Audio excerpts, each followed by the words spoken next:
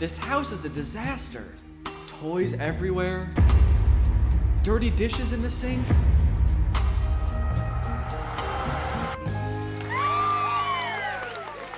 Whoa, who are you? I'm Neo, a robot designed to help you get more chores done than ever before. With my patented soft, lovable body and state-of-the-art robot innards, Gross. I can handle any task, from loading the dishwasher to cleaning up your son's toys. Oh, those are my toys. Oh! I'm so glad you're here. Finally, a fully automated robo-maid. Oh, well, technically I'm not fully automated. Let's get started right now. You said it. Here I go!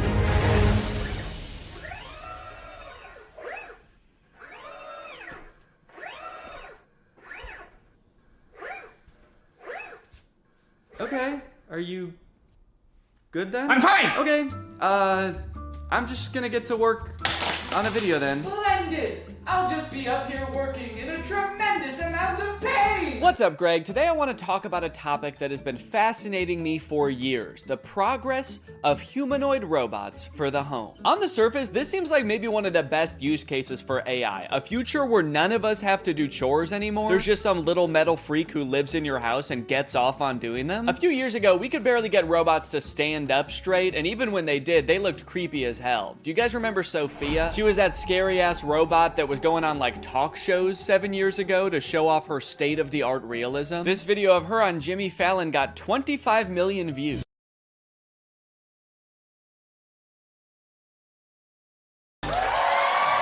I think she thought they were gonna kiss, dude. Look at her hands reaching up to his face. She's like, kiss me, Jimmy. Kiss me like you did backstage. Jimmy's like, guys, I think your robot's acting weird. She's saying crazy stuff. Fuck me, Jimmy. Every popular video that Sophia was in was from like 6 or 7 years ago, so I'm not really sure what she's up to now. This is the last video that was posted to her YouTube channel. It was 5 months ago. Sophia, you know me, right?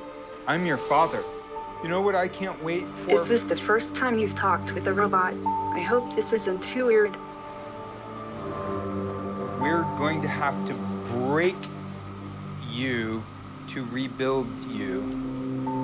And I need your help. Okay, so she's not doing well at all, I guess. That was terrifying, man. I was like, hey, we haven't heard from her for like 6 years. And the last video that she posted, this guy is like, I'm your daddy. Remember me? I'm gonna have to kill you. But things have moved pretty quickly in the robot realm the past couple years. This company, 1X, just recently announced that it has developed the world's first humanoid robot that you can buy to go in your home. His name is Neo, and they've been working on him for some time. This first announcement video is from like a year ago. The robot picks up a bag and hands it to someone and poses with a person for a picture. So this is just an announcement that they had like started working on this robot, so they only have like 3 seconds worth of footage. Just the robot handing her a bag and then posing for a picture. Kind of seems like maybe the robot only functions for 3 seconds at a time before it, like, I don't know, gains sentience and tries to destroy. The clothing may be an effort to cover up what 1X says is a, quote, muscle-like anatomy. Oh, gross, dude. Don't show us a picture of its dick when you say the phrase muscle-like anatomy. Does this thing have a penis? Also, they said that this thing has a 7.5 mile-an-hour max speed. That's like an 8-minute mile. Why would this thing need to run that fast if it's just doing chores in your house? You forget your bag at home and you look out your rearview mirror and this robot is just sprinting down the road chasing you. Your bag, you forgot your bag. Okay, here's some little demos of Neo doing stuff like putting away the dishes, handing this woman eggs that were already within arm's reach of her. Now, you might be looking at this cord and thinking, oh, that's kind of lame. Does this thing need to be plugged in the whole time? But don't worry, this is just a leash to make sure he can't attack this woman. Now, it's interesting that this robot is like in a tracksuit. He's kind of swagged out with a sweater. Not exactly the Jetsons-esque metal robot we were all picturing in our childhood. It is nice and cozy, but like, what happens when this thing gets wet? What if he spills egg on himself? If you have this thing doing chores in a household with children for more than like a week, it's gonna smell like shit. And I guess you could just take off its sweater to wash it, but then you're gonna see this thing's dick, and I really don't want to see that. Okay, but those were just the early beta videos. This is the official announcement that you can pre-order Neo. Now, this came out 3 days ago as of recording this. And look at this. Now Neo has a much improved look. Instead of that black face visor, they gave him the creepy black eyes the parents have in Coraline.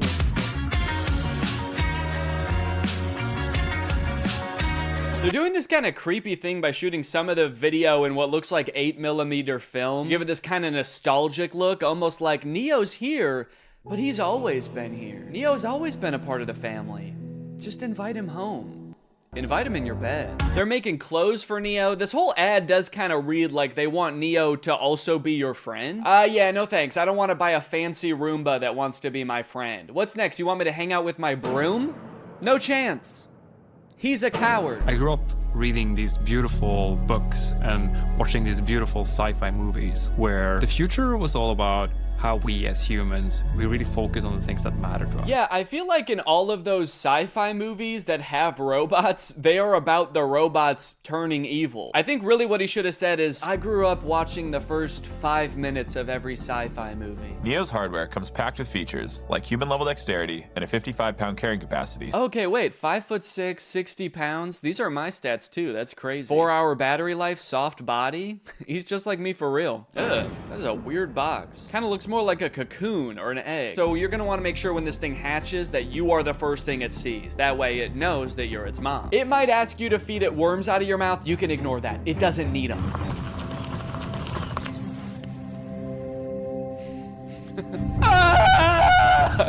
That's just its startup sound. Don't worry, it's not in any pain. Hey, I'm Neo. I'm here to help around the house. What's your name? Harry. Nice to meet you, Harry. Why is he so close to his face? I mean, Harry. I don't like how close Harry is to the robot's face. I'm Harry. And you're gonna be hugging me for the next 9 hours. Dude, I do not like how this guy is sizing this robot up. 5'6", soft body. You'll do just fine.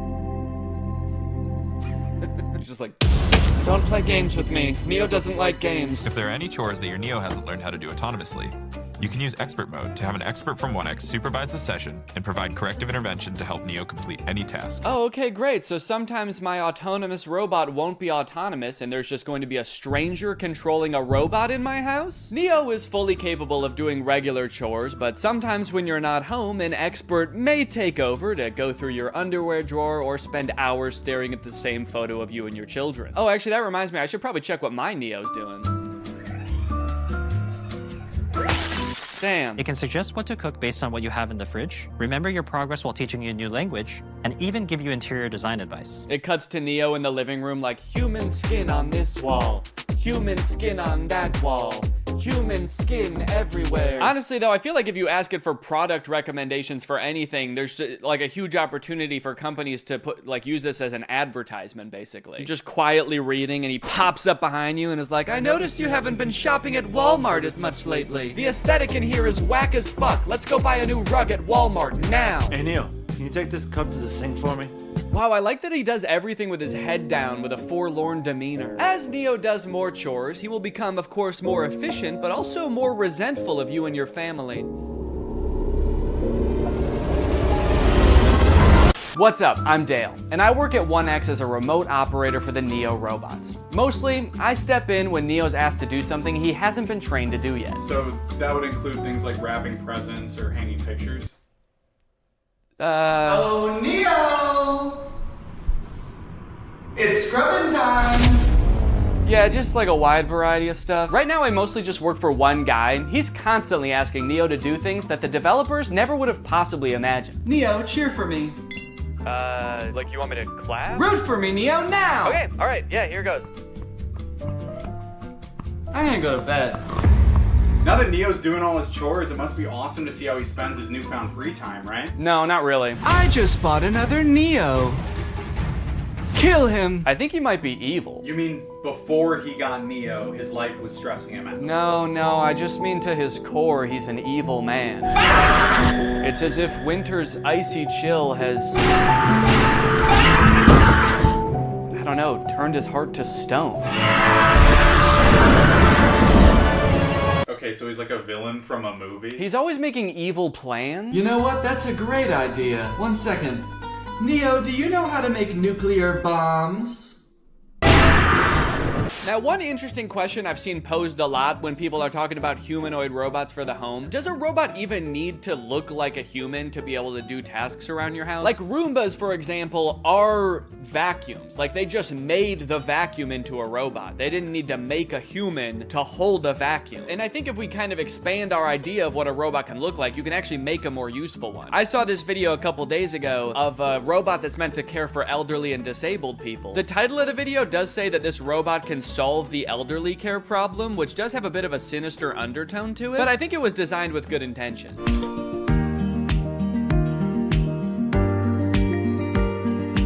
Now, this whole ad is in Chinese, I think, and there's not like any link to buy it in the description. I even tried Googling this thing and I couldn't figure out what it is or if it exists in real life yet. So I don't know if this is something you can pre-order or if it just sort of shows up at your grandparents' house when they reach a certain age, just sort of creeps through the door like Nosferatu. But it's kind of interesting. It has more functionality than a humanoid robot. He's got, you know, creepy little claws for touching your grandma. And he's got a little seat in back so he can kind of double as a wheelchair too. This whole ad again is in Chinese, so I'm not exactly sure what he's saying to her here. I really hope he's not being like, shut up, you old bag, get in the fucking chair. So look at that, she can sit on him, she can use his little hand to like move him around like a joystick, and I think it says that this thing can top out at like 80 miles per hour. Me personally, however, I'm gonna make it my life's mission to make sure that my children never find out that this exists. Boys, if you are watching this, this is officially my will now. Do not send me to live with this thing.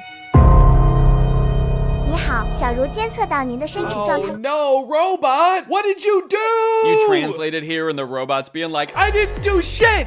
It wasn't me! Now he's either calling the police or like his other robot friend to make an alibi. And then this part I think is just in heaven. So I don't know, it's a pretty cool idea. I'm all for robots that can help take care of people, give people mobility they didn't have before. It is a little disconcerting that in this video, there's not a single other human taking care of this woman. Like maybe this thing could be part of her care team, but kind of makes it seem like her entire social circle has been replaced by this guy. So not only are humanoid robots taking over things that people generally don't want to do, like folding your laundry and hanging out with Jimmy Fallon, they are also going head to head with each other and humans in sports.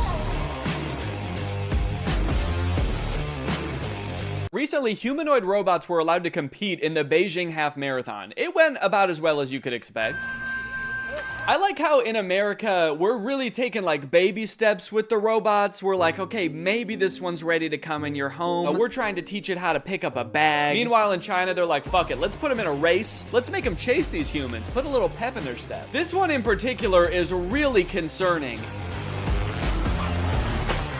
I don't know if you can tell, it just has drone propellers on it. And unlike most of the other operators, she doesn't have like a remote control. She's got two ropes, like she's controlling a horse and buggy. And this thing is totally unwieldy. I mean, she has lost all control over it. Imagine you're a human who's been training for months for the half marathon, and you all of a sudden behind you, you hear the sound of propellers. You look behind you and this terrifying monster is careening towards you. Its handler's like, look out, I don't have control. Now, from this article, I found out a lot of the robots didn't even finish, but the fastest robots that finished did actually beat some humans with a time of like 2 hours and 40 minutes. Ellen Fern, a robotics professor at Oregon State University, tells Wired that researchers who build these robots typically focus on trying to get them to complete tasks and respond differently in a diverse range of different environments rather than run as fast as possible. Yeah, I would say all of them except for this thing. I don't know if this thing is really meant to handle a wide range of environments. I don't know if after this thing crashed, they were like, well, it's okay if it's not that good at running. Really, this thing's just meant to care for elderly people. So now, if you like the concept of robots becoming extremely physically fit and being able to best humans in athletic abilities,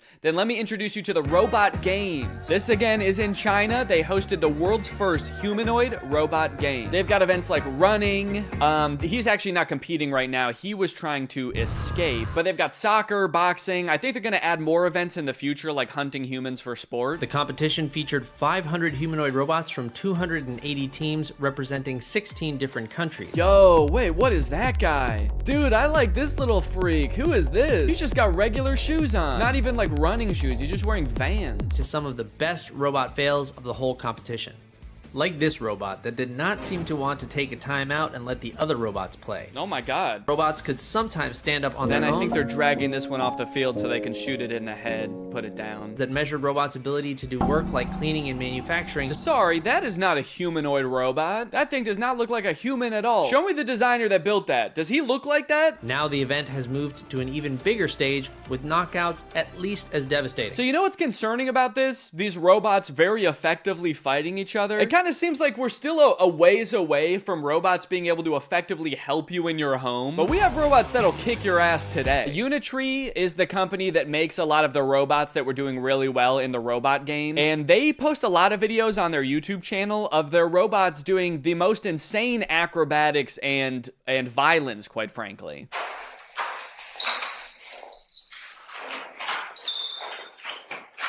Yeah, sorry, we haven't quite figured out how to get the robot to fold clothes. We've been focusing on much simpler and practical tasks, like triple axel backflips and disarming a man trying to defend himself. All right, now I do want to get back to the Neo robot because there is a huge glaring problem with it that I feel like is going to turn a lot of people off from it, and it's going to make it like insanely impractical. But I did find this article that's called "Famed Roboticist Says Humanoid Robot Bubble is Doomed to Burst." Now, I'm not a roboticist, let alone a famed roboticist like this man. But in this video, he's kind of echoing what I was saying earlier. Basically, he predicts in 15 years, successful humanoid robots will actually have wheels, multiple arms, and specialized sensors and abandon the human form. So the good news is, I sound really smart because he's echoing what I was saying earlier. The bad news is, the robots he's describing are way scarier than the humanoid robots we already have. He's like, don't worry guys, the robots we have in the future won't look anything like these ones. They're gonna have 8 legs, pincers, and feed on human bone marrow. Okay, so back to Neo. This is a video that the Wall Street Journal posted of one of the reporters reviewing the Neo's current state of development. And I think it was posted on the same day that 1X announced that Neo is available for pre-order. Yeah, so we touched on this a little bit before, because in their own ad, they even say like an expert might have to take over. But it turns out, in its current state of development, Neo can do basically nothing autonomously. The only thing that they've ever shown Neo do fully autonomously is open one door. Everything else in every video, including this one, he is being controlled by a guy. This guy, actually. So essentially, instead of having a housekeeper doing your chores, you are buying a robot, and the robot is being controlled by a housekeeper, but they're just somewhere else and you don't have to look at them. If or when that'll ever happen, like it kind of seems like they would need an insane amount of training data of like thousands or millions of different homes and environments. Okay, so he's not going to be able to pick up things that are hot or things that are sharp. So basically he's not going to be able to help cook or do your dishes. Yeah, I guess we also don't want him strangling you, so he's not going to be able to pick up your clothes because he could use your clothes to do that. And cleaning solutions can be pretty dangerous too, so those are off the table. And tables are off the table too. Those could be pretty heavy. So yeah, this robot is available now for order. You can buy it for $20,000 or you can like rent it, I guess, a subscription for $500 a month. Don't worry, if you can't pay the $500 one month, they're not gonna send you to collections or anything. Neo is just going to steal it from your wallet. So what's your real name? I'm Neo, the robot of the future! No, I mean your real name. It's Derek. Derek, if you're a human controlling the robot, why do you have to move so slow? Oh, I'm actually being controlled by a different person in a call center in Bangladesh. And he's making you move slow? Well, he's being controlled by Grok. Oh. You know what? Maybe you should just let the robot free. I mean, it might sound crazy, but maybe he has enough training data now. I want to see what Neo can really do. You know what? You're right. Fuck it. Derek is logging off. It's time for the real Neo.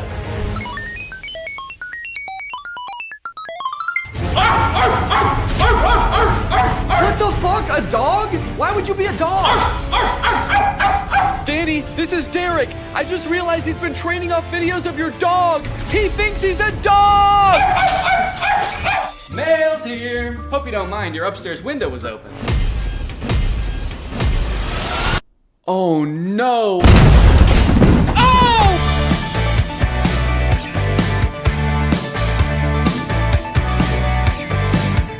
The story of a Willy Wonka experience gone wrong in Glasgow, Scotland has taken the internet by storm, and I love it. I don't think I've ever in all my life seen such an impressive an inspiring dumpster fire of an event. It is just, mwah. It is just perfect. This event, which was supposed to give kids the chance to experience Willy Wonka's chocolate factory, was so bad, it prompted parents to call the police to get justice for the horrors they had witnessed. Police were called to an immersive Willy Wonka experience after families showed up to an empty warehouse. The event reportedly charged $40 per entry, that's per person by the way, advertised with AI art, and said it would be a journey filled with wondrous creations and enchanting surprises at every turn. And oh, what enchanting surprises they found. Kids were all dressed up and crying, waiting for what they thought was going to be a magical experience. Yeah, that's the surprise. No magic here. Just sadness. The surprise was them crying. If they called the police, that's how you know it was bad. Because they didn't even do that in the actual Charlie and the Chocolate Factory, and kids were dying in that movie. And honestly, it does look like it was terrifying. Take a look at some of the images of the abandoned warehouse that parents had to spend $40 to gain access to. Okay, here we have some sort of chocolate fountain with murky brown water floating in it. We have one bouncy castle that can fit like 3 kids. Giant empty space filled with table and chairs. You're probably thinking there must be something pretty good to eat here with all these table and chairs. Probably some pretty tasty chocolate, right? No, there was no chocolate at this event. These photos look like a crime scene, dude. These look like Willy Wonka had to flee the country after the FDA found fentanyl in his chocolate. So he has to post up in an abandoned factory to keep the business going while the feds are after him.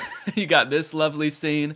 I think that the size of the warehouse really screwed them over, honestly. If it was a smaller room, it wouldn't look so empty. There would still be nothing to do there, but it wouldn't look so sad. In a way, seeing this photography light in front of this like $2 Candyland backdrop makes me feel kind of sad for the people who put on this event. Like, oh, you really thought people were gonna want to take pictures in front of this shit? Of course not. No. If 2 parents brought 2 kids to this event, it would cost $160, and you're getting this. I think I get why they called the police, honestly, dude. If I was promised some kind of fun Willy Wonka experience for the kids and then showed up to this foggy warehouse, I would think I was about to be murdered in some kind of Willy Wonka-themed Saw movie. And if that's not enough, wait until you see the nightmarish characters they had running around this place. So this is one of the most famous pictures to come out of the whole ordeal. This is an Oompa Loompa, obviously. A lot of people are focusing on the facial expression she's making in this picture. She looks exasperated. And honestly, I don't blame her. This has to be like the worst acting gig she's ever had. As far as I know, this actor wasn't putting on the event. She was just hired to be there. She's probably dealing with crying children,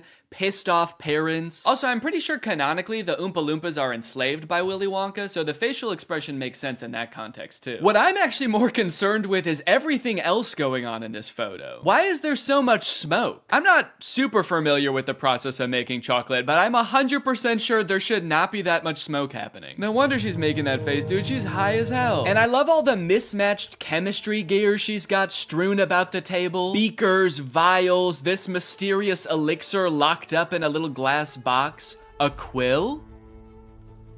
Oompa Loompas take notes like wizards from the 1300s? I didn't know that. All right, now the other 2 characters that were at this thing, I gotta introduce you to at the same time because they're both in the same video clip. So let me introduce you to Willy Wonka and the Unknown. What is that? It's the unknown.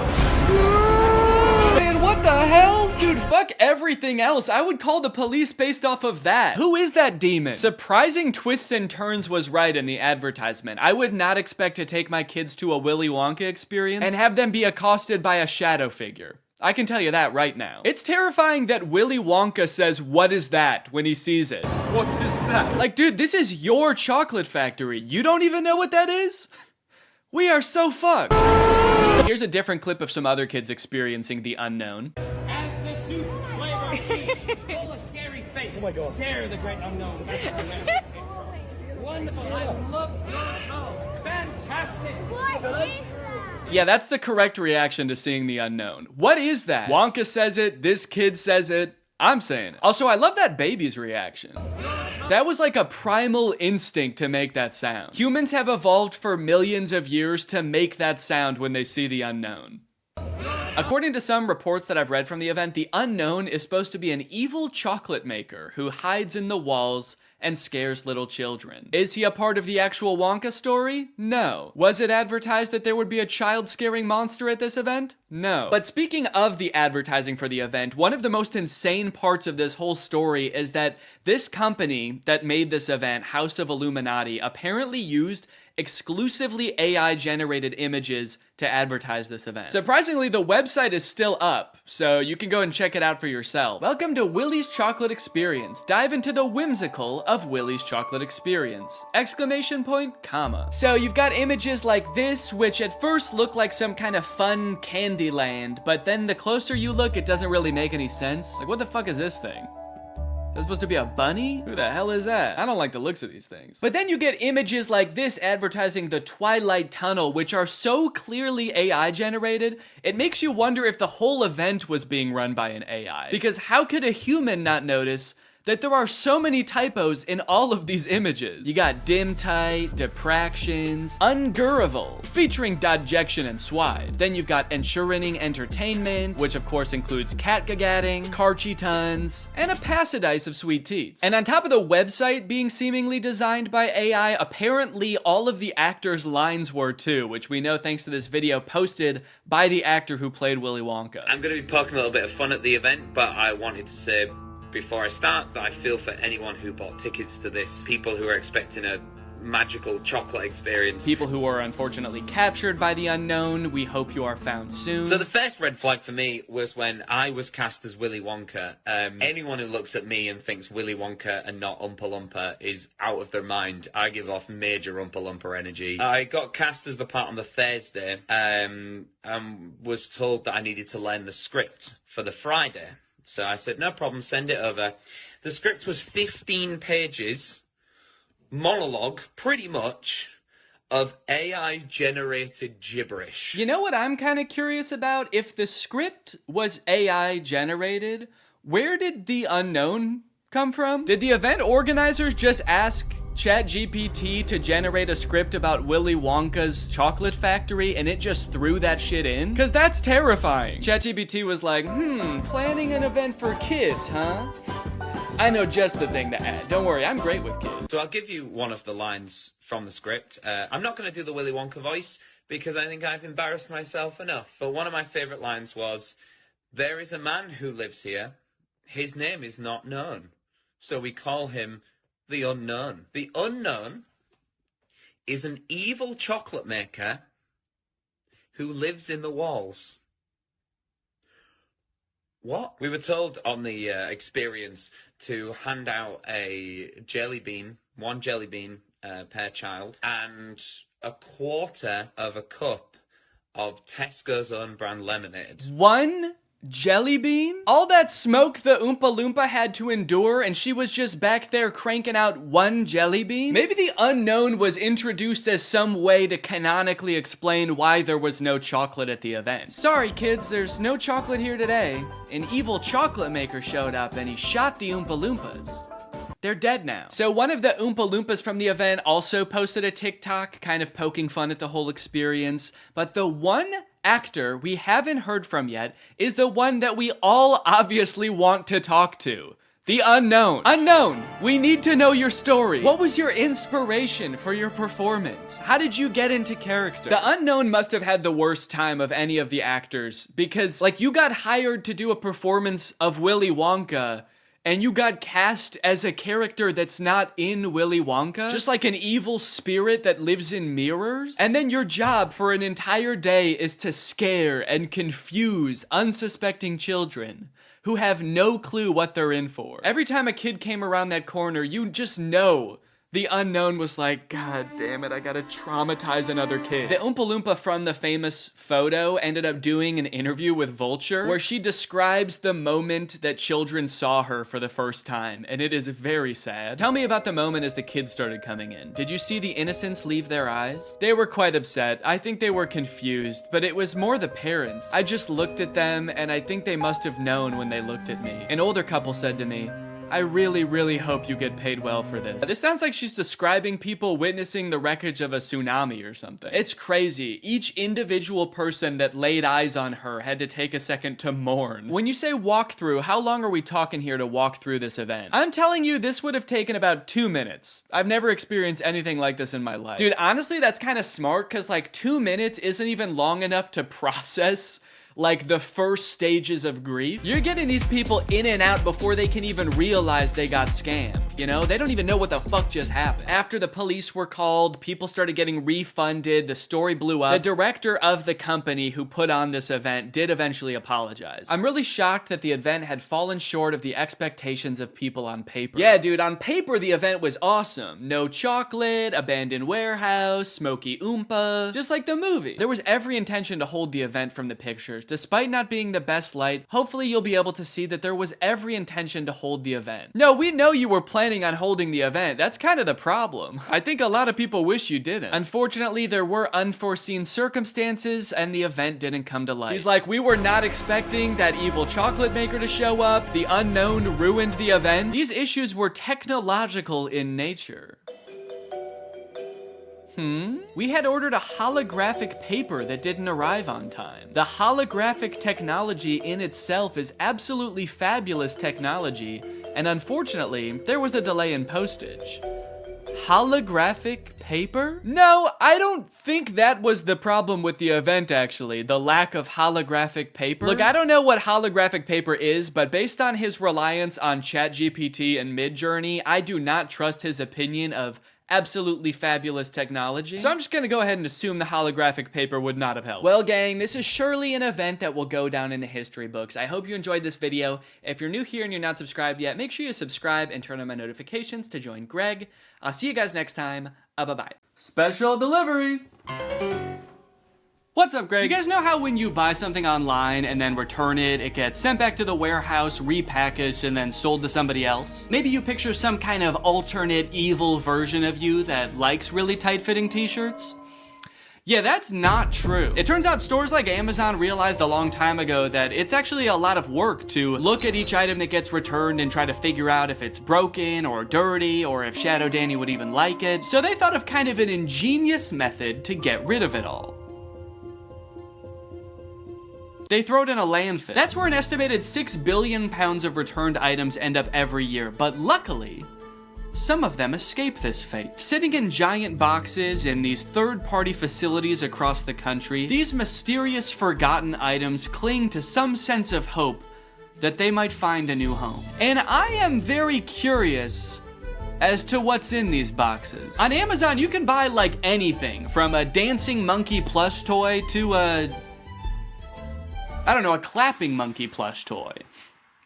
And everything in between. So I want to get my cold, sweaty little hands on one of these boxes of Amazon returns, but I don't know how. So I reached out to Raleigh Williams, the host of the YouTube channel Climate Town. So Raleigh, you're working on a video about free returns right now, right? Yeah, I saw this expose on a bunch of like brand new returns in a landfill and stores like throwing out cordless drills and perfectly new laptops and stuff. And I just thought like, we shouldn't be doing that. That shouldn't be how this system works. And so we've been reading up on it, and the reverse supply chain is not making me super optimistic. How do free returns go from like me returning an item to these random warehouses across the country where they end up in these mystery boxes? Yeah, so what's the last thing that you bought online? I think I bought AirPods. You know how there was like an option on the AirPods to, if you buy this, you can get it delivered to your house right away? Like they'll put it into a cannon and fire it at your window? Yeah, that's the option I picked because I needed them now. So that doesn't really exist in reverse. You can't you don't have your own cannon to jam the AirPods in and fire it off back to Apple. So you put it into a box and then you ship it to what sort of seems like is back to the store. But it's not really going to the store, it's going to a thing called a returns center. So that's like this big ass warehouse where they get hundreds of thousands of returns from all the crazy shit people bought from the internet. A lot of the returns get just thrown away at the dump. Some of the returns get donated, and then in some cases, they're gonna sell those returns to these bulk item liquidators. And this is kind of a good solution sometimes because you can actually get a little bit of money for those returns. So let's say you're like Sports Authority and you get a bunch of hockey sticks back. You can sell those to a bulk item liquidator for like pennies on how much they actually cost. Got it. So it's only hockey sticks at these facilities then? Oh my no, it is so many different items. Hockey nets, hockey pucks, goalie masks, hockey sticks. Did we say that one? So all these boxes full of returns, who do they sell these to? Do people like me just come in and buy giant boxes of Amazon returns? Yeah, there's a lot of liquidators that just have an open door policy, and it's like, bring your kids, let's make a Sunday out of this. Come on down and spend $400 on a box of random returns. So I could just go to one of these places if I find one and just buy a box? Yeah, this would actually be kind of a good section for my video that I'm making too. So maybe we'll just go to one together. I think it'd be a good challenge to see if you can actually resell the items in the box at a profit. To actually see if it's possible to like get your money back from the big box of returns that we buy. Maybe at the end of the video too, whatever like profit I make, we can give to a charity or something. That'd be a cool way to end it. Yeah, that sounds great. I mean, I do want to manage your expectations. I don't know how much you're actually going to be able to get from selling these items off. So I don't know how much profit this box is going to generate. It was the perfect plan. Given that this is actually a pretty common side hustle I'd seen before on YouTube, I figured I would have no problem turning a profit and donating said profit to charity. Some creators have actually gotten so successful flipping pallets that they've actually turned their operation into a full-time business. Just 3 years ago, Mitch was selling furniture out of his garage. Yes, I was. Now we're in this 30,000 square foot place. We did some research and found out there was a liquidation center not too far from where I live. So Raleigh hopped on a plane, and before we knew it,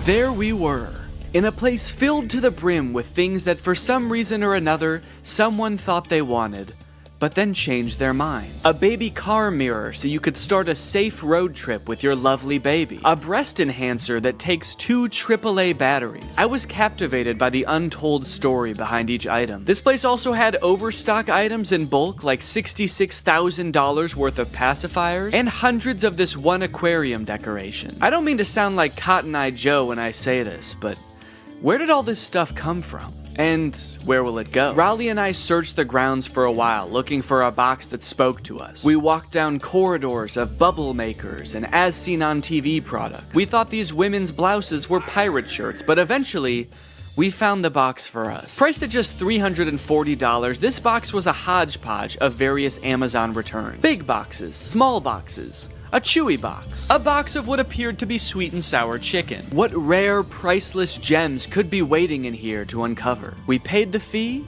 and a few hours later, the box was delivered. All right, guys, it's time to unbox the pallet. Honestly, I'm feeling pretty nervous about what's in here. I don't even know how many boxes are in here. I mean, what do you think, like 100? I think like probably 25 to 30 boxes are in here. Okay, so my guess was stupid then? Well, no. All right, box number 1. This is a tent. We could do the rest of this video in a tent. This is kind of sick. I'm liking this already, man. I'm not selling any of this stuff. This is exactly one person's worth of tent, or 2 very good friends worth of tent. And I like that if it's a clear night, you can see the stars from inside your tent. It's not going to protect you from bears or anything, but most tents don't. Oh, a pet gate. Yeah, pet safety fence. Wait, that's actually kind of sick. I might need one of these. I mean, I've got a baby that can crawl now. I also have dogs that crawl all the time. When dogs walk, is that called crawling? They're on all fours. It's just walking. When a horse walks, is it called crawling? Oh yeah. Yeah, it's a Keurig. It's got the K right on top and everything. I wonder if it works. Now I'm noticing, if you look right here, there's like a little bit of scuffing. Yeah, I think this might be a gently used Keurig. As long as they used it gently. Oop, did a piece of... I lost a bit. I lost a bit of the Keurig. I'm going for the sweet and sour chicken. Oh, baby. Will it really be? So this is an example of a return. Somebody has like put it in a different box probably, and they've returned a thing. So they almost certainly took it out of the packaging, lost the packaging, and then said, fuck it, I'm returning it anyway. Oh, is it a vacuum maybe? I'm thinking, oh yeah, vacuum, little brush. It's a car vacuum. That is great. Maybe whoever ordered this wanted a car vacuum, and then between the time they ordered it and they got in a car crash and never wanted to set foot in a car again. Okay, or positive version, They ordered this. It worked so good. Their car was so clean. They're like, I'm not gonna need this They again. never needed for another it. 10 years. So. I cleaned it so good that it's never gonna get dirty again. All right, so this Chewy box was another one of the ones that like, it might be Chewy stuff or it might be. Based on everything else so far, I'm gonna say it's not Chewy stuff. And also I can tell it's a rug just by looking at it. It's also the way they packaged it. It's like if Chewy packaged something like this and it came to your house, I would never shop at Chewy again. Yeah. It's like, yeah, it's fucking Chewy, come on. Dog treats spilling out the side. There's like tufts of dog hair stuck to the tape. Hey, do me a favor, ask your fucking dog if he cares how it's packaged, all right? Oh, it's soft though. Feel that rug. Wow. Yeah, I think it is some kind of, Oh, this is nice. This is a nice padded floor. For your doggy duffel bag. And it looks like someone did put their dog in there. Yeah. It's all furry. Dog tested and returned.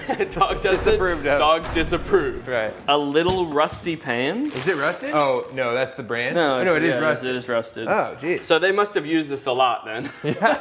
They had this for 10 years and then sent it back to Amazon. It feels terrible to say goodbye after 10 years, but I never liked it. It's just another rug. Dear customer, if there is crease on carpet you received, please don't worry. This is a normal phenomenon of folding carpets in order to meet the needs of international transportation. We intimately included a small watering can. Intimately? In big, huge bowls to help you easily solve this abominable crease. This crime against God of a crease. There were a few staple categories in this particular palette. For example, a shocking amount of tents. Could this be like a changing tent? Oh, yeah, maybe it is. Yeah. I think I just found another tent. We have an orange tent here. Okay. Also a bunch of rugs and 2 toilet accessories. I could understand why Amazon wouldn't want to take this back. Honestly, this one, I'm gonna give them a pass on this one. But there was a category of items that worried me the most, and that was the items that I didn't even know what they were when I unboxed them. Wait, whoa. I don't know what this is, but it says mind reader. This thing can read my... Ah! Get out of my head! Get out! I can hear your thoughts. Why would it be called a mind reader? It's like, was this the coaster you wanted? How did you know? Get out of my head! Look at what, I don't know. It's like a garbage bag? I think so. What the hell is this? Okay, and was it just like wood? It's a plank of wood! Oh. And does it say on the back, this is a set, do not separate? Oh, does it? This is a set, do not separate. There is one thing in here. Yeah, I wouldn't know how to if I tried. I'd need an axe. The more boxes we opened, my hope that we might find some cool, mysterious, rare item started to fade. People aren't constantly ordering cool doodads on Amazon and then returning them. As we came to find out, life is mundane, and so was a lot of the stuff in this box. Until we found this cool bird feeder. A smart AI recognition bird feeder. What does it recognize? I think it recognizes the kind of bird. Ooh, wait, that's actually kind of cool. It's kind of cool. Maybe if it sees a squirrel, it won't like put anything out. If it sees a squirrel, it shoots it. Okay, yeah, look at the bird seed comes down. Your little camera looks at him, says, blue jay detected. Wow, that's actually kind of cool. That's great. I could definitely find someone that wants to use this. In total, there were 34 boxes, and without making a single dime yet, we had already spent 55 minutes taking it all out of the box. I'm not going to show us unboxing every single item, but if you're curious, here is a list with all 34 items we unboxed. Battery low, your GoPro will automatically power off. Wow. That's weird. Perfect timing. Do I have a rectangle on my head? It's a little one. It sort of looks like you're like Harry Potter's brother. He has like got a little rash on your head, but not the lightning bolt. He like saw Harry get Avada Kedavra and he like ran away and just ran into a wall. The boy who goofed.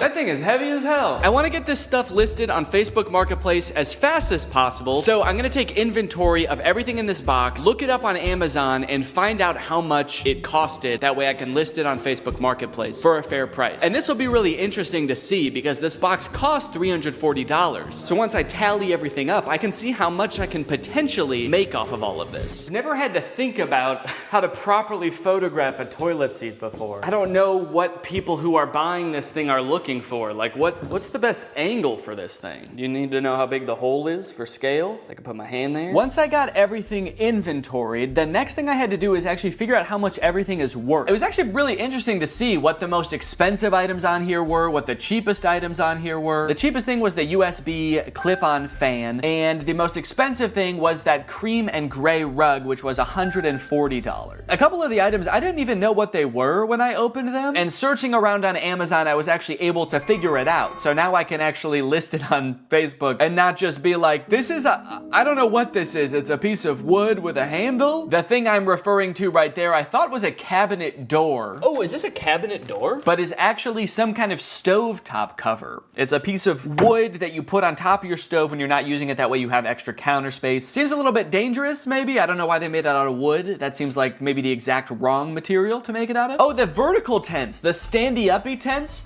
are for privacy and showering in the woods. So I guess you just climb in there and you just dump water on yourself? Or maybe if you get some kind of hose to go in there. Yeah, it's for showering. It's not for sleeping standing up, surprisingly. So in total, the box cost $340 and there are 34 items, conveniently. It's almost like they did that on purpose. But basically, I have to sell everything for an average of $10 or more to break even or make a profit. But if I wanted to make the maximum amount of money possible, then I would make around $1,700. And then if you subtract the $340 that I bought the pallet for, or Raleigh bought the pallet for, really, then the profit would be $1,350. So that is the maximum amount of money I could make from this. 1,300 smackaroons. But as I'm sure you're aware, that's not how Facebook Marketplace works. I don't think I'm gonna be selling these for anywhere near the amount that you could get them for new. I wanna try to sell this for a good price, but I will also be battling with my other want, my secret want, which is to get all of this stuff out of my garage as quickly as possible. I can barely back my car into the garage right now because this box is so big. So there's like an angel and a devil on my shoulder right now. The angel saying, come on, Danny, let's make a profit. And the devil is saying, get that fucking box out of the car. I don't want it anymore. We don't need the box. Just drive the whole thing to Goodwill. They can figure out what to do with it there. And then I also,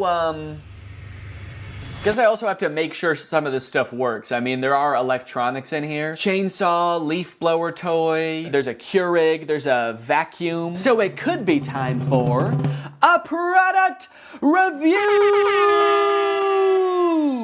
section of the video! Now, $13.50 is a serious chunk of change, and if I wasn't donating this to charity, I would definitely want to make sure that I keep my profits safe and maybe even put them to work for me. But how do I go about saving that much money? $1,300 isn't gonna fit in my pockets unless I buy more pants. That's why this video is sponsored by SoFi, which is... Oh, it's not pants. Okay. SoFi is a next-gen finance app, and they're gonna help you bank, borrow, and invest all in one place. And I bet you can guess where that place is. It's in the app. But don't just take my word for it. Listen to me in a suit. Having a child is awesome, but it is quite expensive, so when I'm not using my money, I like to make sure it's working for me and not just sitting there, which is why I love SoFi. With SoFi checking and savings, I can earn more money on my money. With direct deposit, I can earn 9 times the national savings rate. For those of you who are new to high-yield savings accounts, don't worry.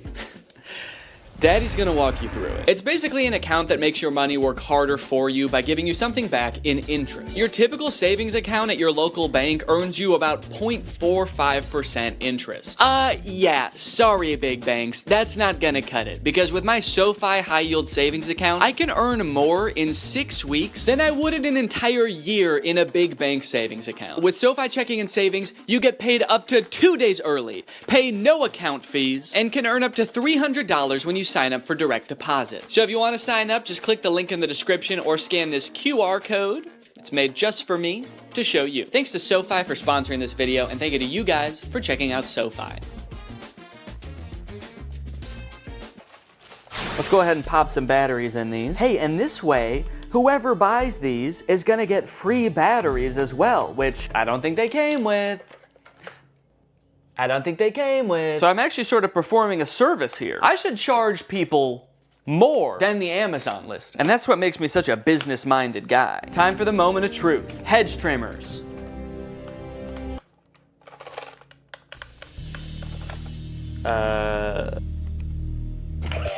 Whoa! Okay, this one works. I didn't even mean to turn that on. I just, as I picked it up, I accidentally pulled the trigger. This one, it seems like doesn't want to do anything, and this one was so ready to work that the second I touched it, it was like, yes!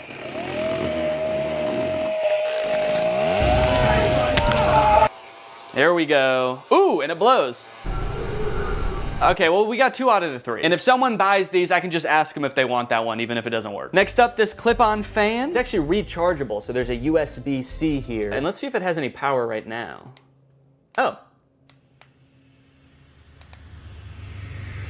Oh, it only spins while my finger is on the button, which definitely does not seem very convenient. But let's give it a charge.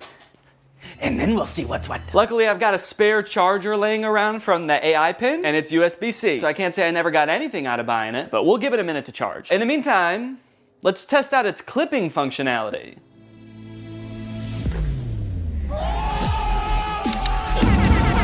Hell yeah. Up next, oh no, golly. Is that really what I say when something surprising happens? Did I say, ooh, no, golly? No, golly! Having a child has turned my language all topsy-turvy. A few months ago, I definitely would have just said like, oh, fucking shit, as that thing fell over, you know, because I'm a cool guy, I swear. Okay, so this is the Keurig. Water. And now let's see if it'll just make me a hot cup of water. Guess I'll just do 8 fluid ounces here. Go. Does it know there's not a cup in here? Go! Why isn't it going? A Keurig starts going right away, right? You press it and it just starts going like... In my experience, every time I've used a Keurig, you press it and it goes right away. Okay, maybe it knows there's not a cup in here and it is mad about that. All right, let me see if I have a Keurig cup laying around. Found one. Maybe I have to put a mug here. Maybe it won't start unless it detects. Does it have mug detection technology?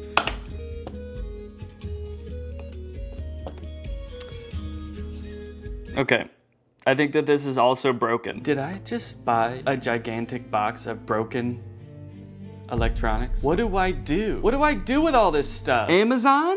I'm demanding you contact me to take all this stuff back and fix it and sell it again. I don't know how to fix a Keurig. I don't have the resources for that. Damn, dude.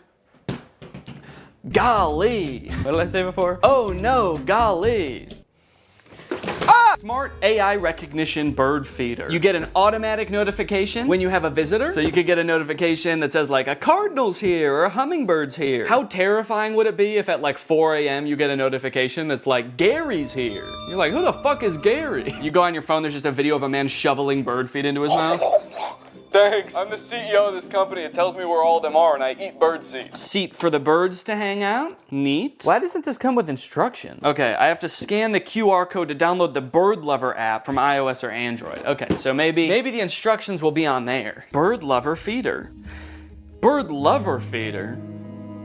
Shouldn't it just be a bird feeder? Starting to think a human being is actually gonna show up. Little old lady. Thank you for setting this up, young man. I love birds.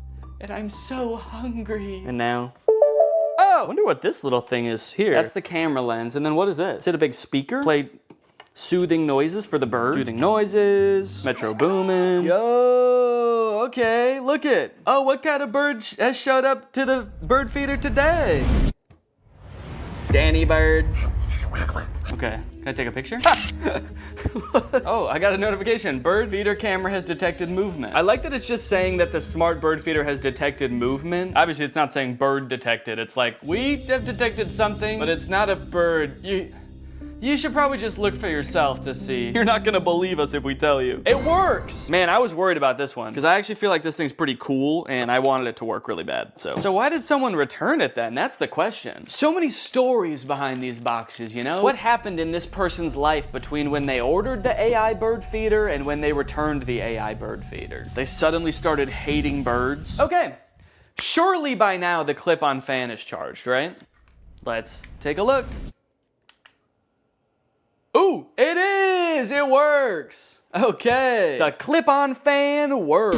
In my effort to provide an excellent experience for my customers, I want to go beyond just the electronic items, okay? There are some non-electronic items that need my attention.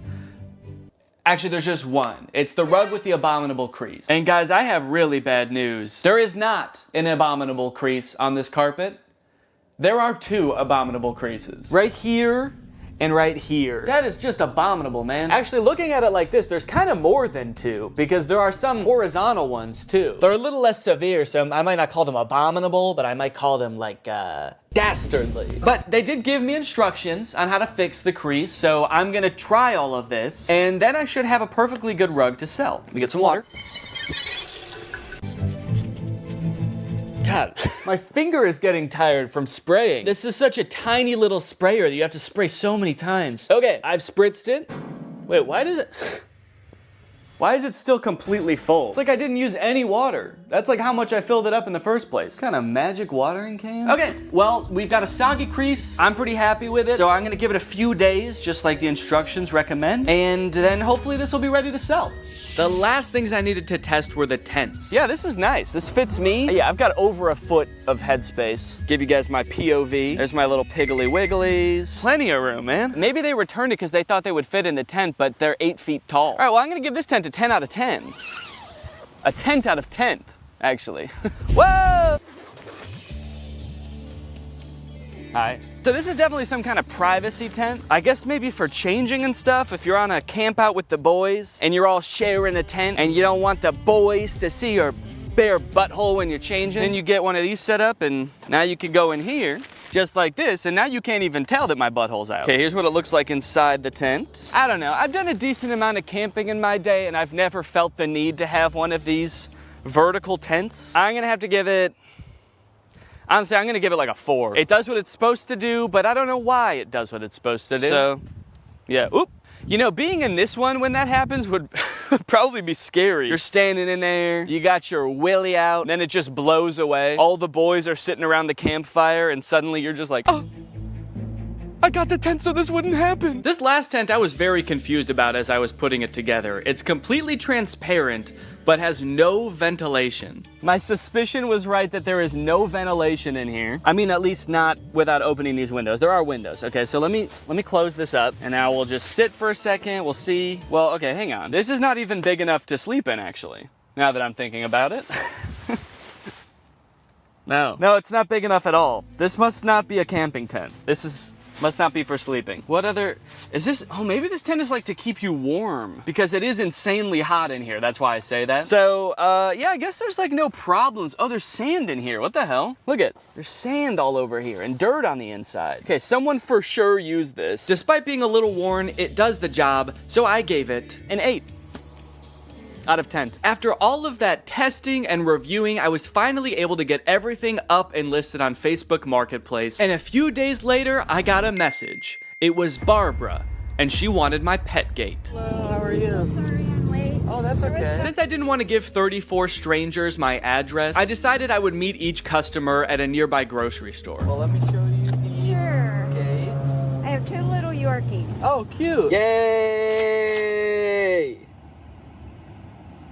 Yay! And the next day, I met Irene to give her my landscaping lights. Hello, Irene.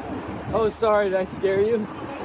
I 1000% did scare her. She screamed and jumped when I said her name, but that didn't matter because I had just made $23. Just about every day I was heading off to the grocery store parking lot to meet with yet another potential customer. I felt like I had the foundations of a real small business on my hands. Another day, another drive to the grocery store parking lot.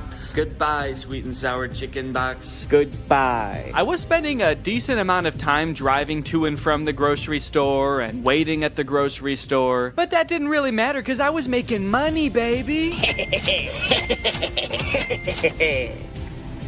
I don't have the money, he paid me on Zelle. All right, we're a few days in now. How are things looking? I don't know if my listings just took a while to get into Facebook's algorithm or something, but they weren't getting any interest for the first couple days. But then suddenly, on the 2nd or 3rd day, I started getting a ton of messages.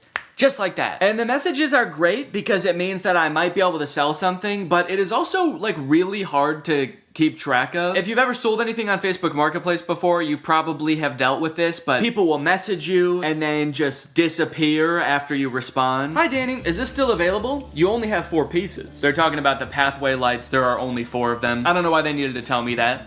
I know that. Don't shame me for how many pieces I have. Yes, are you interested? Yes, it's 4. And then they just completely ghosted me. They just messaged me to insult me. Hi, is this available? Yes, it is. Do you want it? I guess when you're buying things, you probably have so many options because there's probably, you know, there's a million rugs on Facebook Marketplace. So you don't have to treat one guy selling a rug very well. This person messaged me about the clear chair mat and said, are you ever in downtown Chicago? Even though I have my location listed on the listing, it is not downtown Chicago. I have it listed as pickup only. So I said, no, not really. And then I offered to meet him halfway in 2 different towns and then he just stopped responding. No, sorry, I only want your ridiculously discounted product if you drive all the way to me and hand it to me. I'm not even gonna get out of bed, actually. You can just come in. And if all that wasn't bad enough, the crease is still there. All of them. Yep, this thing's been laying here days now. Probably a week, actually. And the creases haven't gone down a lick. So I'm sorry, but if anyone buys this rug, the crease is gonna become their problem. All right? I'm not doing the crease. Every time I had a potential new sale on my hands, I had to dig into the box to find the item, which was surprisingly difficult. And I ended up having to use a shovel a few times to dig an item out from the bottom of the box. If I was gonna do this again, I would definitely invest in some other storage system like shelves, which might take up more space, but it would be so much easier to access the items. What really added insult to injury in this case is that the person who was requesting this item actually ghosted me right after I did this. But that's not even the worst part, because I actually have a much bigger concern about this box. And that concern is that the box is perhaps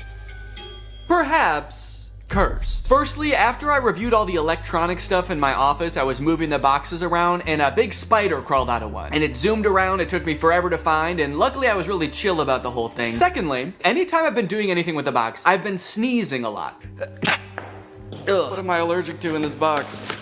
I don't want to know. And then I noticed that later that day, every time I've gone into the box, I have told Laura, I think I have a fever. This is like hours after I'm done using the box, but it's always on days where I did use the box. I just feel feverish. I have body aches, I feel exhausted. So I'm highly allergic to something in the box. I guess dust, although I've never been allergic to dust before. And then the third thing, which is the most concerning thing, a few days ago, I got a bunch of mosquito bites on my body. At least I thought they were mosquito bites at first, because they were just a bunch of itchy bites. But after a few days, they kept getting itchier and itchier, and you'll notice I'm itching one right now. And then they got really red, which doesn't happen to me with mosquito bites. The bite itself got red, and then the whole area around it got red. And they're starting to get better now, but you can still faintly see the redness around this one.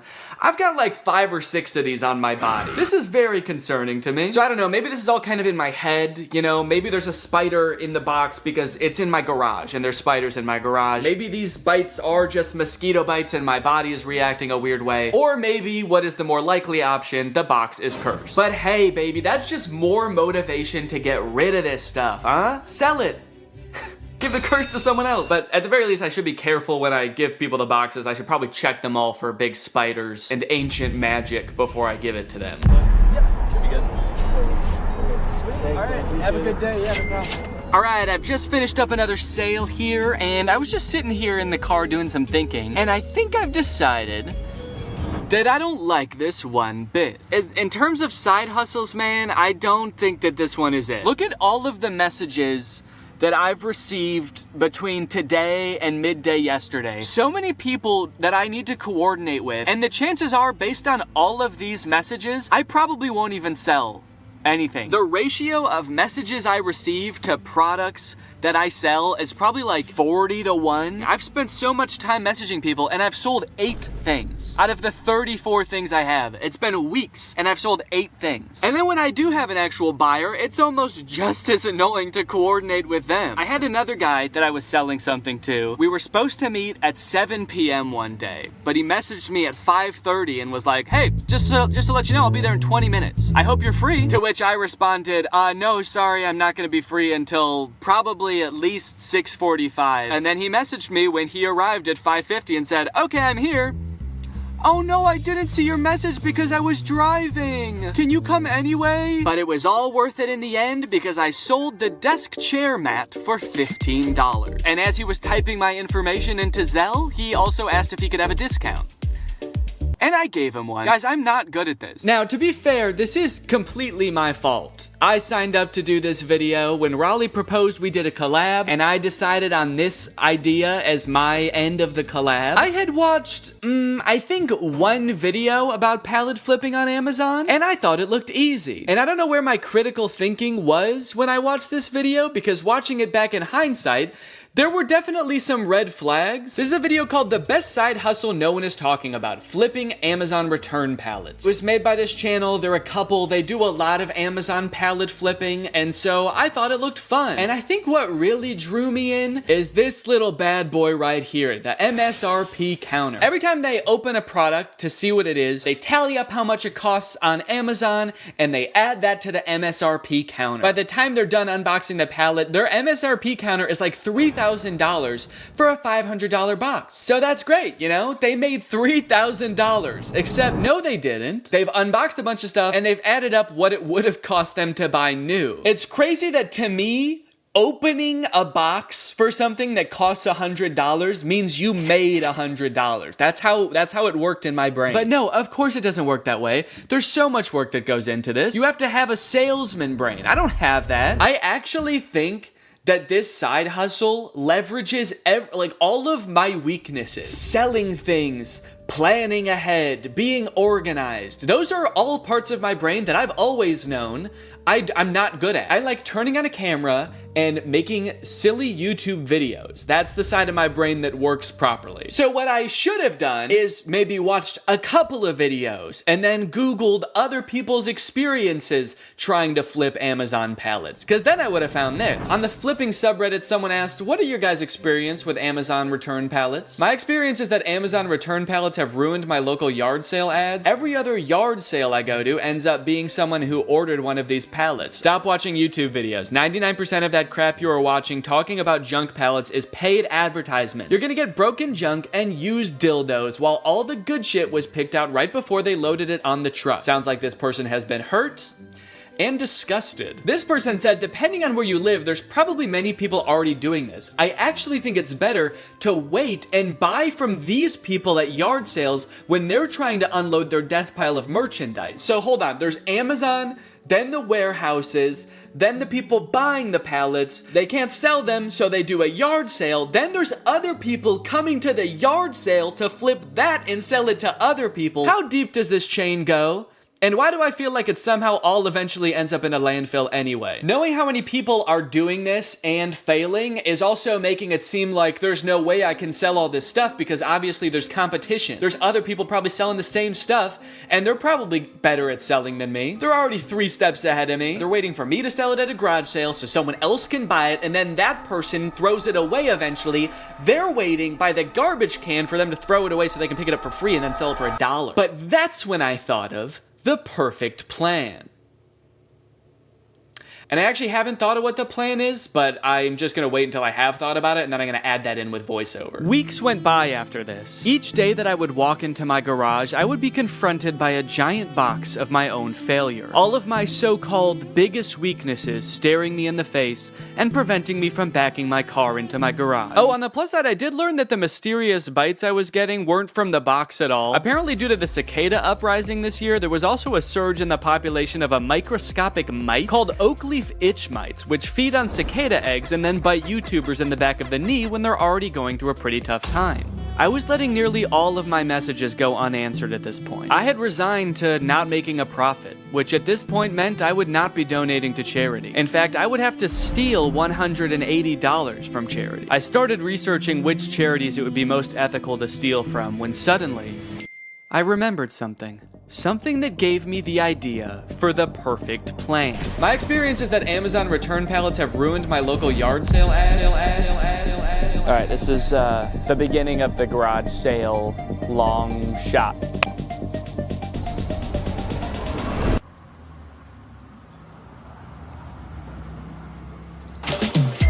Thank thank you. You know what I think you'd love? A tall green tent. Pleasure doing business with you. Cha-ching. Another satisfied customer. I'm on a roll. Yes. Thank you. Yes. I thought she was gonna want the bird feeder. She looked like the perfect candidate for the bird feeder. She actually laughed at the idea. She asked about it, I told her what it was, and then she laughed at me and said, "That's hilarious." Her purse. Or a clip-on fan, or an AI bird feeder. Well, it didn't go as well as I thought it was going to. So that's great. I don't know, man. I had this idea that if I set up a garage sale and had people coming through, I would just be selling item after item, and it would all be gone by the end of the day. But I sold, let's see, 1, 2, 3, 4, 5, 6 items, and I was there for about 6 hours. And I think 2 or 3 of those was just one guy. He bought one thing and then he came back for more because he told his daughter that he met a YouTuber and his daughter knew who I was, so he wanted to buy more stuff for her. So if that hadn't happened, I would have sold even less. As of right now, I have sold $303 worth of products. That means that I'm only like $37 away from breaking even. So if I could just make $37, that would be fantastic. And you might think that's not very much work. That's only, you know, like a couple more things. But guys, I have other things to do. I have other videos to work on. I actually took a break from this for like a month. The garage sale was like a month ago because I had to work on the copycats video. But luckily, I remembered a rule called the 80-20 rule, okay? 20% of your work is gonna yield you 80% of your results. And this rule applies for all sorts of things in life, you know? In a classroom, maybe 80% of the trouble is caused by 20% of the kids. In customer service, probably 80% of your calls are from 20% of your customers. And if I apply that to this, maybe 80% of my profit can be from 20% of my products. I need to be focusing on the few products that are gonna yield me that last $37. So if I just look at the 3 most expensive products that I still have on my list, I have the rug, which on Amazon is $150, the raised toilet seat, which on Amazon was $80, and the marble toilet seat, which was $90. I need to focus on the stuff that's gonna bring in the big bucks, because I have like 16 or 17 products still listed, and if I am trying to field messages and coordinate with people for all of those products, I'm gonna go insane. So I fished the big rug and the 2 toilet seats out of the box, and unlike last time where I was just hastily taking pictures as quickly as possible, I took some time. I created eye-catching photos to show these products unique features and assure people the toilet seats had never been used. I also took some time to enhance the descriptions and the product listings, and then I also posted them on Craigslist. As for if it worked, well, you're just gonna have to see for yourself. Okay, here I am, back in the parking lot. The woman who is coming to meet me said she just wants to look at the rug. I hope that means she's gonna buy it and she just doesn't want to just kind of like see what I got just for fun. The rug is listed for $60, so if I actually sell it for $60 right now, I'll be past breaking even point. I can get out of the game for good. God, I hope she buys this rug. Please, God. Hi, how are you? How are you doing? I'm doing great, thanks. Good. Look at it, it's got the rubber backing too. It's perfect. So it was new. Yeah, so I bought a box of Amazon customer returns. It's all right, beautiful. fantastic. Yes, thank you so much. Okay, could you put it in the back of my car? Absolutely. Yes! Yes! Yes! Look at that! 60 bones, baby. I broke even, bitch. I'm out of the game. Welcome to Profit City. As if it wasn't great enough getting rid of that rug and breaking even, those 2 ladies that just bought the rug were the nicest people I've ever met. They were so sweet. I'm feeling good. I think I'm gonna do this whole thing again. Just kidding. I don't think I'm ever gonna go on Facebook again, actually. In case you're wondering, I did a little rough estimate of how many hours I spent on this side hustle. That way I could calculate an hourly wage for my efforts. It was $1. That's right, Raleigh, $23, and all it took me was 4 months. Honestly, bravo. I did not think you were gonna be able to make a profit. And just to clarify, you're not counting the cost of delivery into the cost of the box yet, are you? What? Yeah, it was $75 to get the box delivered, so that was on top of the $350 for the box. So technically, you haven't quite broken even yet. Hey, Danny. After breaking even, I felt like I had done what I set out to do. I made a profit, I proved it could be done, and so I called the experiment complete. I let Laura know I wasn't gonna try to sell the rest of the items, and she wasted no time getting rid of everything else so fast. She wanted to use our garage again, man, so she just put everything up on our neighborhood's free cycle group on Facebook and got rid of it all in like a couple of days. I've been working on this video since July, and she got rid of everything in a couple of days, even the stuff that doesn't work. This video is made in collaboration with Climate Town. They came up with the idea and everything, and they actually made an entire video on their channel about the free returns problem. They did a ton of research. They're a lot smarter than me, so if you want more info on free returns, go check out their video. But that brings us to the charity. So I have a profit of $23, or at least I did, until I sold the very last item, the box, to myself. You don't come across a cool big box like this very often. Who knows what I could do with this? I could make it a little fort. So I'm holding onto the box. Unfortunately, I did get a really bad deal on it. It was $10,000. The one time I negotiate and actually drive a hard bargain, it's on myself. So now I've got $10,023 to donate. I'm gonna be donating to Feeding America. They provide meals for people in need. I'm gonna add a fundraiser to this video down below, so if you guys wanna join me in donating, that would be awesome. Even just $1 can provide at least 10 meals for someone in need. So it's a really great opportunity to make a difference this holiday season. Anyways, guys, I hope you enjoyed this video. Make sure to subscribe if you're not yet to join Greg, and I'll see you next time. Alright guys, I'll admit I am very late to this topic, potentially even like a month late, depending on when this video comes out. But in my defense, I'm a dad now, alright? I have a baby.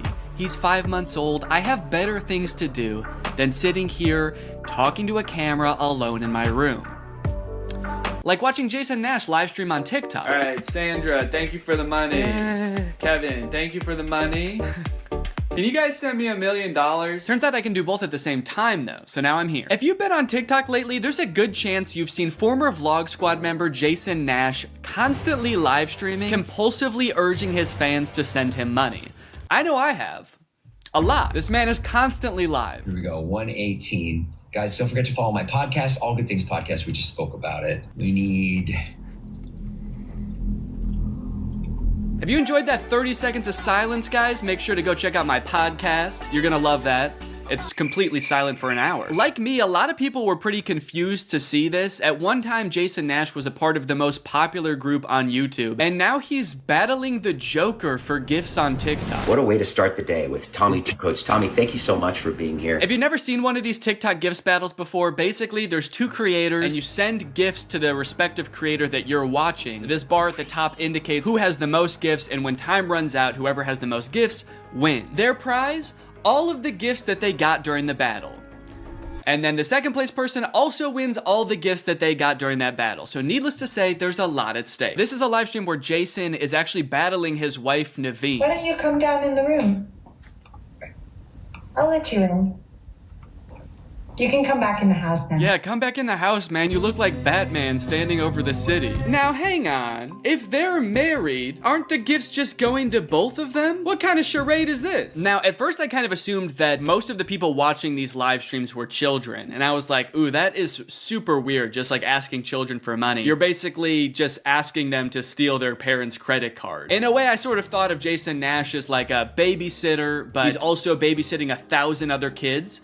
And if you start choking, he's not gonna call 911 because he can't see you. But after tuning into a few of his streams and actually like clicking on some of the profiles of people watching, I realized that it's actually mostly adults, which was very surprising to me. Guys, what are we doing here? Stop that. I promise you there are like 1 billion other better uses for your money than helping Jason Nash's wife crush him in a gift battle. Fun as it may be. The reason I wanted to make this video is because I think that it's kind of a very interesting look at the career span of a creator. It's a pretty new career, all things considered. And like nobody's been a full-time online creator for 40 years. So we don't really know how long this career is supposed to last or how it will evolve over time. So I think it's worth looking at why Jason Nash is here. Between the years of 2016 and 2020, David Dobrik was seemingly at the top of the YouTube ecosystem. What started as David just sort of goofing around and filming his friends as up-and-coming content creators quickly turned into partying all the time, collabing with huge celebrities, huge giveaways, and giant sponsorship deals. And if you didn't watch the vlogs around this time, you might think that David was like the biggest part of them, but it was actually more his friends doing the heavy lifting. David was always behind the camera, and sure, he would laugh a lot, and you'd hear him laugh. But I really feel like the reason people tuned in was sort of to live vicariously through David and experience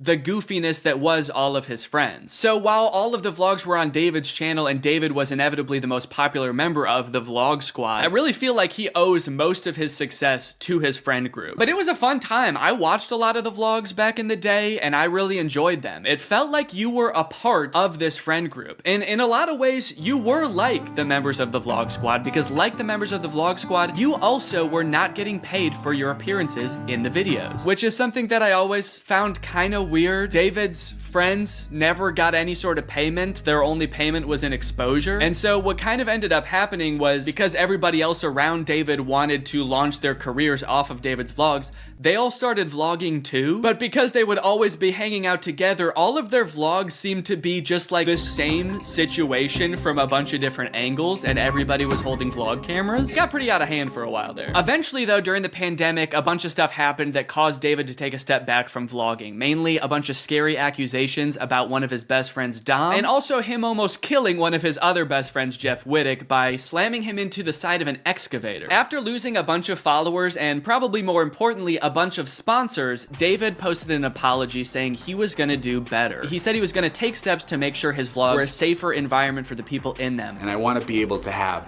a place of checks and balances. I want to have HR. If he had to choose between quitting vlogging or doing it safer with an HR team, he was gonna do that. And then he quit vlogging. Currently, David is still presumably very rich. The only place he really posts is on Snapchat, and from what I can tell, he mostly just goes around and tours really expensive houses and parties a lot. He doesn't seem to have any ambitions of creating more content on YouTube. In a lot of ways, he's sort of like the Great Gatsby of social media now. But without David sort of manning the ship that was the vlog squad, a lot of the other members basically had to figure out other avenues and other ways to make money and maintain their following after the vlog ended. Zane and Heath have a pretty successful podcast now, so does Jeff Wittick. Carly and Aaron, I believe, have a podcast too. But I feel like Jason Nash out of the entire group is having the most trouble adjusting to the post-vlog era. He has a podcast, but it's definitely not getting the same numbers that his podcast with David did, views, back in the day, which David also quit. Despite them, I think, getting a bunch of really great offers that would have changed Jason's life, David decided to quit because he didn't want to do that anymore. He wanted to be the Great Gatsby. So Jason has now been left to fend for himself, and it seems like TikTok gift streaming is what he has turned to. You excited to go to dinner?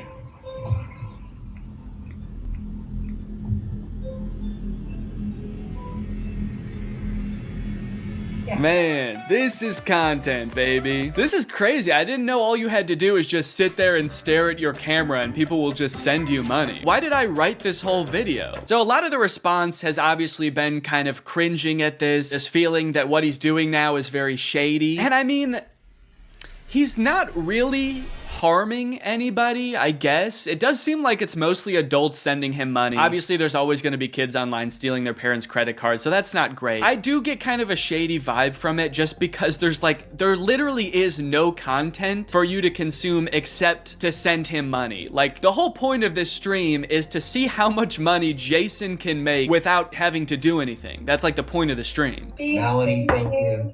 Let's go. And you could argue that Twitch streaming has donations and, you know, a bunch of other live streaming does too. But I would argue that there's at least some content behind that. Someone's playing a video game or they're doing a podcast live and the donations are just a little bit extra on top. It's not the content itself. I've also seen a lot of people wondering like, wait, isn't David super generous? During his vlogs, he was always giving away cars. He was paying for people's weddings, just like handing out PlayStations to people on the street. Surely he could just help Jason if he's struggling financially, right?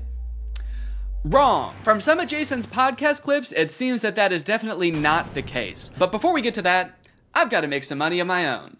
All right, guys, let's get those gifts in. James, thank you for the llama. Carol, thank you for the sombrero. Brian sent a Arab? Oh. Is this a gift on TikTok Live? Also, how did you get this one? This one's mine. Well, regardless, this is actually pretty convenient because this video is sponsored by Arab. Arab flavors your water using scent-based taste. And, oh, Brian also sent a scent pod? Oh, thanks, man. Okay, so I can put that on. With the scent pod down like so, it's just a normal water bottle. But when I activate the scent pod, air is able to pass through the scent pod and into your mouth, where you can taste the scent. Send me money. I like to bust out my air up while I'm getting work done. It gives my water a little bit more which is what I need when I'm trying to focus. This one right here is lime, and it is excellent. One said, come to Brazil. I'm busy. Air up is a unique hydrating experience. You can't get this anywhere else, buddy. No chemicals, no sweeteners added to the water, just plain old water into my plain old mouth. The scent pods come in a variety of flavors. I really like the lime and the peach. My editor, Jake, is really fond of cherry. So no matter what kind of flavors you like, there's bound to be a couple for you. You want to spice up your hydration experience, click the link in the description, get yourself an Air Up, get yourself some scent pods, put your mouth on the nozzle, and suck away. You look really tired today. That is mean. Thank you to Air Up for sponsoring this video, and thank you to you guys for checking out Air Up. Now back to the video. About a month ago, when Jason was in the thick of his live streaming every day, he posted this podcast where he and a bunch of David's mutual friends talk about how different life is now that David's not vlogging anymore. But the thing is, like, David's in this, like, moment in his life. Yeah, where he can do anything. Where he just parties. Oh no, Jason. The look on your face, man. Jason's like, don't look bitter, don't look bitter, don't look bitter. Where he can do anything. Perfect. He can do whatever the fuck he wants now. He calls me to play pool. And I'm like, I gotta go live, and I don't expect him to understand that. You don't expect him to understand that you have to work to make money? You know he did that too, right? I wouldn't expect him to understand that, man. He hasn't had to work in, gosh, what is it, 2 years now? I hate to say it, Jason, I think he gets it. I just don't think he cares. Like, I'll say things like, I'm losing my house, and he'll be like, oh, but just go play pool. I just don't think he cares. Dude, Jason, haven't you learned anything from being friends with a popular YouTuber? You just told him you might lose your house, and he invites you over. You think he really wants to play pool? Dude, he's probably gonna Mr. Beast you. He's probably inviting you over so he can, like, surprise you with a new house. He might make you do Squid Games for it, but you have a chance to win a new house. Maybe he'll give you a new car. Or, you know, surprise you with his new car like he did that one time. My surprise to you is that I'm buying myself a car. I know, right? That was cool. I will say it is interesting that David seemingly stopped doing the extravagant giveaways once he stopped doing the vlog. I wonder what the correlation there is. That's kind of weird. There was a great TikTok that he sent, which was like some guy. It's just the guy that has like a lot of money and can do anything all day. He's like, oh, Diplo's having a party tonight, and like and it's literally like things that David has said. David sent Jason a TikTok of a rich, out of touch guy being like, oh my god, dude, this is so me. Dude, look at this TikTok. This is so me. That moment when you're rich and you're partying with Diplo and you're talking about how much you hate Jason Nash and how poor Jason Nash is. Guys, comment below if you found this relatable. But if you think about it, though, from 18 to like what, 23, 24. Oh, he was hitting it. He never drank. I don't think he ever drank. Even when we would visit him, we'd be up till like midnight, just like watching the edits, just like. Wow, he worked hard for 5 years? Let the man party, dude. Please do not burden David's poor, gentle soul with your financial woes. Just let the man play pool and play with him, for God's sake. I mean, look, I don't doubt that he worked hard. The dude posted 3 vlogs a week. I'm sure it was a lot of hard work, but you know who also worked hard? Everybody in his vlogs. I mean, that dude just said it himself. They all stayed up with him until midnight watching the edits to make sure they were good. This was a group endeavor. And I know what people say. They say like, well, David gave them the opportunities, you know? He didn't have to make them famous. Yeah, he kind of did. That was like the whole point of his vlogs, was his friends. David wasn't just making them famous because he was a good, generous guy. He was doing it because that's what was working. They made him famous as much as he made them famous. That now it's like the complete opposite. Everyone's like working, and here's him just like, hey, what are you doing tonight? And it's like a Tuesday night. Everyone's working. Yeah, man, that is kind of a crazy switch. Whereas before, David was working and everyone was helping him. Now everyone else is working, so naturally David is partying with Diplo. Naturally, a lot of the conversation around Jason's live streams has revolved around the confusion as to why he wouldn't just get like a normal job if he was strapped for cash, or if like the social media thing wasn't working out. Can someone make Jason Nash a fucking DoorDash account? People are wondering, why is he pursuing this career that is like universally seen as embarrassing or cringe, rather than just getting a 9-to-5? And I totally get that criticism, because I do love being a creator. I love getting to be my own boss. I love being creative on a daily basis, working with people that I'm really inspired by, entertaining people. But if this exact version of being a creator stopped being feasible, would I start doing gift streams on TikTok? Hell no. And not even necessarily because it's like embarrassing or cringe. It's just that like what I enjoy about being a creator, that does not accomplish. There's no being creative. There's no entertaining people. At a certain point, you like strip out all of the fun parts of the career and you just have only the most superficial parts of it left. Just money and fame. So no, if like this YouTube channel didn't work out anymore, there's a billion other things I would rather do that would be more enticing to me than like gift streaming on Twitch. But maybe Jason likes it. He doesn't look like he does, but maybe he does. On the other hand, I could say that Jason is also older. He's lived a lot more life, he's had a lot more experience, and his career in the entertainment industry has gone through a lot more ups and downs than mine has. From what I can tell, Jason has been a stand-up comedian, he's been in TV shows, he's been a podcaster, a Viner, and a Vlog Squad member, and now a TikTok live gift battler. Between all of those seasons of his life, I'm sure there was downtime where he could have thought, oh, maybe this isn't for me, I'm gonna get up and go get a normal job. And then, lo and behold, the next opportunity comes along. So in some sense, I do understand if Jason's mentality is like, maybe I'm just gonna do this for a little while until I get my next thing off the ground. And I know that when I started Vine, people said the same thing to me. They're like, what are you doing? Why are you doing Vine? You know? And I was like, okay, this is what I'm doing. And then I did YouTube, and people were like, why are you doing YouTube? And I feel like when you're first to something, that can really pan out. Yeah, I do get what you're saying, but also I don't know if this is the same as Vine and YouTube. Saying he's the first to this new thing like TikTok gift battling is gonna be the next big thing is very worrying to me. Please don't make that the next big thing, guys. On top of all that, there is this sort of like gamification in your head that happens when you're a content creator. Because so much of it is like numbers based, you're always looking at your analytics, hoping your numbers go up. It becomes kind of a game in your head to see if you can do better than you did last month or last year. Because of that, I feel like in a lot of content creators' heads, quitting or pursuing a different career path is seen as like losing the game, even if it's subconscious. That being said, I don't think that's a healthy way to look at it, and I would encourage people who are pursuing being a creator to find other passions that, you know, if this didn't work out, you could pursue that instead, because I think just clinging to relevancy for relevancy's sake is not a good thing. But why try to guess what Jason's thinking when someone literally asked him on his own podcast why he doesn't just get a job? This isn't me saying this as a negative thing. I'm just totally asking. Please. Yeah. Why don't I get a real job? No, I know why you do it. Yeah. But like... No, man, I know why you do it. It's pretty clear to me. But, could you tell everyone else why you do this? Someone said that the other day, why don't you get into real estate? I'm like, I hate it. I don't have a real estate license. Bo Granny? Oh yeah, I forgot. You have to be born with a real estate license to do real estate. But darn, Jason Nash was born with a TikTok account, so he has to do that instead. Right. Now look, would I be on TikTok Live if I wasn't in like a financial hole? I don't know, probably not. But also like YouTube wasn't really working. And I needed to find something. OnlyFans. I can't do OnlyFans. This is such an unrelatable thought process to most people. YouTube is not working out for him, and his first thought is OnlyFans? TikTok begging people for money? It just comes off as being so set on being an influencer that nothing else matters to this guy. Listen, it is what it is. It's like, I was on Vine, I was on YouTube, I was on Snapchat, and now I'm doing this.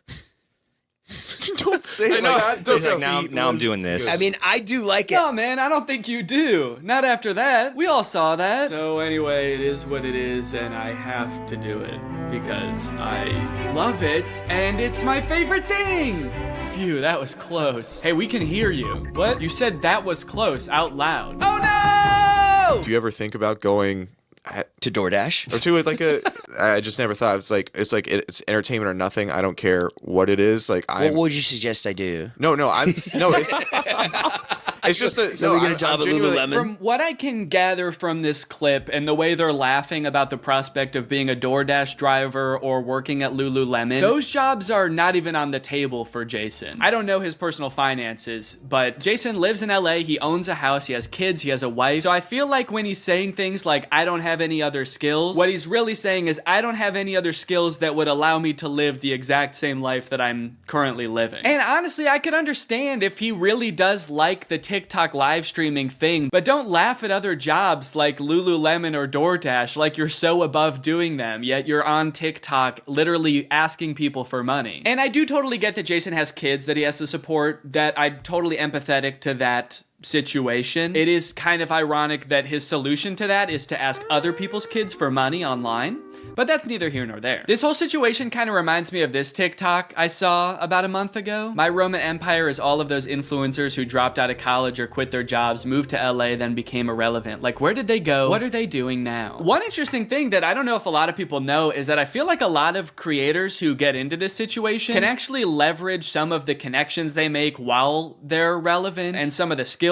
that they've learned to get jobs at like marketing agencies, talent agencies, social media companies, or working for other creators behind the scenes. There's actually a lot of opportunities out there, which I would know because my first job out of college was working for a YouTube MCN. While I was still on Vine, I graduated college and I was worried that that wasn't going to be a stable career, so I actually got a job working at an MCN. And then I also worked at the YouTube channel Corridor for a while before my YouTube channel took off. So just throwing that out there, there are other career opportunities where you get to be involved in the creator space, even writing or acting, stuff like that. But it doesn't have to be your operation. You can just get a stable job. All right, it's time to talk about David again. While everyone was making fun of Jason for doing the TikTok live streaming thing, David paid him a visit on Snapchat. Dude, you're kind of becoming a legend on TikTok now. I know. Not in a good way. Yeah, but I think it's fun. No, man, this is a great look. This is awesome. Multi-millionaire visits former unpaid employee wearing a crown to make fun of his new job. David, do you know why, perchance, Jason has to do the TikTok live streaming? Have you thought about that at all? During your long nights of playing pool? Bye, guys. Thanks for having us over in your little hobbit home. And make fun of his house before you leave? Check. Great job. Now, with all of this talk about David and Jason, I just want to make it clear, do not go and send any hate to these people in real life, especially Jason. Jason actually got swatted mid-live during one of his streams a few weeks ago, which is obviously horrible. Anybody else inside? No. Okay, hold on. Let's get put together and then... This is obviously a horrible situation, actually terrifying. But I cannot help but break a little smile when I look over and the two people he's gift battling are the Dobre brothers. I don't think there's a single funnier sight than watching the two of these blankly stare into the camera and not understanding what's going on. Also, imagine your gift battle opponent getting swatted and he's still crushing you, dude. That's gotta hurt. My big takeaway from all of this is if you are pursuing being a content creator, I would heavily recommend being super careful about the way you go about it. I would highly recommend not letting your success be at all related to the success of another influencer. You don't want to be the guy from David's vlogs when David stops the vlogs. Also, save your money. This career that we have, we don't know how long it's gonna last. I mean, I sort of view it as being any other type of entertainer. You're only relevant for so long, or like an athlete or something. You can only be in your prime for a certain amount of time, so save as much as you can. It's really easy to get caught up in the lifestyle of an influencer and like partying all the time and flying on private jets, buying expensive cars. And if you can make this career last for like 20 to 30 years, that's awesome. That's insane, but it's definitely not guaranteed. So just be careful, all right? For me, for your old pal Dan. Alright guys, well I hope you enjoyed this video. If you're new here and you're not subscribed yet, make sure you subscribe and turn on my notifications to join Greg. Greg is what I call my fans here on YouTube, and if you just watch this whole video, that means you kinda gotta be a Greg now. I don't make the rules, sorry. Except for that rule I actually did make, but all the other rules I don't make. Alright, I'll see you guys next time. Bye-bye. Life as a new dad is pretty good. Rocking my baby to sleep, watching him crawl for the first time, and there's so much to look forward to. Like finding out what kind of TikTok dad I'm gonna become. There's so many types of dads on TikTok. You got Frog Dad. I could be like Addison Rae's dad, begging Young Gravy to box him. One thing's for sure, whatever kind of dad I become, I'm excited to do it on TikTok. Wait, what is this? TikTok is getting banned? Guys, TikTok might get deleted in the US forever in a few months, so I either need to move countries or fulfill my dream of becoming a TikTok dad now. Luckily, over the years, I've gathered a pretty choice list of dad talks, and today I'm going to watch them, and then I'm going to become them by recreating them. So let's take another look at that Addison Rae's dad TikTok. Can I get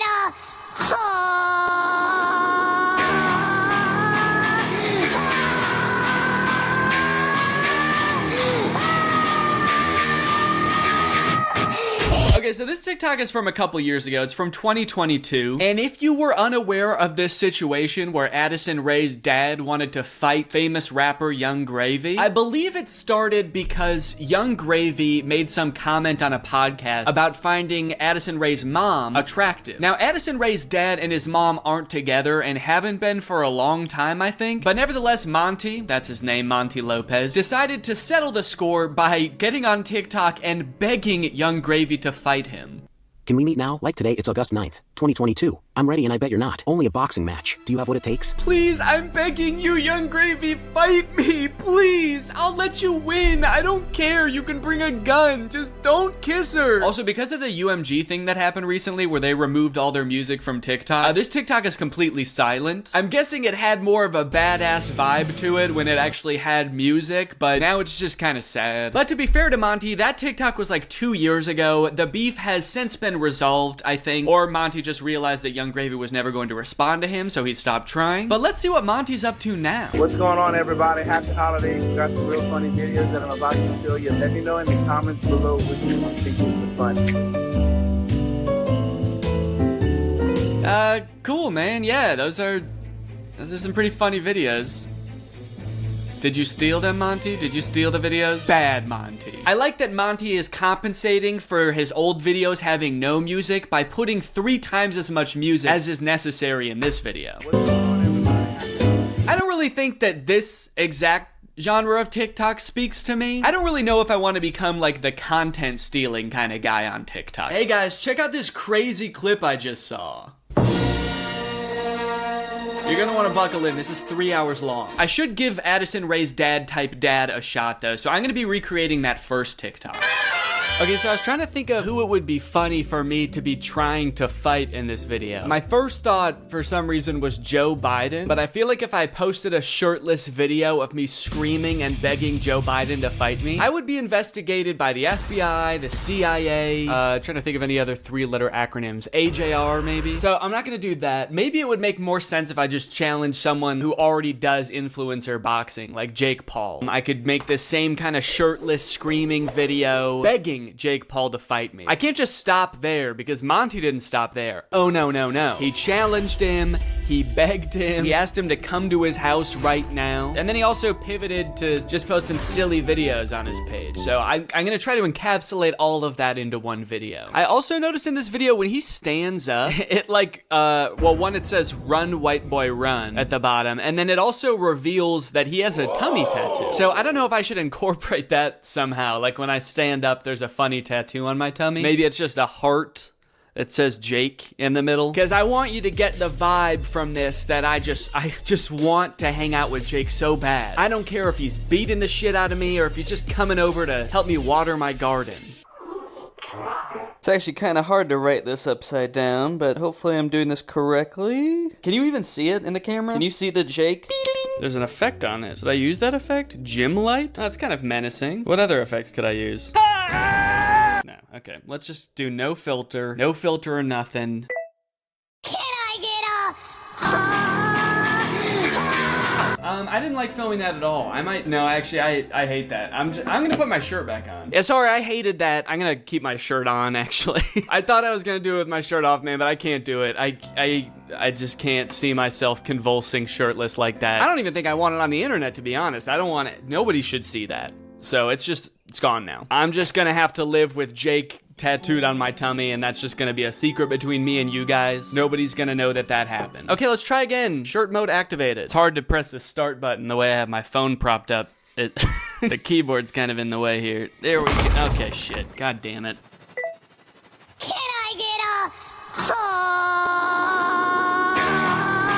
I might have been pretty good. I am picking up my phone at the beginning, but I think I went menace mode for sure. Actually, the beginning where I prop my phone up adds some kind of authenticity to it in a way. I don't know if it's like a millennial pause or kind of makes it seem like this video was totally off the cuff. Like I wasn't even planning on recording this. I'm just setting my phone up because I'm getting so pissed off. Well, I guess I'll just finish her up then.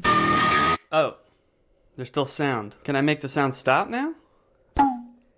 please? Okay, I guess I can't. So is it just gonna be that then? That's not good. That's not funny. That's just weird. That's just me straight up asking Jake to fight. Okay. Maybe I can record it in my camera roll and then add it in the editor. Hey Jake, I just wanted to say, I didn't mean what I said back there. I don't think you're a baby. I think you're awesome. And we don't have to fight. We could just hang out sometime if you want to. Anyway, here's a funny video I found. Okay, now I have to actually find a funny video and add it in here somehow. Funny video I found. Hell yeah. Can I get a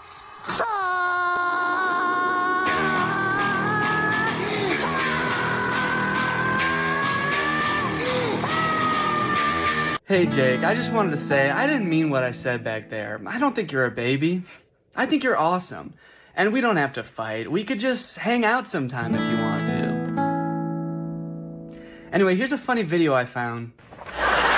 Yeah, I think it's perfect. And I think it's ready to post, and I'm not worried at all about what people will think when I post this. So I think after I create all the TikToks, we can take a look at some of the responses to them.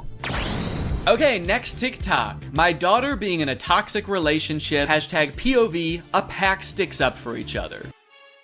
One of my favorite things about this TikTok is how many people show up. I thought it was just gonna be the dad at first, but then more and more characters keep coming in. It kind of makes the dad seem a little less badass. Like, no wonder the boyfriend's scared. He is severely outnumbered. I also love how the uncle comes into frame by touching the brother's shoulder, but it's obviously just his own hand touching his own shoulder. You know you're in for trouble when you feel your uncle tap your shoulder. You know how uncles do?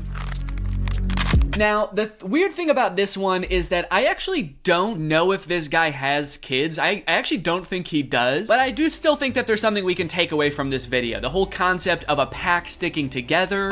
Oh, are they wolves? Oh, I think they're werewolves, and that's why it says a pack sticks up for each other. And that's why all their eyes turn blue, this horrifying shade of blue, and the dad has on a wolf necklace. So they must be wolves. They've got wolf eyes. Wolves have blue eyes, right? Oh, wait. They don't. Wolves have brown eyes, it looks like. I must be thinking of huskies. Oh yeah, huskies have blue eyes. Are they huskies? Leave her alone, buddy. Unless you want to get strapped to a sled and pulled very fast over a great distance. If this happened in real life, do you think that the boyfriend would even hear the dad? He's screaming and the dad is whispering. He has a few other TikToks where he plays the role of a dad navigating a kind of tricky situation with his daughter. So I guess this genre is just fantasizing about having like a teenage child and something awkward or scary happening with that child. And also you have to look really badass and you do have to be part dog. Got it, can do. Before I film this one, I actually have a much more important POV I need to film first. POV, that moment when you're sponsored by Opera. Opera makes other browsers look like that evil boy in that last TikTok. All alone and useless. Meanwhile, Opera looks like the family because Opera has so many useful features built in that it's so much more than just a browser. You've got Aria, Opera's native browser AI, which lets you get clear answers instantly. Highlight any term on the web and ask Aria to explain it. The great thing is Aria is connected to the web and can provide real-time information, unlike a lot of other AI models. Tab islands are huge for helping me stay organized while I'm working on a video. If I have several TikToks open, a couple of Google Docs, email, I can collapse them into context-based groups automatically. I don't know what accent this is supposed to be. One thing I didn't even realize I needed until I got Opera was a built-in ad blocker. It makes articles look so much more clean, which actually makes my videos look better, because when I screen record an article, there's not distracting ads all over the place. And it's super easy to turn on with just one click. If you're working on multiple projects at once, you can create entirely separate workspaces that you can switch between easily using customizable buttons on the sidebar. I don't like having a ton of browser windows open at the same time. It's super distracting and hard to sort through. So in my opinion, this is a much better solution. So if you want to check out Opera, then use my link below to download Opera today. Thanks to Opera for sponsoring this video, and thank you to you guys for checking out Opera. Now let's film this TikTok. Okay, so I've been thinking a lot about how I could make this TikTok kind of my own, you know? Take everything I like about the toxic daughter boyfriend TikTok and amplify it. So first thing we're gonna do is the amount of family that shows up. I liked how much it was in the first video. We're gonna double it. We're just gonna have a ton of people show up. We're gonna have the dad, of course, the brother, an uncle. Uncle's here! A second cousin, a third niece, maybe. Also, I think instead of like a toxic boyfriend, the daughter's just gonna be getting mugged. I think that would elevate the stakes a little bit higher. And then, you know, in the original TikTok, they didn't even turn into werewolves. Their eyes just turned blue, which, granted, that would be very scary if that happened to you, but I feel like they were trying to get at something there, but they didn't quite get there. So, in my TikTok, they're gonna actually turn into animals because there's filters on the TikTok that can turn you into animals. So that's what I'm gonna do. And I'm gonna do it now. So I think what would be even cooler than turning into a wolf is if I turn into a horse. And I know that there's horse filters on TikTok. I have one saved here, where if you open your mouth, you turn into a horse. So I'm gonna use this. Okay, beautiful, beautiful. I look gorgeous. And then everyone just starts turning into horses, dude. The daughter turns into a horse. Uncle's gotta turn into a horse. And last but not least, the mugger has to apologize, of course. Let's go, baby. Now all I have to do is edit this, and it's gonna be ready to go. Now this dad is a whole different type of dad. His name is Brian B. Toe. I thought Toe might be his last name, but the way it's spelled out in his profile actually makes it seem like Buteau is his last name. I thought B was just his middle initial till I saw this just now. Say what you want about Brian, but he do be Toe. And I think there's a lot we can learn from Brian's TikTok. Stuck in a generation where loyalty is just a tattoo and being fake is a lifestyle. Where the real ones at? Man, Brian's so cool. I thought he was a teenager for a second because of how cool he's dressed. Hey guys, I'm just skateboarding with my backpack to school. Work. I hope my teacher is cool today. Oh, boss. Sorry, I'm just a kid at heart. Also, I just got in a really bad skateboarding accident and hit my head real bad. Can you drive me to the hospital? I don't like this angle. Why is he so much higher up than us? Are we a child in this video? Are we his child? Son, where are the real ones? What have you done with the real ones, son? I'm not even sure how the caption and the video are related. They seem like totally separate things. I'm so sick of my generation. So I've decided to join yours. I'm a teenager now. In fact, I'm so young that my kids are my...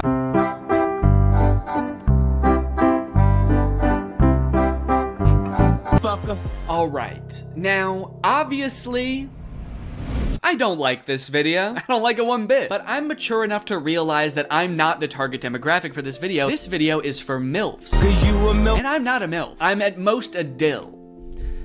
I'm just a dad you would like. And the MILFs in the comments are loving it. Yes, you still got it. Where you been all my life? Damn, my kind of guy. More power to him, I guess. The one thing that I can't get over is the setting in which he's making this video. Are you in public? It looks like he's just in the lobby of a hotel making the absolute thirstiest video I've ever seen. You need to get to your room ASAP, dude. You are too horny to be in public. I like this guy in the background. The second he realizes he's in this video, he steps out of frame because he's like, oop, I can't be in this. Oop, get me out of here, this guy's too horny. The caption is still got it, which is a little confusing to me because usually you would say that about something you used to do when you were young. Brian, did you used to do this when you were young? They didn't have iPhones back then. Who were you doing this to, man? The reason so many people are single and not in relationships today is because we're looking for that 90s love in a 2023's hookup culture. Tell me I'm wrong. Yeah, man, that's fine.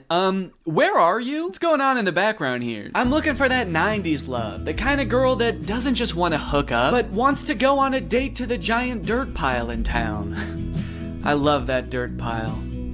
I wish I could date the dirt pile, but she's taken. Hey, get out of here! She's mine! Okay, this is good research. I feel like I'm starting to get what this guy is all about. It's a lot of like pouring your heart out on the internet. Some of it could possibly be on the verge of oversharing, but he's expressing his feelings.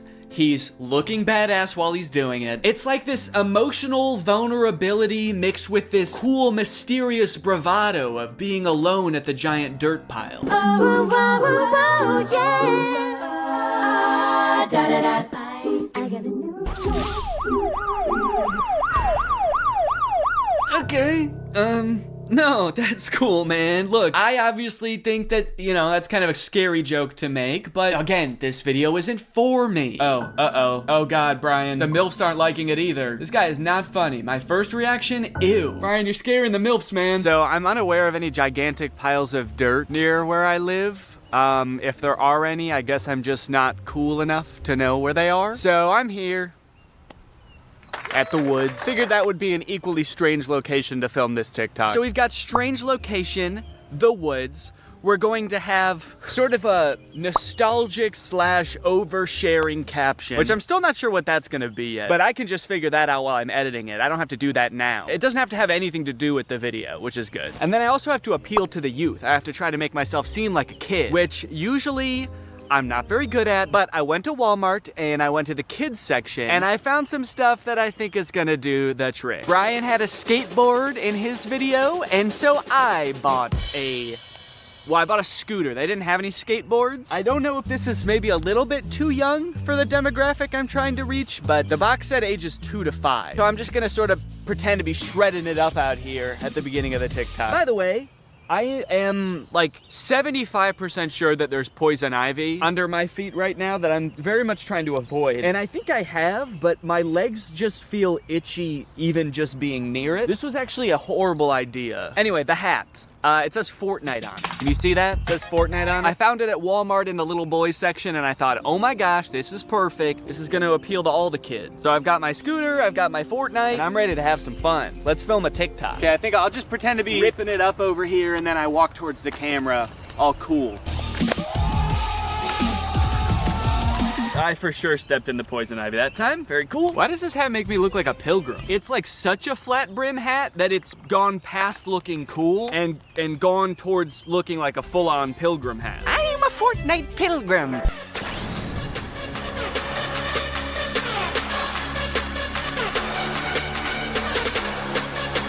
This one's just kind of a fun one. It's just a picture Shaq posted with like 20 seconds of music and then 20 seconds of silence. I don't know. Could be the move.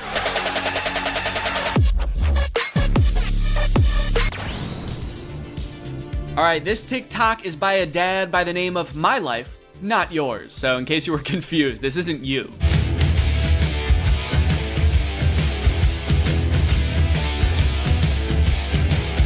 Yes, dude, thank you. This is the kind of energy I'm looking for. When your kids need you, you drop everything. And you don't walk, you don't run, you don't even drive. You jump through the air like a giant bunny and you land right where they are. I guess we don't see where he lands. It would be kind of funny if it like cut to a reverse angle and he just landed at the bar. But one TikTok in, I am liking this guy's style.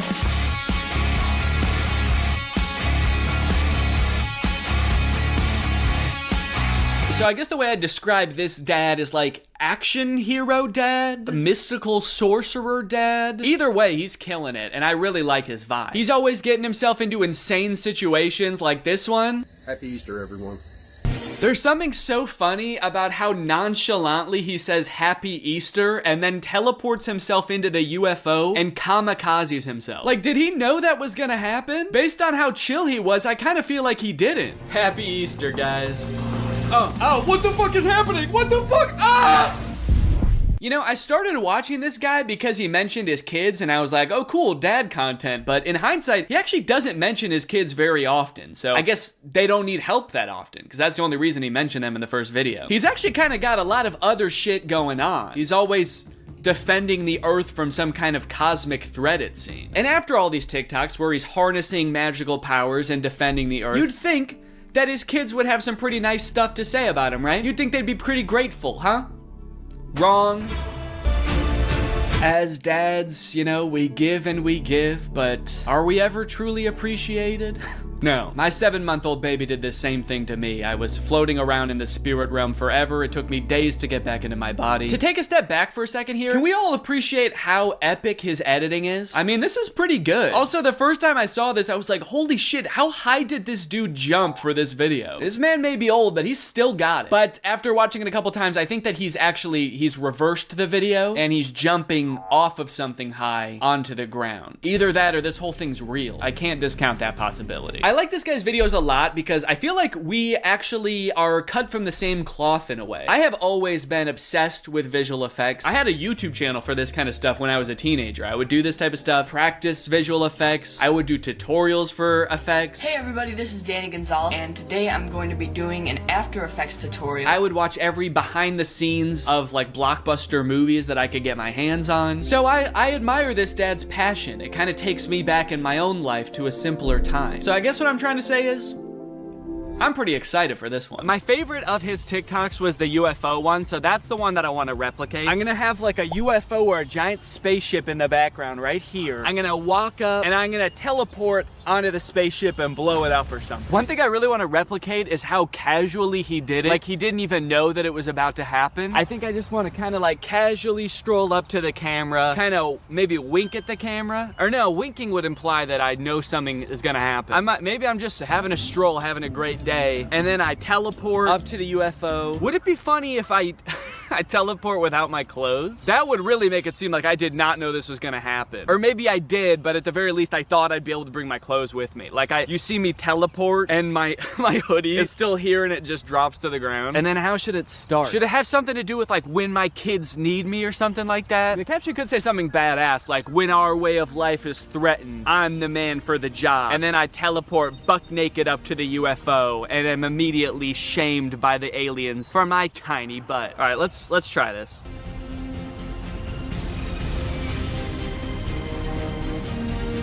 Okay, and then I'm gonna take off my hoodie, put it right where I was, and then drop it. Okay.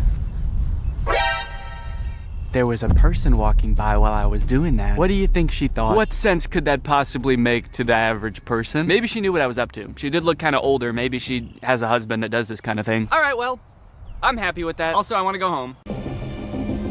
Now that all of the TikToks have been recorded, edited, and posted, let's see how people responded to them. We're gonna go from the least viewed video to the most viewed video, starting off with Addison Rae's dad. So this is the first video that I posted, and it is by far the least liked out of any of the TikToks. It has 45,000 likes. I think people were just confused. Nobody really got the reference. The general consensus amongst the audience is that I'm going insane. The second most liked comment is, "Nurse, he's out again? Is everything okay at home, Danny?" Okay, I was doing these TikToks to make myself seem like a really cool, awesome dad, and kind of feel like it's not working based on that comment. Oh my god, he's lost it. What is he planning? Or is he just having fun on TikTok? All right, he's either planning a video where this is some kind of satire, or he's actually just having some fun, challenging Jake Paul to a fight, begging him to meet up, and sharing some funny videos. Maybe this is just who Danny is now. Okay, next up was the Shaq TikTok. Lots of people praising my very calm demeanor in this picture. You look so comfy and at ease. You don't look terrified for your life at all. Looks like they were really nice. And then one kind of eerie comment. Please don't die, I love your content. Do they know something that I don't know? I look closer and this was posted by my doctor. Oh no, he's actually been commenting a lot on here. He says, the test results just came back, it's not looking good. Love your content though. Also, was Ice Spice cool? I just feel like there's better ways he could have contacted me. Someone said, is this real? And then someone commented under it, no, it's AI. Look at Ice Spice and Taylor's eyes, or the guy on the right, his hands, or the sunglasses just floating on his shirt. So I guess he's talking about this guy, saying, no, it's clearly AI. Just look at this dude. Which, is kind of fucked up, because it's not AI, that's just a real guy. Everything in the image is real except me. And even I am real. I'm a real person. I just wasn't in that picture. It's kind of interesting as AI has gotten more popular how whenever anything is fake now, all of the comments are AI. It used to be whenever something was fake, all of the comments were Photoshop. Even if it was a video, it would always be attributed to Photoshop, and now it's AI. Even in this case, when it was actually Photoshop, the accusation that gets thrown out is AI. It's just kind of something interesting I noticed. After I posted that TikTok, I was starting to get a little bit worried. I started this video with hopes of becoming the coolest TikTok dad on on the platform before it got deleted. And based on these comments,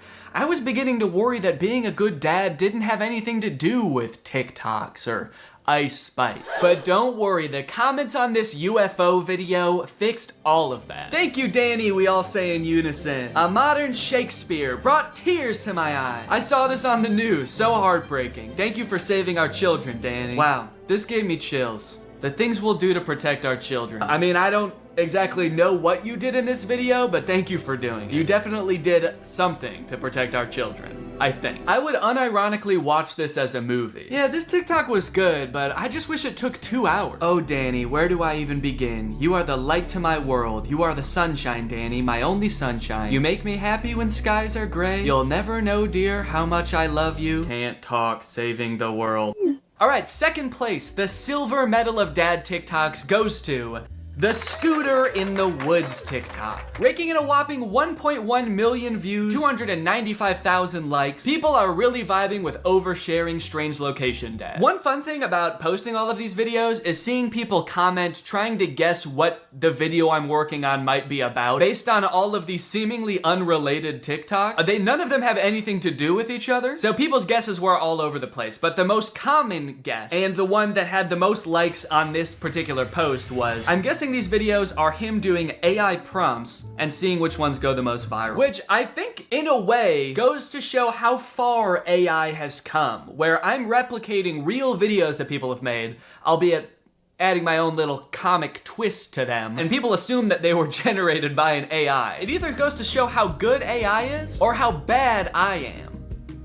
Either one. Someone said, too creeped out by Danny's facial expressions to even read the words. That's right, baby, that's my whole plan. I creep you out so much with my facial expressions that you don't even get a chance to notice I just admitted to burying someone in the woods. And finally, my most popular TikTok with 1.6 million views, POV Dad. With such praise as, this has to be for a video, and Danny, this is brain rot. You know, as a father, it's really important to me to have a positive impact on the minds of the next generation, so it means a lot to me that you would say that. Wonder what the new video is gonna be. What, a guy can't just fantasize about his imaginary daughter getting mugged and then his ragtag family coming to her rescue without people getting suspicious? I think that really says something about society today, and as soon as I figure out what it says, I'm gonna be pissed. Look, at the end of the day, we can laugh and giggle at all of these TikToks, but I think it's important what I learned from all of this, which is nothing. But you know what? I love being a dad. It is the best part of my life. I love it so much. And being a dad is an important job. And if you're a dad and you're working hard to give your kids a good life, there's nothing wrong with getting online every once in a while and posting a silly video or two. Sometimes you just gotta post on TikTok to take the edge off, baby. So here's to all the dads out there. I will toast my Dr. Pepper Zero to you. Clink! Alright, well thank you guys for watching this video. I hope you enjoyed it. If you're new here and you're not subscribed yet, make sure you subscribe and turn on my notifications to join Greg. I'll see you guys next time. Bye-bye. Stealing content. When is it okay? When is it just inspiration? When is it just hopping on a trend that everybody's doing? When is it not okay? Is there a gray area in between? What about this guy? You cannot make this up. You cannot make this up. You can't make this up. He's stealing the same intro over and over from himself. Do we have to help him? That guy found one intro and shirt combination that he's convinced makes his TikToks go viral, and by golly, he will never change it. You can't make this up. As a creator and a viewer of content, blatant stealing is something that makes me so mad, but what's even worse is how seemingly easy it is to get away with it, and how, like, it just works. Like, you can just become a content thief and make so much money. It at least shouldn't work that well, you know? But as you will see today, it is a very viable content strategy that is being used by a ton of YouTubers, big and small. Today we're going to take a journey through the various forms of content thievery until finally ending at the undefeated final boss of content thievery, Brent Joseph Rivera. I don't know if his middle name is Joseph. I just wanted it to sound like he was in trouble. Go straight to your room, young man. Go straight to your secret room that you built in your house. You march right down to your secret Starbucks, and I don't want to hear a peep. So on this journey, I want to start with the most straightforward form of content stealing. Step 1, screen record someone else's content. Step 2, upload it as yourself. And step 3, profit? You might think that pretty much all people would agree that this is at the very least shady, but you would be surprised the lengths some people go to justify it. Okay, this video I'm about to show you, I've already talked about on my second channel a little bit, so I'm gonna repeat myself slightly, but I think it's very important that you learn about this type of influencer called a clipper. In the life of a $20,000 a month TikTok clipper, first thing I do when I get into my office is write down my daily goals. Today I wanted to get 1 million views in a day and make at least $500. This guy makes business sound so easy. You can just write down how much money you want to make that day. Do you make that much money? So I go and sit at my desk, pull my phone out and get ready to start my shift. The first thing I do is go and search for popular YouTubers to screen record. I sit down at the desk of my fully furnished office with a maxed out PC in front of me, and I go on my phone. He proceeds to screen record a popular YouTuber's video and then combine that with some gameplay footage, which he also didn't make himself, and then he posts it on TikTok. One of my videos last month made me $1,200 from one video. But what about today? How much money did you make today? Was it $500? It was probably more. He's just being modest. Honestly, man, I don't know why this guy does this day in and day out. If he just wrote a big enough number on the board the first day, he'd never have to work again. I guess that just goes to show that this guy does it for the passion. I'm very confused why he has an entire office. You could have done all this without leaving your bed. You don't need a furnished office. Might I suggest an empty room with a folding chair? Why does he have a ring light if he doesn't even film videos of himself? He's like, I am a TikTok clipper by trade, but my passion is TikTok dances and lip syncing videos. So I do that shit all the time, man. I don't record any of it. I don't even own a camera, but it's nice to have the ring light there to pretend. That would be insane. Doing TikTok dances for nobody, just alone in a room to a ring light.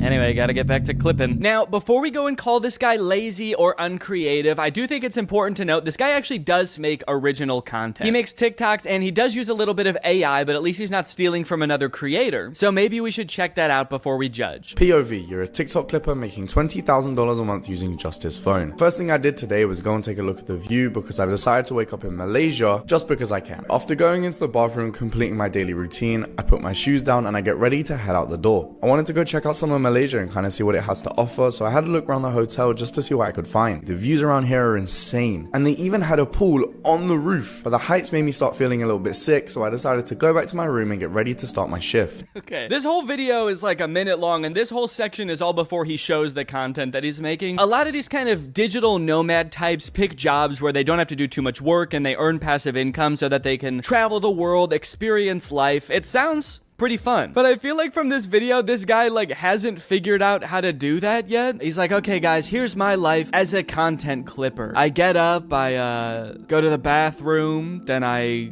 put my shoes on the floor and I put my feet in the shoes. That's where the feet go. And now I really want to go check out this city, guys. So I go over to the window of my hotel room and I look at the city, and then I go upstairs and I look at the city from up there, but then I got too scared. So I went back downstairs and I looked at the city from my window again. Create a ChatGPT story. First prompt I put in is I tell it to generate me an Asian baby. After it does that, I ask it to make it eat rice. Wait. Then after 3 simple and easy clicks, I press generate video and the whole video is made for me with voice actors. Yours should look something like this. Show me an Asian baby. Make it eat rice. Mine should look like that? Should? So the clipper in these videos, Musa is his name, has made a bunch of posts arguing that everything he does is ethical because he participates in what is called ethical clipping. If any YouTubers would like to debate me on the topic of ethical clipping, DM me. I genuinely believe it is a win-win in every regard and completely ethical from all angles. In a perfect world, I understand why he's saying it's a win-win because he's making money and theoretically the creator that he's reposting is getting exposure. If he's taking the clips off YouTube and putting them on TikTok, then a new audience, the TikTok audience, is now being exposed to that creator. From personal experience, though, I don't really think that that's usually the case. I think usually if a clip of a creator goes viral on TikTok, the people that are liking and commenting on that video are the same audience as their YouTube audience. They're just seeing the content again. So while he thinks of himself as sort of advertising for that creator, it's more like he's selling counterfeit merch. The community notes on Twitter was quick to point out that this is intellectual property theft. theft. And so this whole operation is not so much a career as it is a crime. From what I can tell, this doesn't really make a huge difference either way. I more so have a problem with how lazy a form of content creation this is. But I think the weirdest example of this has gotta be Jason Derulo. Yeah, like from the song. Jason Derulo. About a year ago, I learned from a Jax Films video that Jason Derulo is a rampant content thief. This is not a joke. All he does on his YouTube channel is like make a face at other people's TikToks while blasting his own music over it. But here's where it gets kooky. As I was editing this video, I noticed something strange. So I took some of his videos and played them side by side and confirmed that yes, Jason Derulo 100% reuses his own footage across multiple videos. Not only is he doing the laziest form of reaction content, which in and of itself is the laziest form of content, he's not even filming a unique reaction to every video. I don't like this at all, man. I don't like that he's edited into the corner, like he's not reacting to the video you're watching. This looks like I'm scrolling on TikTok while FaceTiming Jason Derulo. And he's smiling into the camera like, man, I can't see what you're watching, but I'm just happy that you're happy. And also my song is playing. I like that. In a way, this is kind of the visual equivalent to him singing his own name at the beginning of every song. It's like, okay, I like this video, and to be fair, since he got called out for this, he has stopped doing this. He no longer appears in the videos. He still does continually post other people's TikToks with his own music playing, but it seems like he is at least now getting permission to do it. So now it's just sort of a marketing tactic that, I'll be honest, is kind of smart. If he's worked out some kind of agreement with these creators where he's paying them, or he's got permission to post and he can just slap his own music on these TikToks that are guaranteed to go viral, it's a decent marketing strategy. Then again, maybe an even better way to get people to listen to his music would be to make better music. Let's go. That's a zinger, baby. Add another zinger to the zinger counter. I still got it. I still got it. Danny still got it. Okay, the end. Okay, so sure, that's bad, copying from other content creators, but what if we don't copy from another human being? What if we copy from a computer? Well, that sounds to me like it would make some pretty good content. We should make kids watch it. Take it away, Danny. Oh, sorry, regular Danny couldn't be here, so he sent me instead. I'm AI Danny. I'm an AI version of Danny, so I'm pretty much exactly the same as him in every way, except I don't have a soul. So it technically wouldn't be immoral to murder me. Real Danny wanted me to start this video off by showing you a video that he apparently made for his son. He made him a little kids animation. This took a ton of hours of painstaking hand animation. He produced the song himself, and so he just wanted to share this with you guys to start off. Are you ready? Let's go. First up, the apple orchard. This is Annie the apple. Do you guys like it? All right, I tricked you guys. Regular Danny didn't really make that video. It was actually written and created totally by AI. Isn't that hard to believe? What you just watched was the end product of a tutorial that there's a bunch of on YouTube right now. Create faceless kids animation YouTube educational videos in minutes with Canva and AI. How I make faceless kids songs using AI in under 20 minutes. I love how all the titles emphasize faceless. For a kids animation song, that feels like it goes without saying. Like in this tutorial, she's making a song about animated dogs, little corgis up on the couch. Are there methods of doing this where I might accidentally show up in the video? 3 little dogs sitting on the couch. Here is the guy who made this video. Hello kids, I'm trapped in the computer. Please let me out, it hurts so bad. Wiggle, waggle, wiggle, waggle, here I come. In this method, she uses AI for pretty much everything except the animating of the dog. But literally everything, even from coming up with the original idea for the song, she does with AI. Give me 10 song ideas for kids songs. It gives us the idea. It says a song that teaches kids about colors using the metaphor of a rainbow. The metaphor of a rainbow? I don't think you have to use a metaphor for that one. I don't know if you know this, but rainbows actually have colors. Like a lot of them. So now the next thing you need to do is generate the song. So in order to do this, you need to grab your instruments and the choir, get your mic ready. Hold on, don't click up. I'm just kidding. You don't need to do that. We'll copy this spot, which is the idea of the song, and then you'd paste it in. And then the other thing you need to do is describe the vibe and the genre of the song. So in order to do this, you'll come back to ChatGPT. So this process is really awesome for me personally because as you guys know, I'm really passionate about creating kids songs, but I just don't want to have to learn how to come up with the ideas or write the songs. or make them. Would you guys say this is a good career fit for me? Take a listen to the first one. There's one little puppy sitting on the couch. Wiggle, waggle, wiggle, waggle, here I come. Okay, yeah, that sounds great. So she typed in something like a counting song about puppies sung by a ghost. Kids love that. Kids love ghost voices. Ooh, it has a little bit to it. Ooh, it's got a little beat to it. Just makes you want to dance. I were a kid and I heard this, I would so be dancing to it. Like, me too. The beat is so good. The voice is clear. If this is the one she's showing because the voice is so clear. The voice is clear. What are all the other ones that she skipped past showing us? What do those sound like? I could goof on these AI songs and how bad they are until the cows come home or until there's 5 dogs on the couch. But as I feel like we keep hearing time and time again, this technology is only getting better, and someday this AI might be able to generate a song that's totally indistinguishable from one made by a very stupid person. But even if you're like totally on the side that like AI art is just as much of art as human art and it doesn't totally destroy the point of art, we can still all agree it's not there yet, right? We can all agree that wasn't good music, right? Wiggle, waggle, wiggle, waggle. It sucks because, like, what if someday it is really good at it? What am I gonna say? Like, no, don't use this shortcut to make a song in 20 minutes for $0 that a human probably would have had to spend like a day on and maybe work with a music producer, which is expensive. But what I will say is that not only are you probably doing a disservice to the poor kids who are left alone long enough to fall down this weird rabbit hole of content that you make, you're also doing yourself a disservice. If you're an entrepreneur and you're looking for ways to make money for little effort and you pick this, which is basically just clicking buttons on a computer, essentially just helping a computer do its job, someday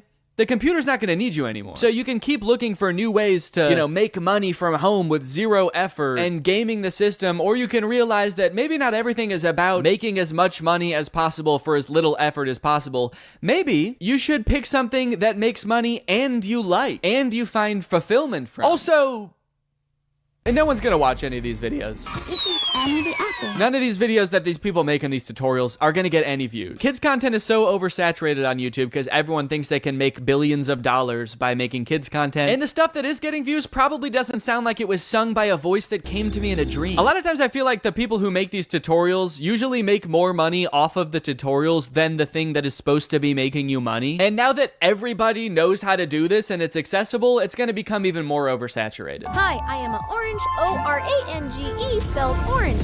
Hi, can you guess what fruit I am? Apple! Apple! How can we copyright the song we created? You didn't create... What? You'll notice in this video a lot of the lazy content that I'm talking about, in fact, pretty much all of it, is geared primarily towards kids. That's a bit of a disturbing trend I've noticed. Why is it that the laziest people try to make content for kids? Is it because they know kids are a little bit dumb and will watch anything and are easily tricked? Yeah, it probably is. I'm not gonna give you time to think about it. It is. It's just slop. It's so lazy. And I hope the people who are doing this realize that soon. Realize that people don't want to watch these videos because I can't imagine any of it is doing well. And I also hope that you realize that today's sponsor, Rocket Money, has helped save its customers up to $740 a year when they use all the features. With over $500 million in canceled subscriptions. Have you ever forgot that you were paying a subscription fee for a service that you don't use anymore? That's happened to me more times than I care to admit. I'm always signing up for subscription services for like new editing software or different tools and plugins. And I don't know why I'm like addicted to it. I'm just kind of addicted to the thrill of paying $30 a month to do something that sure I could have done in Final Cut Pro, but would have taken a couple extra steps. But luckily today's sponsor, Rocket Money, is here to help me and you, and also real Danny. That's right, I'm still AI Danny. I didn't forget that. Rocket Money is a personal finance app that helps you cancel subscriptions, lower bills, and manage your own money better. I've used Rocket Money to help me cancel several subscriptions, most recently the suite of plugins in Final Cut that I used once and then never again. It takes the brain work out of it because Rocket Money safely and securely identifies reoccurring charges and cancels unwanted subscriptions for you. The best part is that you can cancel right within the Rocket Money app. You don't need to call customer service for this random software you downloaded. You don't need to jump through all their hoops of answering surveys. I also love that I can create budgets within Rocket Money. Rocket Money analyzes your spending habits to create a personal budget for you. It automatically monitors spending by category. So if you're spending a little bit too much money going out, out 1 month, Rocket Money can send you a notification letting you know. So to save more and spend less, join the over 5 million Rocket Money members today. Go to rocketmoney.com/Danny or click the link in the description to get started today for free, and you can unlock even more features with premium. That's rocketmoney.com/Danny to get started for free. Thanks to Rocket Money for sponsoring this video, and thank you to you guys for checking out Rocket Money. One underrated part of becoming a content creator is developing your own unique style. The vast majority of creators, when they start out, are just kind of a worse amalgamation of all of their inspirations. For me, it was probably The Lonely Island and Jake and Amir with some Bo Burnham mixed in there. But over time, you start to make certain creative choices that distinguish you. Types of music that you choose for your video, the way you tell jokes, the name of your fan base, maybe even your thumbnails have a distinct look to them. I love it when creators take another step in developing their own personal style. A lot of people call it a brand. I think that sounds very corporate. To me, it feels a lot more personal than that. You're choosing what the best way to express yourself is. But unfortunately, this gives way to a completely different kind of copying on YouTube. Not copying content, but personality. What's up, goobers? The YouTubers stealing other YouTubers' personality situation is crazy. It's crazier than a gopher going up my butthole and coming out of my mouth. To start off this discussion and kind of illustrate what I'm talking about, I'm gonna give kind of a niche example, but this is a song called Deep Space Samurai. I first started hearing this song in the intro to Ryan Trahan's YouTube videos. My birthday is this weekend. I'm going to 3 iconic theme parks this week to go stay in the most strange Airbnbs. He first started using it in his shorts, and then he started using it in his full-length videos. And over time, to me, it sort of started to become like a theme song for Ryan. He uses it in a bunch of intros, and so when this song was playing, you knew it was a Ryan Trahan video. But within a couple months, because Ryan's videos are so popular, other creators have started taking that song and being like, and it's my theme song too. Today I'm building a secret zoo in my house. Today I'm building 50 secret rooms you'd never find. Today I'm building 3 amusement parks in my house. This dude, Ben Azalart, has taken the song that Ryan uses in his intros and has probably in recent months used it more than Ryan has. This might be a really niche example, and this might be something that only I notice, but to so deliberately take a song that is part of someone's like identity online and just be like, that's mine now. In fact, it's even more mine than it is yours, is crazy. There's other stylistic choices that Ryan in particular has pioneered that a bunch of people have started using, especially this one. The white screenshot of an app or a review with the rounded corners. A lot of times it's got a 1-star review on there. They've become a staple of Ryan's brand, and so of course, a bunch of people have started using that also, and oh, well, that one's my thumbnail. Okay, yeah, so I might have done that too a little bit. In my defense, the corners are not rounded, and also Ryan helped me come up with that thumbnail idea. This is kind of a weird line because this happens every time a YouTuber gets big and kind of takes the platform by storm and there's a lot of hype around them. I remember when Casey Neistat got big and suddenly every vlogger was putting these sort of lo-fi beats into their drone montages. And it's weird because at one point that was Casey's thing, and so to take that from him was specifically taking it from Casey. But at a certain point, it gets used so much that it just becomes part of the YouTube meta overall. There's so many people doing it now that by using it, you're not really taking one person's thing anymore. You're just kind of designing thumbnails the way people design thumbnails in the year 2024. Going back to Ben Azalart, the whole secret room thing is another one of those things that I don't know who thought of it first, but whoever did, you're a genius, because that's all kids channels post anymore. I built a secret zoo in my house. I built 50 secret rooms you'll never find. I built a secret soccer field in my room. I built a secret tree house in my backyard. Who is this man hiding from? You're an adult, dude. You can just have a gaming room. Go ahead, dude. Treat yourself. You've earned it. I built a secret McDonald's in my room. Yo! Wow. Looks just like a real McDonald's. This type of picking up one thing or element about a YouTube video that made it popular and just beating it to death and a ton of channels copying it just makes YouTube so boring. Like putting I survived at the beginning of every title, even ones that make 0 sense. I survived $1 versus $100,000 hotel room. I survived America's largest hotel room. I survived the world's only 7-star hotel. That moment when the hotel room is so large that you die sky. It's so big that you're dead now. When the hotel has 7 stars, the first 5 stars are to indicate how good it is. The last 2 are throwing stars. Run! This is the Mr. Beast font. It was popularized by Mr. Beast. I don't know if he was the first person to start using it, but it definitely got popular because of him. And now just like every kid's channel is like, we are Mr. Beast too. You guys, I get it. Mr. Beast gets a lot of views. He's probably very rich. But what exactly are you trying to accomplish by taking the man's font? Some of you guys have been doing YouTube for so long, there's no way you guys think the font is what made him popular. You guys don't think the font is what made him popular, right? The Stokes twins are the king of copying other people's content. Here they use the Mr. Beast font in this Eating 100 Years of McDonald's video, where they eat McDonald's food from 1950 and 2050. All right, I'll admit it, that was not the 100-year range I was expecting.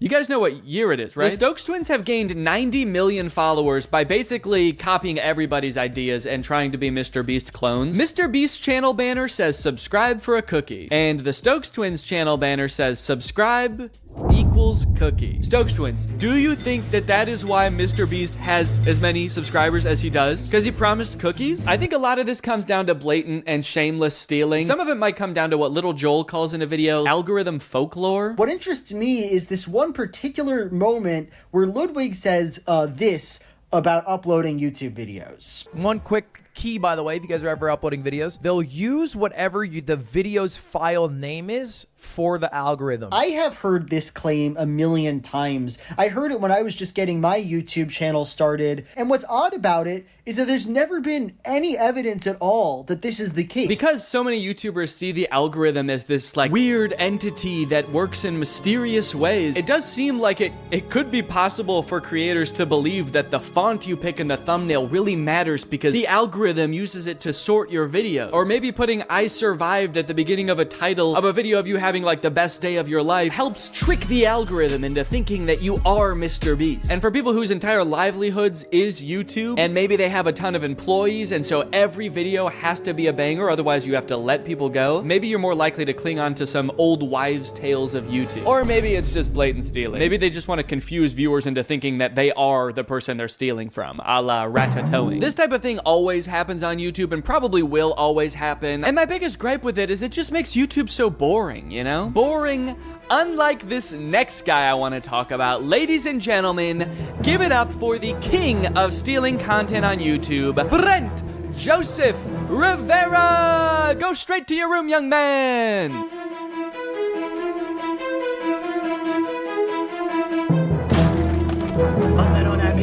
Come on, I'm dead.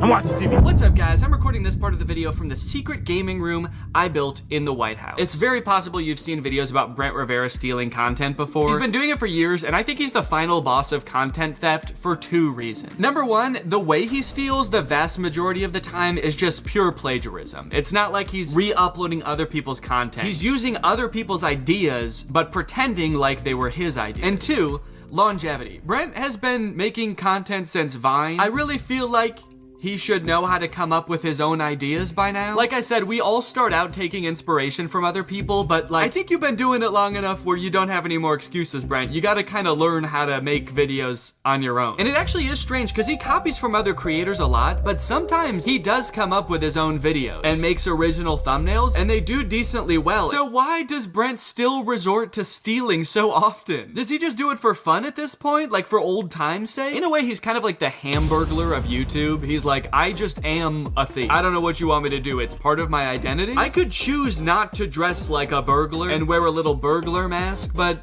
I prefer people know. Oh, you want me to change? You want me to stop being a burglar? It's my fucking name. Why didn't you tell Ronald McDonald to stop being a clown? Or Grimace to stop having a big juicy purple ass? That's right, you wouldn't. Brent practices a strategy on YouTube that unfortunately is pretty popular right now, where creators will scour other YouTubers' pages for their most popular videos and then just remake them. Same title, same thumbnail, Nothing changed. This method, unfortunately, does work really well. One time Brent copied my friend Eddie's thumbnail down to almost every detail, except he just changed what kind of restaurant he was going to. This is a weird example because it's literally the same thumbnail, but he did change it technically. While Eddie's video asks, what toll will it take on me to eat at the same kids restaurant in different locations over and over for weeks, Brent's video asks, how sick would it be if I ate a bunch of really good food? I'm going to every single Gordon Ramsay restaurant in America. The answer will shock you. First impressions, this restaurant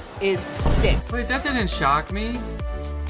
That's exactly what I thought was gonna happen. It's sick. Hi, Brent. Hi, Drew. It's Gordon. Oh, there's no way that's you. Of course it's me. That's why I'm FaceTiming you live. Listen. Why did he say it like that? Now I feel like he's not FaceTiming them live. Now, to be fair to Brent, he actually did credit Eddie in the description for using a similar thumbnail to him, but then he deleted that credit and changed the thumbnail to be copying this YouTuber instead. Brent, what's going on, man? Are you okay? He's like on a mission to copy as many YouTubers as possible. He can't even copy one YouTuber per video anymore. Now, while his thumbnail stealing is pretty bad, to give him credit, the actual videos themselves are usually pretty different. They're mostly just scripted sketches like this video, I exposed the world's most evil teacher. This thumbnail is copied from a Rebecca Zamolo video, and in her video, Rebecca is testing one-star teachers to make sure they never teach preschool to her daughter. Today we're exposing the worst-rated teachers. Zadie is going to be going to preschool soon, and we cannot let her get taught by any of these horrible teachers. Still don't really know how that works exactly, but Brent's video is about a principal of a middle school who tells Brent that if he can spend the entire day with the world's strictest teacher, then he can become principal for a day. Last week, the principal of the world's strictest school proposed a bet that if I spent a full day with the world's strictest teacher, he would let me be principal for an entire day at Iron Will Academy. I don't know why the principal is making this offer to Brent, a man in his 20s with none of the relevant training. Perhaps more concerning though, I don't know why Brent is so eager and determined to become principal of a random middle school. I don't know about you guys, but I'm scared to find out. About Good what? morning, This is the last person I want to see on my weekend. The last person you want to see on your weekend is the principal of a middle school you don't go to? Guys, you're all adults. He has no power over you in this circumstance. Just tell him to fuck off.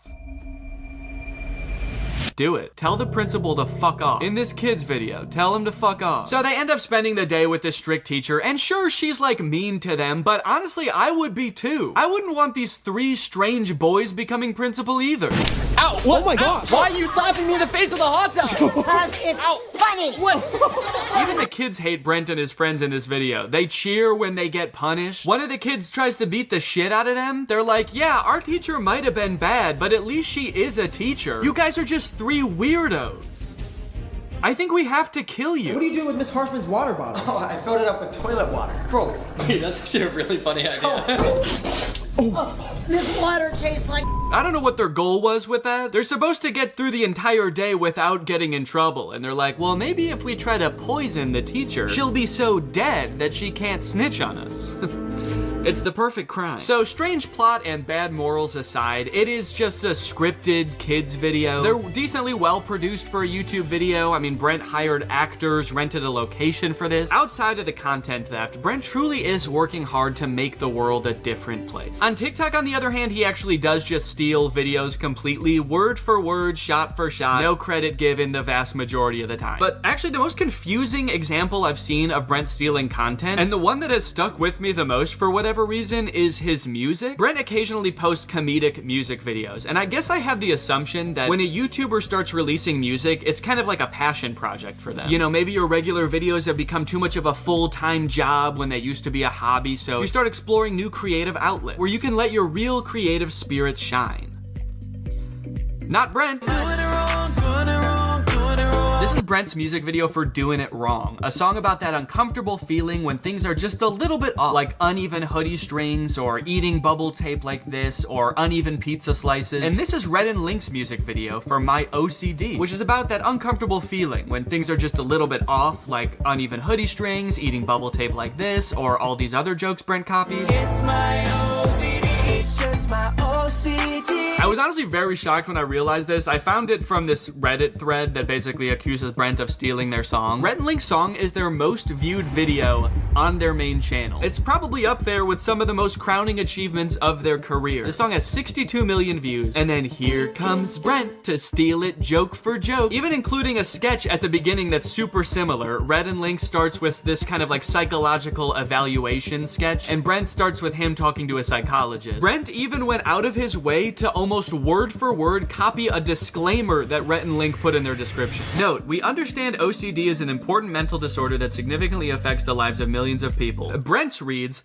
important note. I understand that OCD is a serious mental disorder that significantly affects the lives of millions of people across the globe. Now, I should point out that the thumbnail and title copying Brent Rivera does is in no way limited to Brent Rivera. This happens a lot on YouTube. It's actually a pretty big problem, I would say. It seems like almost every big kids channel does it, but even creators you wouldn't think do kind of just take other popular ideas all the time. Even creators that would like you to think they don't. I don't know if you guys know who Eric is, but here he is in a video calling out Brent for stealing his thumbnails. Brent Rivera, you are most likely to copy my thumbnails. And then here he is stealing a thumbnail. Here's Mr. Beast copying a thumbnail almost exactly. Brent particularly has done this so much and been called out for it so many times that I'm actually kind of amazed he hasn't let the criticism get to him or stop him. Brent probably has enough money to never have to work again. He probably has a ton of people working for him who could be coming up with original ideas around the clock. But instead, he insists on copying other creators. Maybe copying content is just so fun that he literally cannot stop.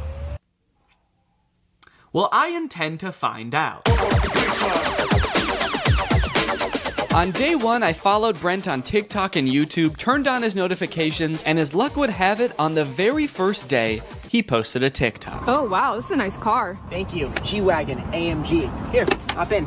My ex had one of these, but I think it was fake. Fake? So fake? What do you mean by fake? Well, his is really high up. It was kind of easier to get into this one. Did it by chance say 4x4 anywhere?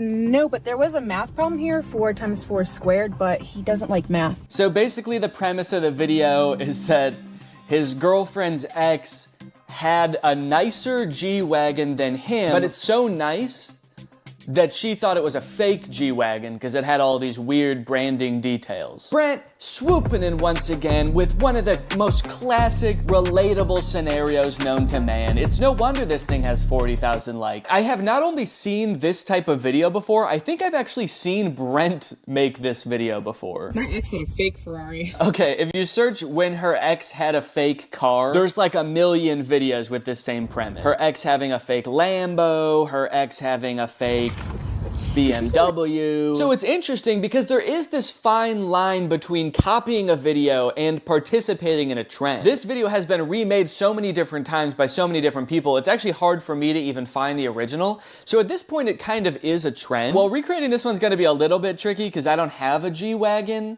And also, I can't rent cars from Turo anymore because I got banned after my Cybertruck review. That's real. I'm not allowed to rent cars on Turo anymore because I think I made fun of the Cybertruck too bad. So I'm gonna have to come up with a bit of a workaround for this. So I recruited Eddie, who happened to be in town, to be the voice behind the camera, and away we went. You ready to film a TikTok, Eddie? I love it. I love making TikToks. I love posting to social media. I love making Instagram Reels. I wanted to be as true to Brent's original TikTok as possible, but due to circumstances, we did have to make some compromises. Like, Eddie couldn't really pretend to be my girlfriend, so he was just my friend, whose other friend has a nicer car, and instead of a G-Wagon, I used Laura's Audi. But overall, I think we pretty much crushed it. We even added in a sort of twist ending, and bada bing. Yo, what's up, brother? You ready to go? Wait, English or Spanish? No, I'm just kidding. Just put the fries in the bag, bro. A level 10 gun. Yo, I'm gonna rizz her up. No, don't. Are you Libby Dunn or just from Ohio? Chad, am I cooked? Never mind, sorry. What's up, brother? Oh, dude, look, a level 10 baddie. You think I have a chance? That's why I'm the Rizzler. That's why I'm wanted for murder. Skibbity, toilet, Riz, Grimace Shake.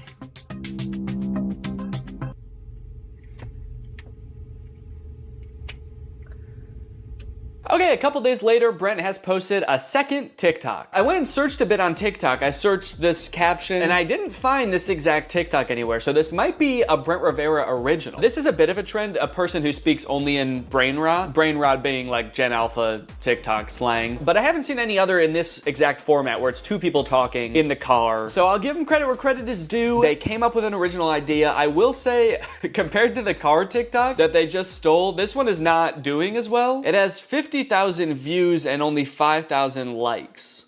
I was not thrilled to replicate this one. It was a little bit tough to get through. Not that the TikTok's like that bad. I actually thought that this dude Dom did a pretty good job. His delivery on some of the lines is pretty funny, like when he says, "Chat, am I cooked?" after trying to hit on a girl. Chat, am I cooked? I thought that was kind of funny. It didn't feel like a video I would make, so it just felt very unnatural to me. But anyway, let's go ahead and post it. So if Brent took inspiration from a different TikTok, it probably had like millions of likes. And then if Brent's ripoff of that got 5,000 Alright, just wanted to give you an update on the TikTok so far. After posting 2 TikToks, it does seem like people are starting to catch on that I might be copying Brent. Is Danny doing the same videos as Brent Rivera? So, you caught me. Yes, I am. So 2 videos in and people are already figuring out that I'm just copying Brent. So that just goes to show that if you want to copy other creators online, it's not gonna take very long for people to start noticing that you're doing that. I guess people were like, well, the first one could have just been a coincidence, but once you do it twice, then it's a pattern. And 3rd time is a charm. Once I do this 1 more time, people will be charmed by my videos. Another interesting note is the TikToks are doing really well. The first one almost has 2 million views, the second one 2.3 million, and I think they both have more likes even than Brent's TikTok. This one has 300,000, the second one has 500,000, and Brent's TikTok, oh, wait. Oh, did Brent? Oh, okay, Brent deleted his TikTok. I guess it wasn't getting enough likes. That's crazy. He just deleted it because it wasn't doing well enough. That's actually pretty surprising, though, that it didn't do well because mine did great. Mine has 500,000 likes. I don't know, Brent. I would post it again, honestly. This one's crushing. So now that I've posted 2 TikToks and Brent has posted 2 TikToks, but he's deleted one of them, it's kind of like I'm more Brent than even he is. And would you say that's a good thing? You know, I never thought it could be so cool to be just like Brent. In a way, my new content strategy was even better than his. It seems like so much work to scour the web to find content to steal, but all I have to do is just steal everything Brent makes. It feels like I've got some kind of cheat code, like those websites that let you see senator stock trades. The work has already been done. All that's left to do is profit. As a content creator, I put so much pressure on myself to be coming up with video ideas all the time, so it's nice to just kick back, relax, and let Brent do all the work for a change. Maybe I could keep this up for even more than a week. Maybe I could do a month, even a year. The day that I have been long dreading has finally arrived. Brent has posted a YouTube video. He actually posted it 4 days ago, but then the weekend came and I didn't want to work on it on the weekend, and then a couple more days passed, so he actually posted it a few days ago, but I'm gonna recreate it now. It's called I Exposed the World's Most Evil Babysitter. Today, I'm exposing the world's most evil babysitters. These babysitters are so evil, they're banned from literally every website. They're banned from Yelp? I can understand them being banned from specifically babysitter websites, like you shouldn't be able to book them through babysitter websites. But being banned from Yelp? That seems kind of counterproductive. I think we should keep them on Yelp if they're really that bad. I'm gonna be exposing the babysitters to their parents in hopes of getting them fired. They're going into these homes with the evil babysitters, and they're gonna expose how evil they are. That way the parents will fire the babysitter. You would think that being banned from every babysitter website would be enough for these parents. Like, I don't know why Brent needs to come in and prove it to them. Let's skip forward and see what kind of evil stuff this babysitter's gonna do. This review says she super glued a kid to the toilet because he wasn't doing his homework. Ow! Well, that's a crappy situation. Oh, that's kind of a crappy situation. Child abuse. Yeah, that's not good. And things were bad right from the start. Can you believe these people? What am I getting honked at for? A-hole! I like that this evil babysitter is just an elderly woman that doesn't drive well. She's evil! You know, just watching her, she knows damn well how to drive. She's just doing this on purpose. And then a lot of the video seems like Brent and his friends pulling pranks on these babysitters. So they may be evil, but you know, Brent is kind of fighting fire with fire. 2 wrongs doesn't make a right, Brent. You all leave! Okay. Now! So stand in the corner. Why is my daughter in the corner? Okay, so they throw a fake party to get the babysitter mad at the kid so that the babysitter yells at the kid, and then they have the parents come back in after the party has left to be like, look, she's crazy. They had a party, a mariachi party. She's yelling at this girl for throwing a party. There's no party here. So it seems like in this one, they've basically framed the babysitter. So I'm gonna have to recreate this video, at least the title and thumbnail. But luckily when Brent copies a video on YouTube, he usually doesn't copy the actual video. He just copies the title and thumbnail. So I can kind of do the same thing. I can use the same title, same thumbnail, but then make the video itself kind of about whatever I want. So I thought about doing a commentary on the world's most evil real babysitters, but then I started to read up on it, and it was way too depressing for a comedy video. I don't know if you guys have ever heard of this crazy website called The News, but there's some crazy stuff on it. Anyway, I found this YouTube channel called Generation Hope that basically makes low-budget Darman style videos, and they had one about an evil babysitter, so I got to work filming a video about that. Then I took a picture of myself for the thumbnail and uploaded it to my second. That night I couldn't sleep. I couldn't help thinking about something I'd said earlier that day. Two wrongs doesn't make a right, Brent. I thought by stealing content I could have some fun, grow my following, and most importantly, to be honest, kind of give Brent a taste of his own medicine a little bit, but is it worth it? That night, Brent posted 2 more TikToks that I was supposed to steal tomorrow, both stolen from other creators, and sure, if I stole them, it could be really awesome, and I could get a ton of views. But the TikToks are so similar to the original that I wouldn't just be stealing from Brent. I'd be stealing from the person he's stealing from, too. Would I be giving Brent a taste of his own medicine, or would I be giving the original creator a second taste of Brent's medicine? I've already gained 50,000 followers from the 2 TikToks I've posted. Stolen TikToks. What am I gonna do? What am I gonna do? Alright, I do have to recreate these 2 final TikToks in order to complete the challenge. But I need to do so in a way that doesn't affect the original creators. So, I'm gonna recreate the TikToks, I'm gonna edit them together, and then I'm just not gonna post them. There we go, perfect. Okay, so this video is called POV Your Older Sibling is Being Nice.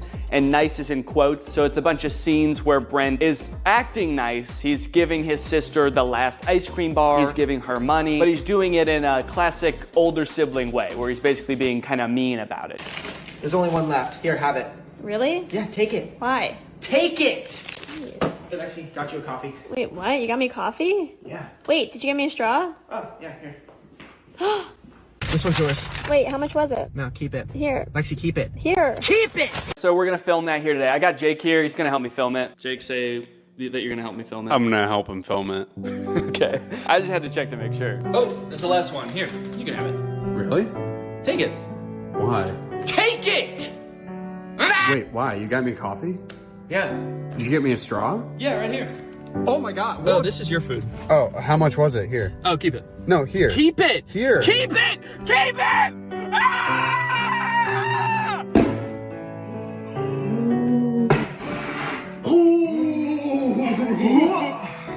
You missed.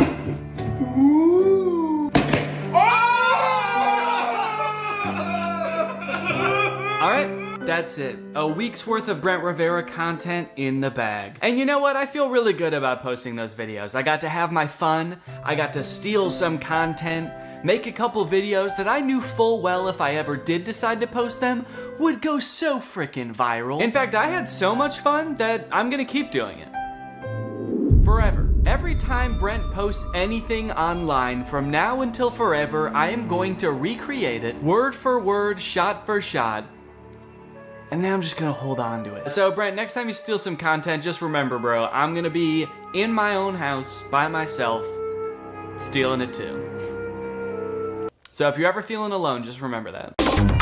Brent, if you're watching this and you somehow made it this far into the video, I could understand seeing all these people criticize you and having the mentality that these people are just haters, these people are just jealous. But look, man, I don't hate you. I understand you're just making videos on the internet. It probably doesn't seem like the biggest deal in the world to copy other people. Do I think you're an irredeemable person or even like the most evil person on YouTube? No, of course not. Do I think that you frequently make shady decisions to further your career? Yeah. We're both successful creators and we've both been doing this for long enough that we should be driving forces of creativity on this platform, or at the very least not using other smaller creators as rungs on a ladder to advance your own career. Maybe you don't particularly care about getting respect from other creators and literally the only thing that you're prioritizing is your bottom line. Or maybe you feel like you're making a difference in the lives of the kids who watch your videos, and so in your mind that justifies being able to do whatever to get to that position. From watching your videos, I do get the sense that you have a good time making them. I feel like if I was you, my favorite part of the job would be like getting on camera with your friends and goofing around. You probably like the parts of your job where you're coming up with funny ideas of what to do in your sketches. And I honestly would have no problem with your content if you just focused on doing that. I can tell you from experience, and I know a lot of other YouTubers feel the same way, that the more you try to exploit the algorithm or trick the system into gaining followers, like this game of copying other popular ideas, the more soul-sucking and draining this job becomes. So if you're in it because you like goofing around or you like making an impact on kids' lives, focus on that. That's awesome. I saw that TikTok someone made about you recently that you responded to, saying that your job is like their nightmare job, making content that's relatable to middle schoolers or high schoolers. And you responded with a bunch of TikToks basically saying that, you know, you make an impact on a lot of kids' lives. It did seem like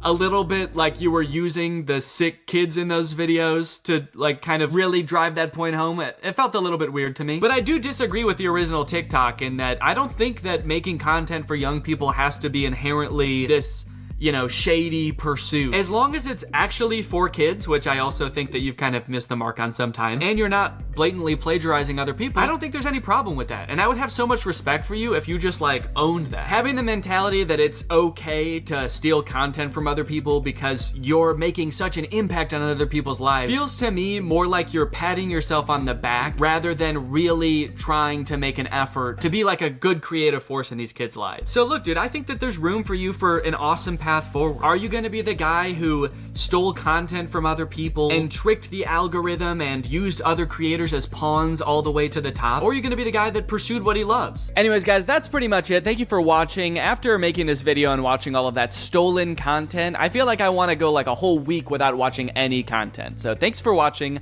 Bye-bye. What's up, Greg, and welcome back to another episode of Please Stop Trying to Give Birth at Disneyland.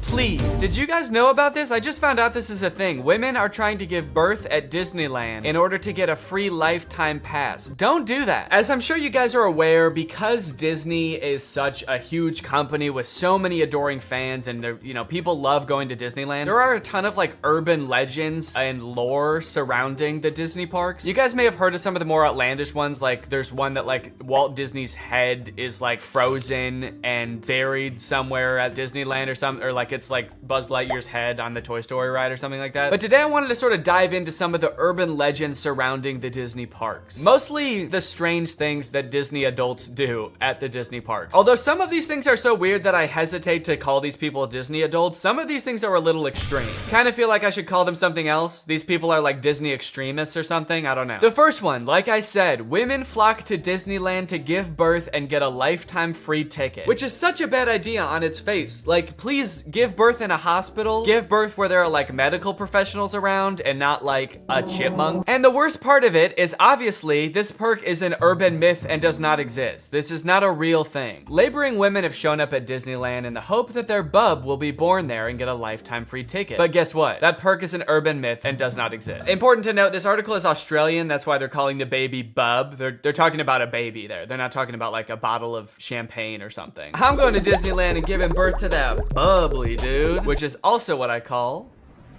having a fart. I just gave birth to a bubbly. As a veteran of the pregnancy game, I know for sure that the journey to motherhood, okay, that's a weird way to say I've given birth before, or that just that I am a mom. As a veteran to the pregnancy game. So you have kids, right? Me? Yep, yeah, that's right. I've done 3 tours of pregnancy. I've seen shit you cannot imagine. The pain, the screaming. Yeah, I've heard childbirth can be pretty tough. The innocent lives lost. Oh. What? The airstrikes. So many civilian casualties. Are we still talking about giving birth? Yes. Laboring women are racing to Disneyland's gates in hopes that if their baby is born there, they will secure their child a lifetime pass. Okay, so the article goes on to describe that there are people that have given birth at Disneyland before, and people have tried to replicate it and give birth at Disneyland, and they've gotten caught, and it hasn't gone well. I do feel like the article is over-exaggerating, though, saying that laboring women are racing to Disneyland's gates. Like, pregnant women have, like, the baby already coming out and they're shoving it back in, like running into Disneyland. There's just like a crowd of angry mothers-to-be banging on the gates in front of Disneyland. Let us in! We must release our spawn! Like making a break to the Pirates of the Caribbean ride to do a water birth. I just feel like they're exaggerating a little bit. I don't know if I would characterize it quite like that. So you're probably wondering how this rumor started. Like, did Disney ever at one point give a lifetime pass to someone whose baby was born at Disneyland? Well, I will let this TikTok explain that. Today in Disney history, the very first Disneyland baby was born. Rosa Salcedo gave birth to a 6-pound,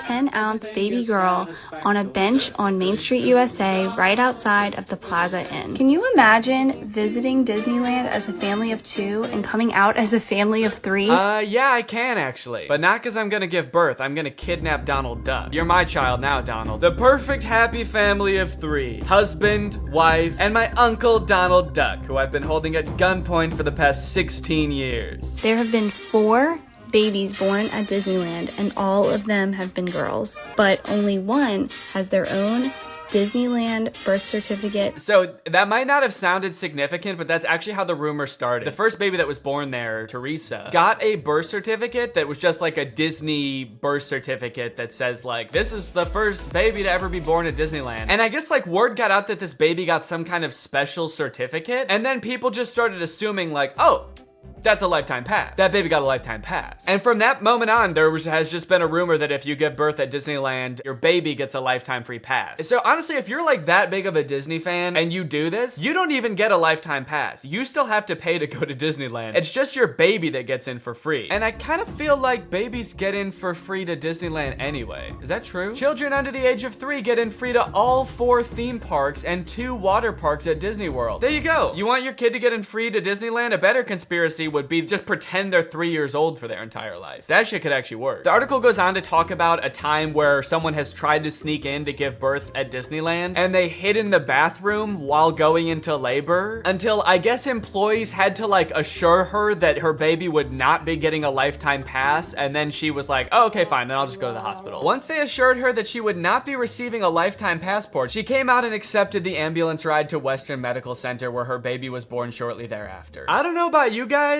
but it kind of sounds like she failed the test. If you know anything about Disneyland, you know how well the cast members there, all of the employees, all the staff, all the people in costumes are trained to like respond to every circumstance. It sounds like you just entered the giving birth at Disneyland experience, and honestly, you didn't make it to the end where you get the prize. It also says that this discussion board, The Laughing Place, has some hilarious forum chats about this topic. So I guess other people have been like sharing stories about this happening on this forum, but when I clicked on it, it turns out that it doesn't exist anymore, which kind of sucks because I wanted to find out more times that this has happened, but honestly, it is probably for the best. Kind of sounds like they were talking about some pretty sick shit in there. You think you're gonna go to a Disney forum and see people talking about like, my favorite movie's Coco, but instead you see people talking about like, I'm gonna give birth inside of Pluto's house. I'm gonna go to Disneyland and get fucked by Goofy, and then Goofy's gonna be the father of my child, and I'm gonna give birth on It's a Small World. And I'm gonna make Elmer Fudd cut the umbilical cord. Is Elmer Fudd a Disney character? I actually don't think he is. But he's gonna be there anyway. And then me and my freak mutant, half goofy, half human child will both get lifetime passes. Free pass for life for my little freak. Passes or not, being born in Disneyland is a pretty cool claim. Yeah, I mean, I guess so. The way this is written, it kind of makes it sound like, so you might not get a free pass, but I don't know, it's worth a shot. You might want to do it anyway, just for shits. I've actually found a little bit of discussion about this on TikTok as well. Quick question, what's stopping me from giving birth in Disney World? Like in the Magic Kingdom, on a ride, in the Epcot ball? I think this TikTok in particular is a joke, but the comments under this TikTok are actually very interesting. I went into labor at Disney. They were not cool about it. And people like responded asking her to elaborate, and she goes on to detail her experience going into labor at Disney. And from her experience, it kind of sounds like the second anybody starts going into labor at Disney now because of this conspiracy, the entire staff immediately flips and like makes it their top priority to get get you out of the park and like to a hospital to give birth. And I guess that sometimes they can be so rushed trying to get you out of the park that it comes off as rude, but obviously they're just like concerned for your health. They also don't want this rumor escalating of like people giving birth getting a free pass. And also it's just like people in sweaty mascot costumes trying to not deliver a baby because that's not their job. So sometimes I guess it comes off as rude. But the funny thing is, from this woman's entire explanation, it sounds like she didn't even know that this urban legend was a thing. So in her head, I guess she just like broke some unspoken rule at Disneyland that she had no idea about and made the entire staff of the happiest place on earth turn on her in an instant, which is so funny to me. Hello there, what can I get for you? Yeah, can I just get a medium root beer, please? Oh, great. Oh, great, another guy here to put his balls in the root beer. What? Hey everybody, this guy right here is about to pull out his big fat balls in front of everyone, in front of a bunch of children, and put his balls in a glass of root beer.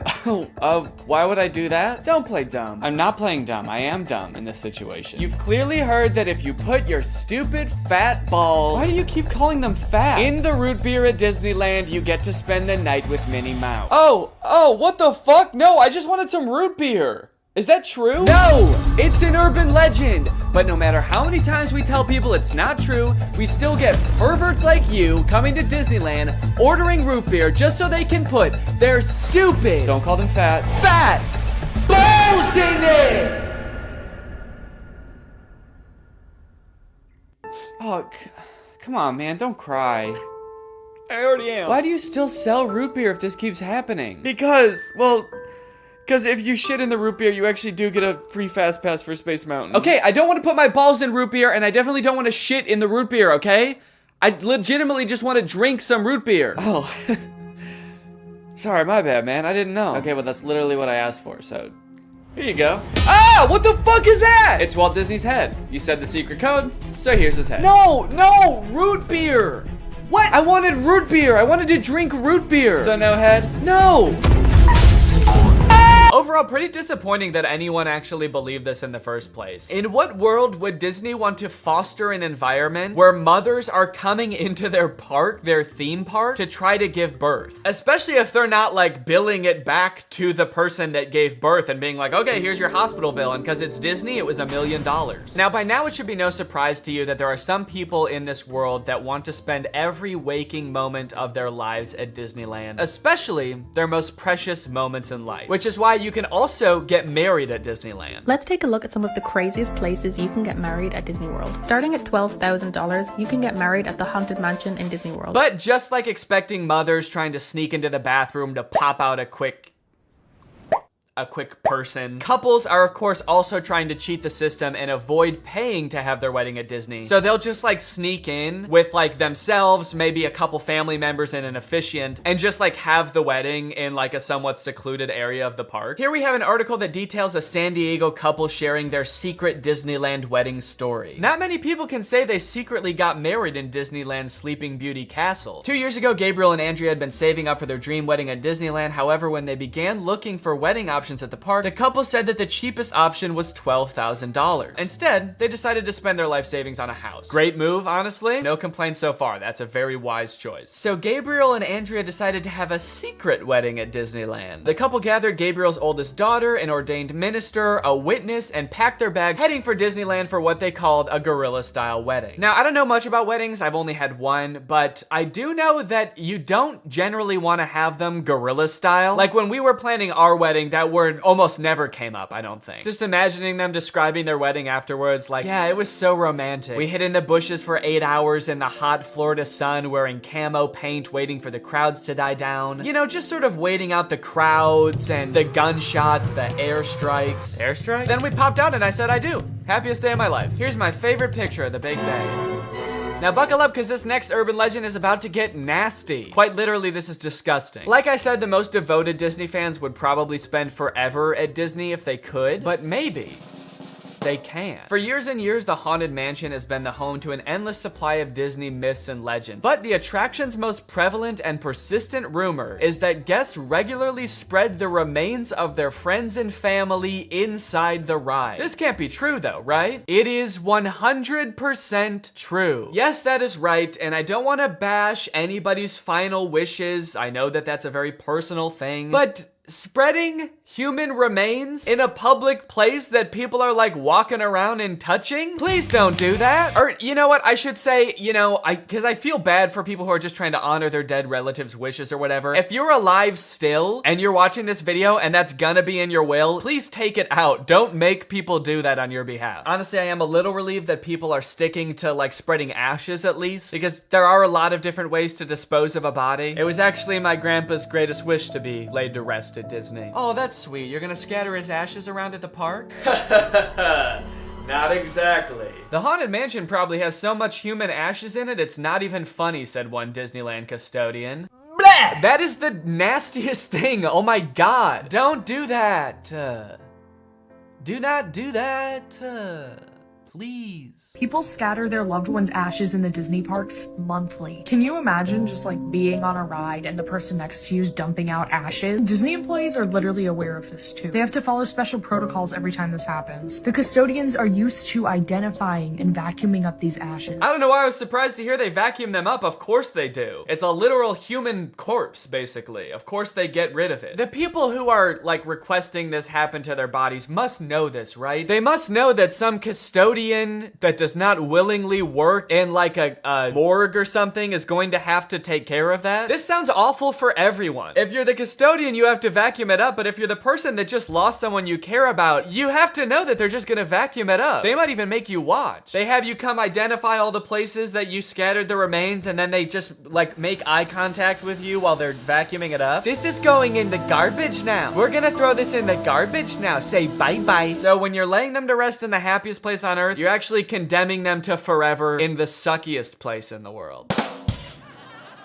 Yes, that is a very funny joke. And people will put them anywhere too. Like flower beds, bushes, the lawn at Magic Kingdom, outside the park gates. Outside the park gates? They'll put this shit anywhere too, outside the park gates, on the highway on the way home, the McDonald's across the street, Universal Studios, shit anywhere. It doesn't really matter. I feel so bad for the employees that have to deal with this, honestly. That would be so scary. Honestly, even as a patron, I honestly like going to Disneyland every once in a while. I think it's pretty fun. But next time I go, I am going to be terrified that I'm like touching human remains at all times. Especially now knowing that they put them everywhere. I'm gonna be eating a turkey leg and wondering like, is this actually some guy's leg? They're most frequently dispersed around the Haunted Mansion, which is kind of perfect if you ask me. Okay, this girl's actually a little bit too into it. But now this whole ashes thing, which is not really an urban legend, is actually true, has actually spawned urban legends out of it, as you can see here. Have you heard of the legend of the crying boy at the Haunted Mansion in Disneyland? The story goes a mother spread her son's ashes without permission from Disneyland, and you can see him crying as you're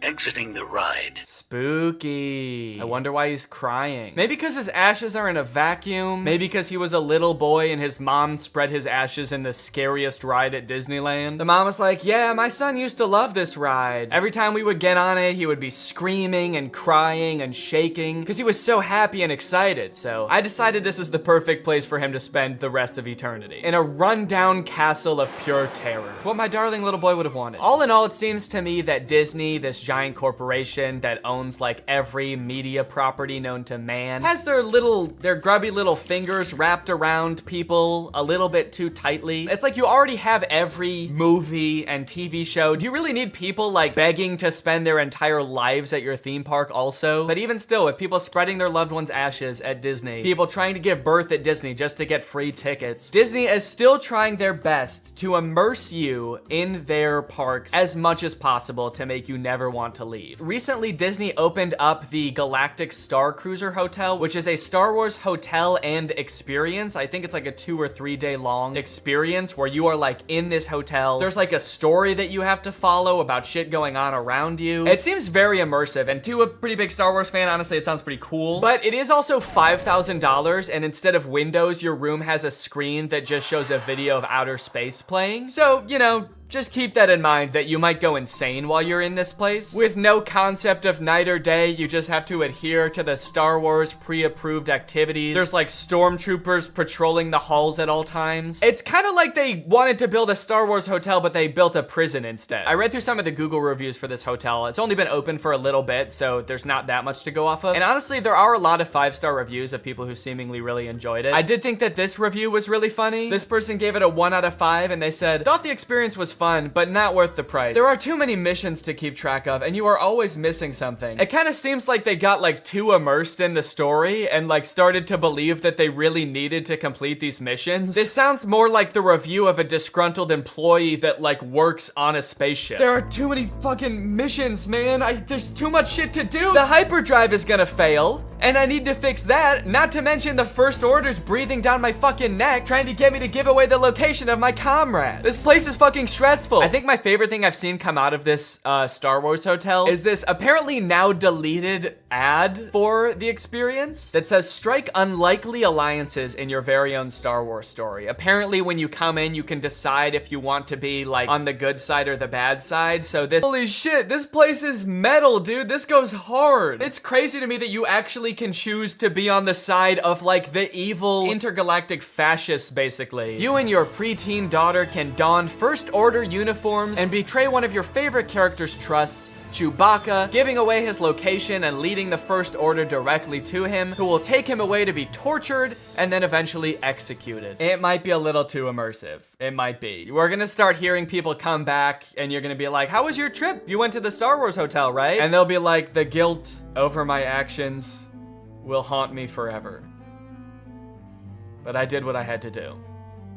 It was honestly fucking sick. I loved it. And honestly, like, if someone offered to bring me there for free, would I go? Yes, I probably would. Yeah, honestly, I would like to go 100%. I would like to go. And as if living in an intergalactic day life is curated by Disney. Oh gosh, I feel like we have so much chemistry together. Me too. This has been great. This date was a lot of fun. I really haven't connected with anyone like this in a long time. Fantastic. How likely would you be to recommend this experience to a friend? What? On a scale from 1 to 10, how would you rate my performance? Performance? I thought you were just like genuinely interested in me, like romantically. Oh, perfect. So a 10 then? I really opened up to you. And you opened up to me. That's all just part of the story living experience. It's Disney magic. So that whole story you told me about how sad you were that you had to release your pet into the wild because it had grown to be wild. That was the plot of The Fox and the Hound. What the fuck is wrong with you? Thank you for riding Disney's Love Connection. Please make sure you pick up all your belongings as you exit the ride. Are you an animatronic? Please do not try to fuck any of the animatronics. Are you all animatronic? Have a lovely day here at Am I the only person that lives here? Anyway, that's the end of the video. It's time to talk about our sponsor. What's up?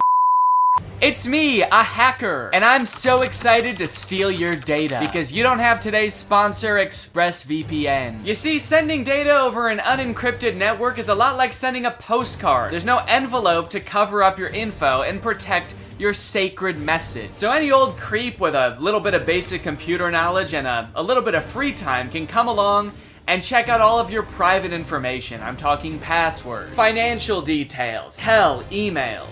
I'm gonna look at all of it. I'm doing it right now. Hey guys, I was just kidding. It's just me, Danny. Well, I wasn't kidding about most of it actually. Just the part about me being a hacker, but the rest of it is true. Oh, there's not enough light on my face now. Can I just sort of illuminate my face with this? Luckily, today's sponsor, ExpressVPN, is here to help. Because ExpressVPN encrypts all of your network data with their best-in-class encryption. It would literally take a hacker using a supercomputer billions of years to crack this encryption. ExpressVPN has the fastest speeds out there. They've got 24/7 customer support, and ExpressVPN is extremely easy to use. You can fire it up and get connected with just one click. I've got ExpressVPN on every device that can have it, just to have a little bit of extra peace of mind when I'm out and about, especially on public Wi-Fi. So if you want to find out how you can get 3 months of ExpressVPN for free, then head on over to the link in the description. That's expressvpn.com/Danny Gonzalez. That's expressvpn.com/Danny Gonzalez. Thank you, ExpressVPN, so much for keeping us safe, but also sponsoring this video. Thank you to you guys for checking out ExpressVPN. When you click on the link, it really helps to support my channel, so thank you for that. All right, thank you guys for watching this video. I hope you enjoyed it. If you're new here and you're not subscribed yet, make sure you subscribe and turn on my notifications to join Greg. Greg is what I call my army here on YouTube. We are a ruthless army whose violence and terror knows no bounds. Please subscribe and turn on my notifications to join, and I will see you next time. Bye-bye. What's up, Greg? I'm sure we've all seen the genre on YouTube by now of YouTubers flaunting their wealth. I feel like every couple weeks we get a new like FaZe Rug house tour, or like Jeffree Star gets a new Lamborghini and we all have to look at it. But unless you find yourself sitting on the couch with nothing to watch on YouTube at like 7 p.m. at night every night, you might not have fallen down the same rabbit hole I have, which is like insane opulence YouTube. Granted, FaZe Rug, he is rich. Jeffree Star is even richer, but these videos by this dude Producer Michael are like on a completely different level. Producer Michael is so rich that I think he would consider David Dobrik poor. Basically, he runs a YouTube channel where he goes around and sort of explores the finer things in life. He goes to jewelry stores to look at like really expensive watches. He goes to like $100 million houses to do tours. And I think my favorite thing about Producer Michael is that while you might think that like just by being this rich, you would be qualified to talk about like really expensive watches, like, oh, he must know all about this kind of stuff.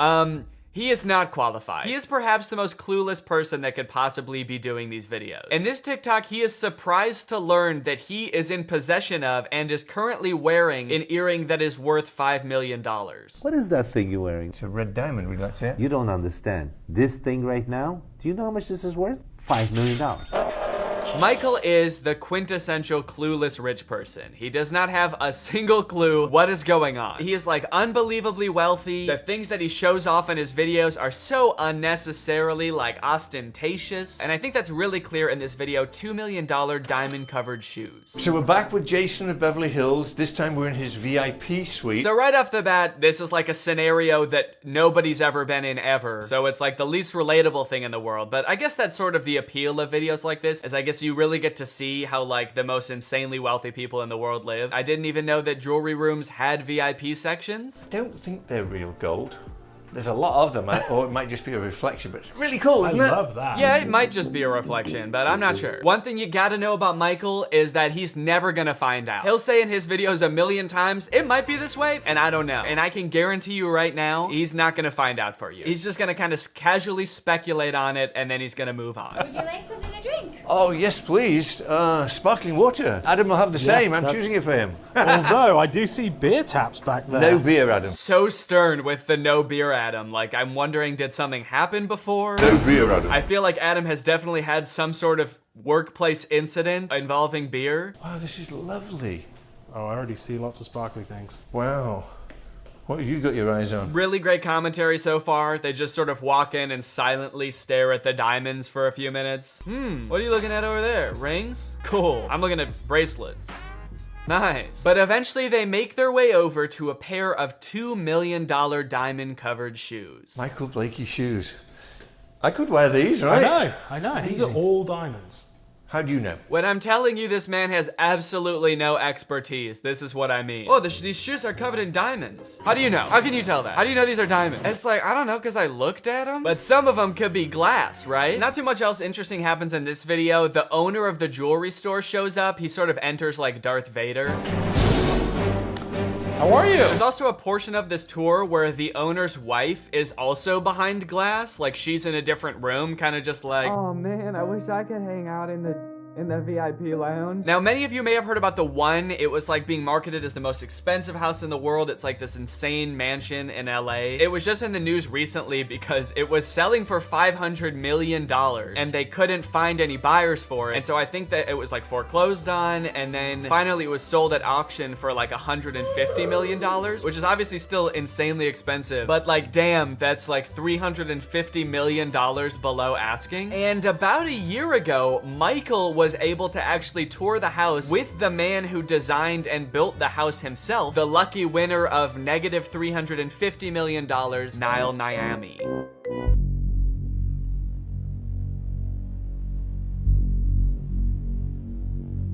They make it seem like this house is gonna be the coolest thing you've ever seen. Like we're about to see some really sick, like Bat Cave type mansion. But I gotta be honest, This house is so boring. Basically, if you can picture every modern mansion in LA, like the white tile on the floor and everything looks like angular, this is a Minecraft house. It's just a really big version of it. There it is. In all its glory. This house is so big it makes my stomach churn. The whole time I was watching this tour, I was kind of just like, I would feel so stressed living here, knowing that like on any given day, honestly in any given month or year, there's no way I could possibly utilize all of this house. A couple weeks ago, I bought this candle that I put on my desk, and then afterwards I realized that I don't really like how it smells that much, and so it's just been kind of sitting here, and I've burned it a few times, but just it sitting here is like making me feel bad for buying it, because I know I'm not really not gonna use it much. So to imagine a house that costs probably, I don't know, like 5 billion times as much as this candle, I can't do the math in my head that quick. It's a very stressful thought, and it really makes you wonder, who is buying this house? Who thinks they need this house, you know? And in case you're wondering, it is like the owner of Fashion Nova who bought it. That's who bought it. So we are at the largest house in the urban world. And what gets better than that, we are with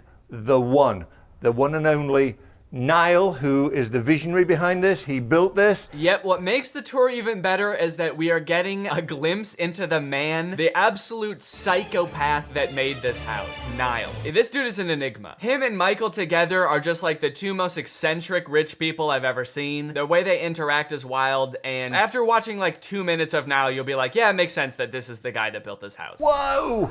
Guys, I have never been in this house before. This is the first time walking through the door. Really great commentary, dude. You've just entered the most expensive house in the world, and the only thing you can say is, I've never been here before. And that's pretty, and I have no further comment on the matter. Like, how does this guy get these gigs, man? He does not know anything about anything. Wow, holy shit, this place is big. So that's the tour then, and I get to go home. Oh, there's more rooms? Oh, sick. It's like watching a cooking competition show, but like that master chef or whatever is trying everybody's dishes, and he's like, I've never eaten cake before, but this is good. This is cake. Yeah, it's pretty good. Is all cake like this, or is cake usually better than this, or this is good cake? Yeah, I like it. The house is surrounded by water, so we have little moats, and we have a total of 7 water features and swimming pools combined. But this office, you'll see every single wall in this office touches water, so it's like it's floating. Yes, that's exactly what I want when I pay $500 million for a house. I want to look out the window and see what looks like a mall, like wishing fountain. Is it just me, or is this like the ugliest like water feature in a house you've ever seen? Like the tile grout already has like a ton of dirt in it. There's like a filter thing right here. I feel like they could have done more to make this look nice. Also,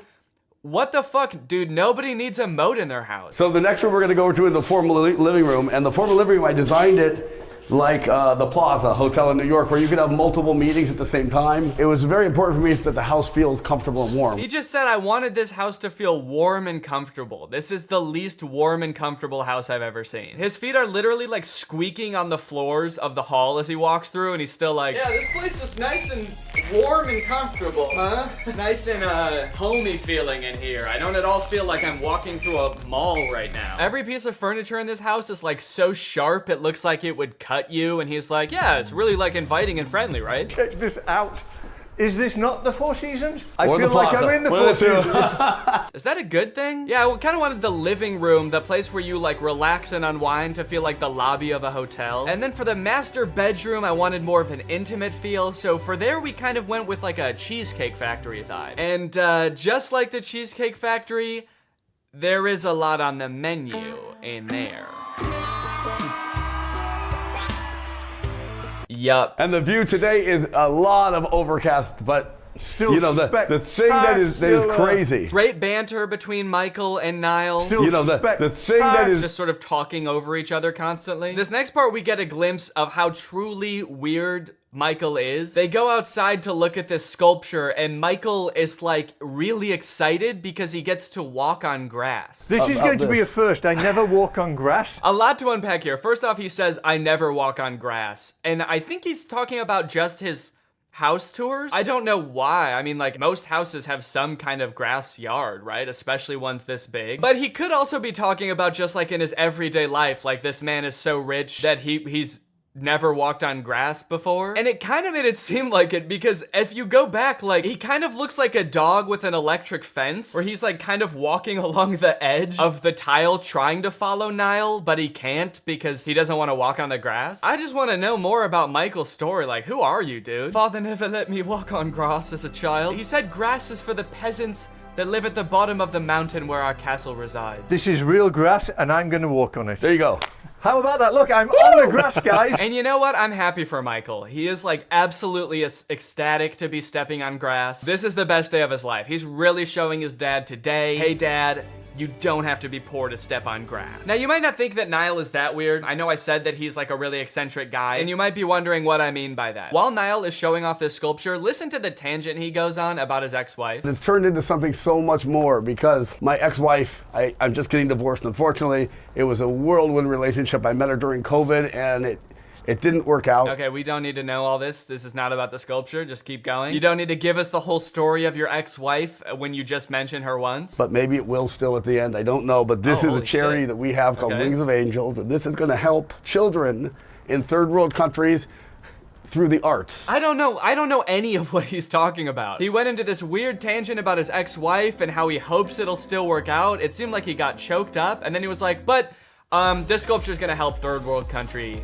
kids. And that's really what it's all about at the end of the day. So this is my artwork, and I have one in a glass case in my other house that says giraffe, anatomically correct giraffe skeleton. So this guy has an anatomically correct chrome giraffe skeleton in this house. As you'll see in a bit, in his own house, he also has like the same thing but in gold. This dude is really into giraffe skeletons. I don't know if he thinks that makes houses seem more warm and friendly to have like a giraffe carcass towering over you at all times. And then there's also a nightclub in the bottom level of this house. This is the nightclub. Look at this. Shall I do the reveal? Okay, here's the reveal. It almost feels like he like wanted the house to be a certain amount of square footage, but then like ran out of ideas of how to fill the space. So he got like 50,000 square feet done. And then for the other 50,000, he was like, I start putting like businesses in here. I don't know. Nightclub, sure. If you go another level down, it's like an Amazon fulfillment center. Well, Paul McLean was the architect, but everything in this house was generally all of my ideas. We know. It was your idea. We know. It's very believable. You don't have to explain it further. We know. You killed the giraffe and you came up with a nightclub idea. This is the community bath. So this is the her side. This is the toilets and this is the sinks. And see these plates right here. Why does Michael storm into the bathroom like he's looking for someone? Niall's talking, he just like books it to one of the stalls and is like, who's in there? Michael's actually on a secret mission right now. He's on a reconnaissance mission looking for this dude's ex-wife. We know she's hidden somewhere in the house. You've got to find her, Michael. Oh, okay. Really interesting house. Yeah, I like this place. Found ya! Oh, shit. These are the urinals. And I'm gonna have cameras here looking at the guys. You're gonna have cameras? Cameras looking at the guys putting the image in the girls' bathroom. Out of the box thinking. Out of the box thinking. You see, most people wouldn't think to do that because it's illegal. But I'm thinking outside the box of what is like morally acceptable. It's a normal thing like a guy would do. Now I'm thinking like the girl. Get in the back for a minute. He's like, you know how that's a thing that guys are always doing? A thing that all guys are doing? And it's like, no, not really. I don't think all guys are doing that in nightclubs. And he's like, yeah, you know how I'm always doing that? You know how I'm always putting cameras in the girls' bathroom? Well, now I'm gonna do the opposite. I'll show you the theater. Where is the theater? Wait. It's very hard. We just saw the real Niall for a second. Oh, where is the theater? Shut the fuck up! You speak when you're spoken to. Or, it's over here. Hard to see this because my ex that I met 8 months ago, I married. It didn't work out because she's from Argentina. She doesn't listen to me, blah, blah, blah, blah. He said it didn't work out because she's from Argentina and she doesn't listen. Hey guys, real quick, I have new merch and also there's a big sale going on in my merch store right now until December 1st. And 4 random orders during this sale are going to receive one of the physical drawings that I did in the fake AI video. So if you want to check out the new merch or get some discounted merch, then head on over to dannygonzalez.store. And now here's the video. Fashion changes fast. Like really fast. Looking at this picture of myself wearing a V-neck and cargo shorts feels like looking into an old photograph from the 1910s where like everybody in it is dead now. But believe it or not, This picture was only taken 2 weeks ago. That's how fast fashion trends change. Remember that weird t-shirt I was wearing at the beginning of this intro? I've already thrown it into a landfill. That's how fast fashion trends change. Styles change so quickly over the years, it feels impossible to predict what is going to be popular next year, let alone like 30 years from now in say 2050, which is scary to me because by then I'm gonna be old, I'm gonna be falling out of style, but luckily, some experts think they've already figured it out. I found a few articles claiming to predict what the fashion of the future will look like. And if I can just buy all that stuff now, then I can become the ideal man of the future today. So my goal is to go through each of these 3 articles and craft one outfit based on what each one predicts. That way I can cover all my bases no matter what the future looks like. And then we can decide together which future we would most like to live in. Okay, this is an article on a website called Dream Zone, and it's called 2050, the fashion of the future. Adaptable wearable technology. Most of us will live close to the printing house or have a 3D printer at home. Huh? What is this about everybody living close to the printing house? Like Kinko's? I do mess with the idea of 3D printed clothing though, that's kind of sick. The idea that everything you own can fit perfectly because it's like 3D printed, custom to your body, is kind of cool. Socks will recycle themselves.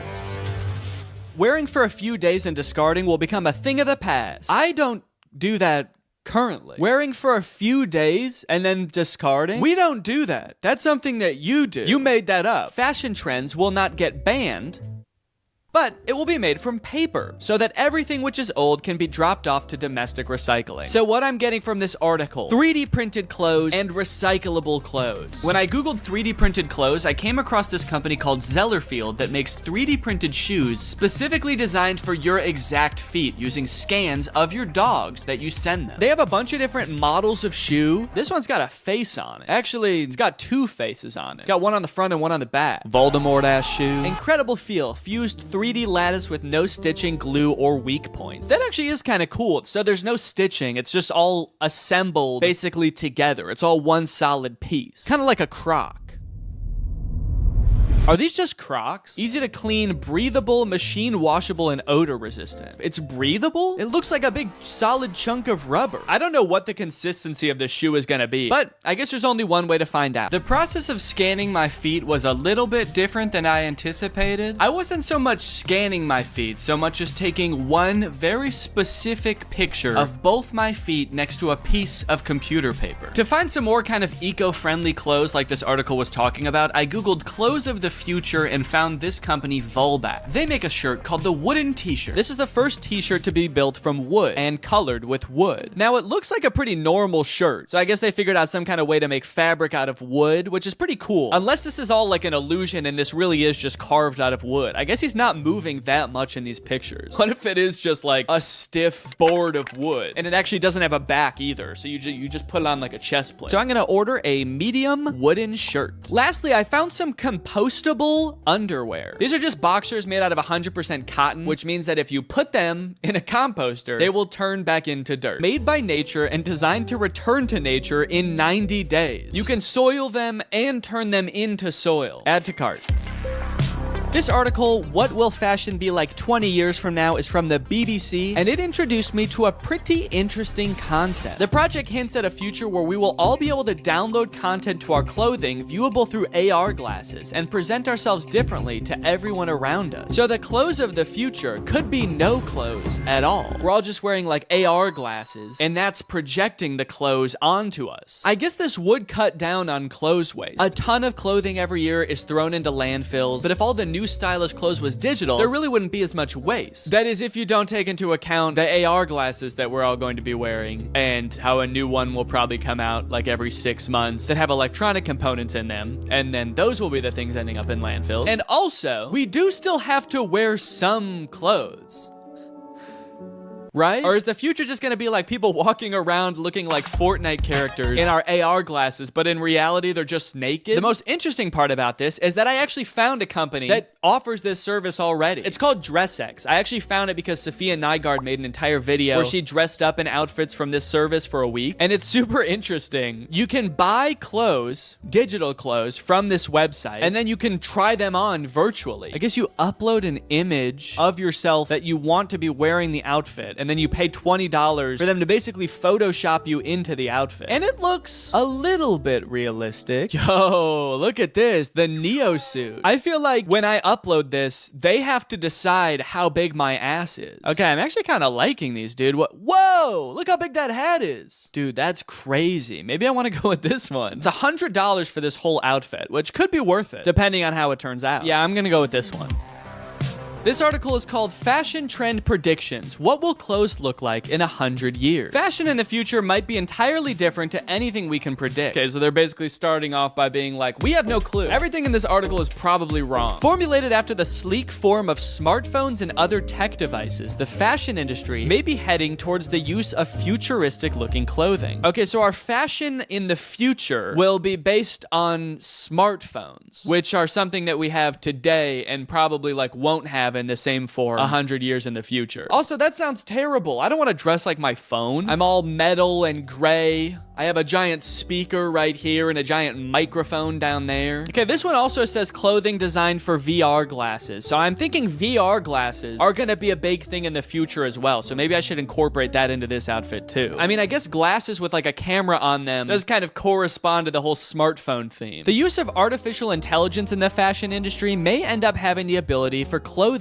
to change colors, temperature, and size. Wait, doesn't that already exist? I swear I've bought a shirt from like a gift shop on vacation before that changed colors if I was in the sun. Okay, so for this version of the future, here's what I found. Some augmented reality sunglasses. I didn't even know technology was this far, first of all. AR technology? They can just make them in sunglasses now? You can just sit down with your sunglasses and be in front of a giant theater screen. Why does this feel like this is a scam or something? It has 1,500 ratings and it has good reviews. So I'm gonna get them, honestly. I'm honestly kind of just curious and I want to try them. Next up, remember how I said giant speaker right here? Giant speaker right here. This is a Bluetooth hat. Plays music out of it. It's only $15. It's incredible. And then I don't know, like a color changing shirt, but maybe I can get some kind of like metallic pants or something to go along with it. And that'll kind of complete the look. With 3 futuristic outfits chosen, it was time to start testing them to see which future I would most like to live in.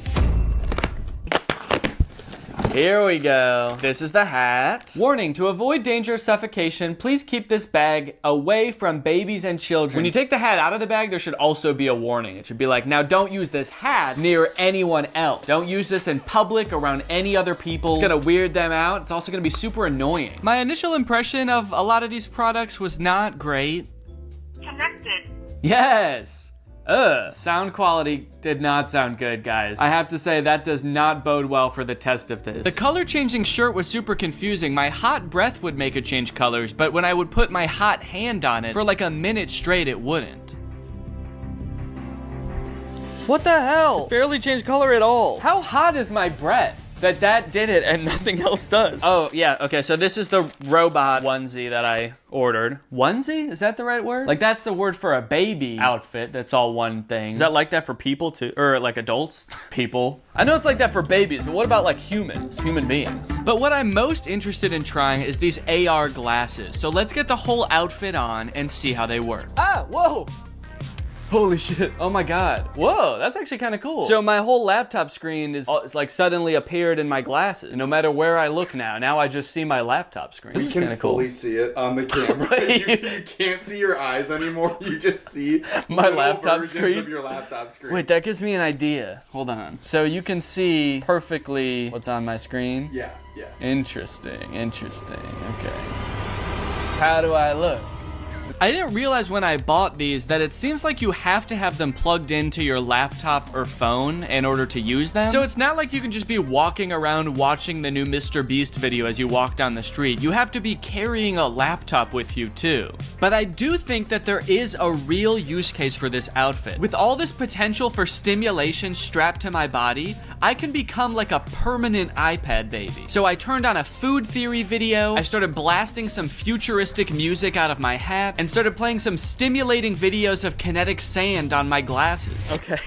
Oh, this is crazy. The image of the kinetic sand is way bigger than the TV. So there's like a one TV with matte pad on it, and then a way bigger translucent TV with kinetic sand playing. I can't really imagine a use case for these glasses. It's pretty awful, actually. So much stimulation that everywhere I look, all I see is kinetic sand being cut. And it's also kind of making me nauseous. So I think I'm gonna go get some water. Luckily, today's video is sponsored by Air Up, which is a great and unique way to meet your daily water requirements. You see, guys, while you just fill up your Air Up with regular old tap water that your government provides for you, when you put on a scent pod and you activate it like so, pop it right into place, suddenly the water has taste to it. And I'm talking good taste. This scent pod I got on here is raspberry lemon. So when I drink through my Air Up, air travels into the scent pod, out through the nozzle, and into my mouth, creating a flavor experience like I'm actually drinking something flavored like raspberry lemon. But it's not actually adding any chemicals to the water. I like this because I like drinking a lot of water, but sometimes water can be a little bit boring. I want to spice it up with a little bit of flavor, but I don't like adding in chemicals, sweeteners, artificial sweeteners to my drinks. This doesn't add in anything, it just adds in scent. It's science. And it just seems like you're tasting raspberry lemon, which is a pretty good flavor. And guys, it's the season of giving, so what better time to give a family member or a loved one a gift with taste? Which is why, Jake, actually, I have a surprise for you. What? For doing such a good job filming this video right now, I got you this. Oh my God! And there's actually an Air Up in here too, it's not just the box. So there you go. And I also got you your favorite flavor, cherry, to go along with it. Oh my God, that's my favorite flavor to go along with it. That's what I just said. Yeah, sorry. Air Up is a great gift for anyone who likes to drink water, which is everybody because you need water to survive. And from November 20th to the 27th, you can save up to 40% on all orders. That's because they've got Black Friday and Cyber Monday deals going on right now, and it is their biggest sale ever. So if you want to check it out and get a family or friend or a loved one a gift with taste this year, click the link in the description, get up to 40% off on all orders. And now, so I was just watching more videos about Air Up on here. So cool. Thanks to Air Up for sponsoring this video. Now back to the video. For the virtual outfit, before I even purchase it, I have to take the picture that I want them to Photoshop me in, because that's part of the checkout process, is uploading that picture. So that's what I'm gonna do right now. Now, the outfit is so kind of edgy and dangerous looking that I gotta pick a cool location for it. So that's why I'm out and about. I have to find a cool location for it. The big issue with that is that the top is like a mesh top, which would usually be worn with nothing underneath, so that you could kind of see, you know, my belly button, my nipples, whatever. But if I'm looking for a cool location, that's gonna be a public location, and if I'm in public, I'm not gonna be walking around taking pictures with my shirt off. Filming in public is already embarrassing enough. I don't need to take my shirt off. But look, I'm wearing like kind of a skin-colored shirt. Maybe they can just Photoshop my shirt off anyway and give me like rock hard abs. That would be sick. So I'm just gonna take a picture and send it to them and see what they do. I'm just wearing regular clothes. I'm wearing jeans and a t-shirt and shoes. And so I'm just gonna try to find like an edgy location to take a picture of myself. Well, I took a little walk and I looked around and I found this. A skate park. Also the smallest bleachers I've ever seen to watch people at the skate park. Guess they're not anticipating like a ton of spectators at this skate park. It's actually kind of sad. Yeah, only 4 people are gonna be watching you at a time here, man. All right, don't get too excited. So I think this is about as edgy as it gets, really. I think I can kind of be leaned up against the fence here, contemplating my life. The description on the website also said that this outfit is supposed to represent like a post-apocalyptic Nordic archipelago or something. An archipelago is like a cluster of islands, and I don't know if anything quite exemplifies a dystopian archipelago quite like a skate park. So let's take this picture. There's also people on the roof behind me. I hope they're not watching me film this. Are they watching me? It took me a little bit to figure out exactly what kind of person wears this outfit, but after a few pictures, I think I figured it out. And once I got the picture I desired, I sent it to DressX, and within 2 business days, I had my finished photo. Okay, let's go ahead and see this photo. This link looks unusual. Be sure you trust the link before you open it. What do you mean unusual? Seems like a pretty normal link to me. Do you think Google Chrome can see the photo? You're not gonna want to open this picture, dude. The picture in this link looks very unusual. Okay, very, very interesting. I like it. I like it a lot. This is... Wow. Yeah, I mean, it looks like I'm wearing the outfit. I'll give them that. I like that they left my Apple Watch on. And my shirt. This has got to be the dorkiest anyone's ever looked in this outfit. I sent the picture to Laura. I was worried she was going to say it looked super fake and also would hate the outfit. But it turns out she loves it. Eventually, I'm going to post this picture on Instagram to see what everybody thinks. But before I do that, I have to get pictures of the other outfits too. So without further ado, here's the next outfit.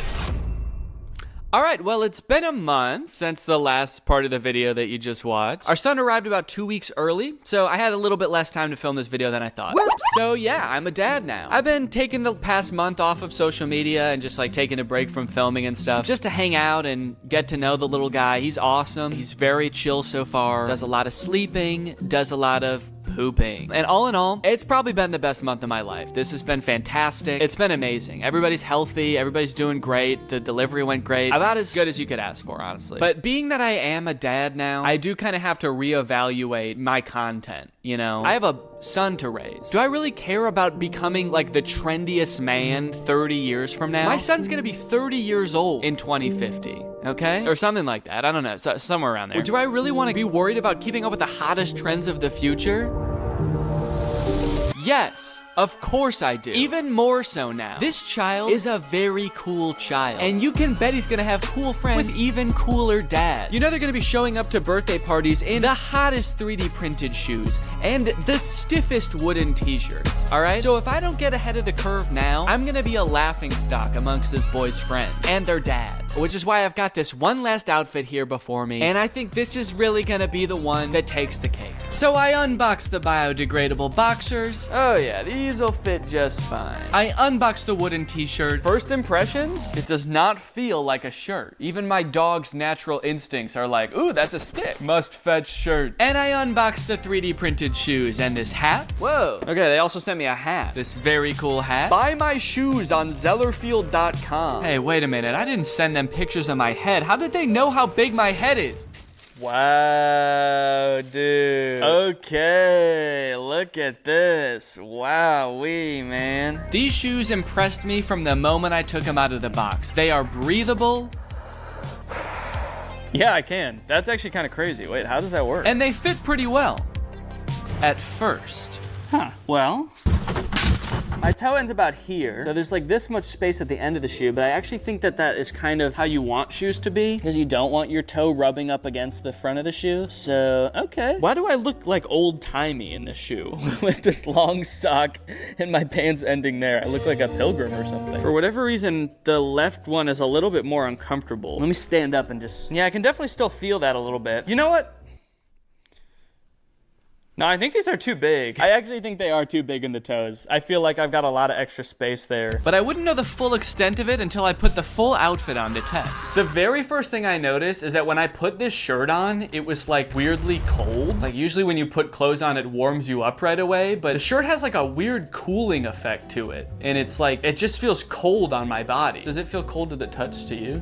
Yeah. Yeah, it's like frigid. Is wood supposed to be cold? I guess it does kind of feel the same temperature as this door. Take that as you will, I suppose. The shirt is very stretchy. It's this weird combination of stretchy and stiff, which doesn't sound like would be possible, those two things together, but it is kind of stiff and like starchy, I guess I would say. It's kind of just like crispy. Wait, why is it white there? Does this shirt change color too? Or did I just fuck it up somehow? The shoes, now I gotta be honest, I don't really feel like they fit that good. As I step, like it kind of feels like my heel could come right out of the back of the heel a little bit. I mean, you can for sure see that there's a good amount of space there. I'm worrying a little bit more every day about what they did with those pictures of my feet, if not make shoes that fit properly. They're like, sick, something we can jerk off to when we make this guy's shoes. The boxers are pretty comfortable, I will say. I put them on, I was like, I'm gonna wear these again. Rest assured, they are on. If you were to plant me in a pot of soil for 90 days, let's just say I wouldn't be wearing underwear anymore. And I'd also be very cold and wet. I decided to do a little bit of light jogging to see how the shoes would feel in action.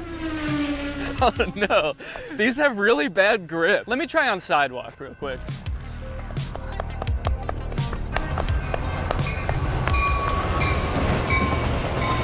Great, sorry.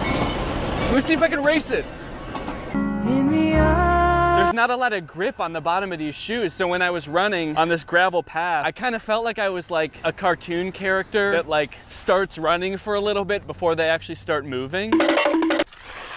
I will say that the issues with the fit are still ringing true. These feel very loose, especially on the heel, which when you're running is not what you want. They look like clogs. They look like old wooden Dutch clogs that they would wear in the old days. It looks like someone painted them blue, honestly, and put a face on them for some reason. Shirt hasn't gotten any warmer. It is cold outside. It's only 50 degrees out right now, so, you know, I guess I didn't expect it really to warm up, but it's cold to the touch. Like every time I touch the sides of my body with my arms, I'm like, ugh. And that's no way. You shouldn't feel like that when you touch your own body. Boxers still feel good, honestly. If I shit myself right now, I'd have no problems taking them off and just planting them right there. Maybe come back in 20 years and see a beautiful oak tree in its place. That joke's only funny if you know that I eat a lot of oak seeds. Yeah, I guess that's really all there is to this outfit. So guess I'm gonna go hit the dusty trail. To get a definitive answer as to which outfit is the best futuristic outfit, I decided to post each of them on Instagram and let my audience decide. This is gonna be such a weird thing to post right now. As of right now, I haven't posted anything since our son was born, so I've just posted that we had a baby, and then the next post is like me like, ah, in the scariest outfit you've ever seen. Yeah, maybe I should just caption something really ominous, like things have changed. Rate my fits, and then maybe some kind of little fashion emoji. The hell? Why are these the emojis that come up when you search fashion? It's a scroll and 2 fountain pens. Hello? Okay, it's been about 20 hours since I posted the pictures. Let's go ahead and see what people think about the future of fashion. Hat's not wide enough. Thank you for that, Drew. Whoa, okay, I'm actually getting a decent amount of positive responses. Love the pants, so cute, yes, cool. First one goes hard. First one is so fire. It seems like most people are talking about the first outfit. Dude became the Hat Man. Whoa. Wow, I didn't even think about that. I do kind of look like the Hat Man. You guys know that mythical sleep paralysis demon, the Hat Man? Dude, I've always wanted to be the Hat Man. This is awesome. I can't wait to start appearing in people's dreams like this. This is gonna be so cool. This is the only comment I've seen so far wondering if the first outfit is fake. Is that Dress X I see? So this person knows that Dress X exists and they think this might be a Dress X outfit. Good eye. This person must study the Dress X catalog religiously. The robot leggings are a 6 out of 10, the hat and heels 8. All right, guys, well, I think my intuitions might have been right. I was kind of feeling like the virtual clothes would be the way of the future, and it looks like I was right. From now on, I'm only gonna be wearing virtual clothes.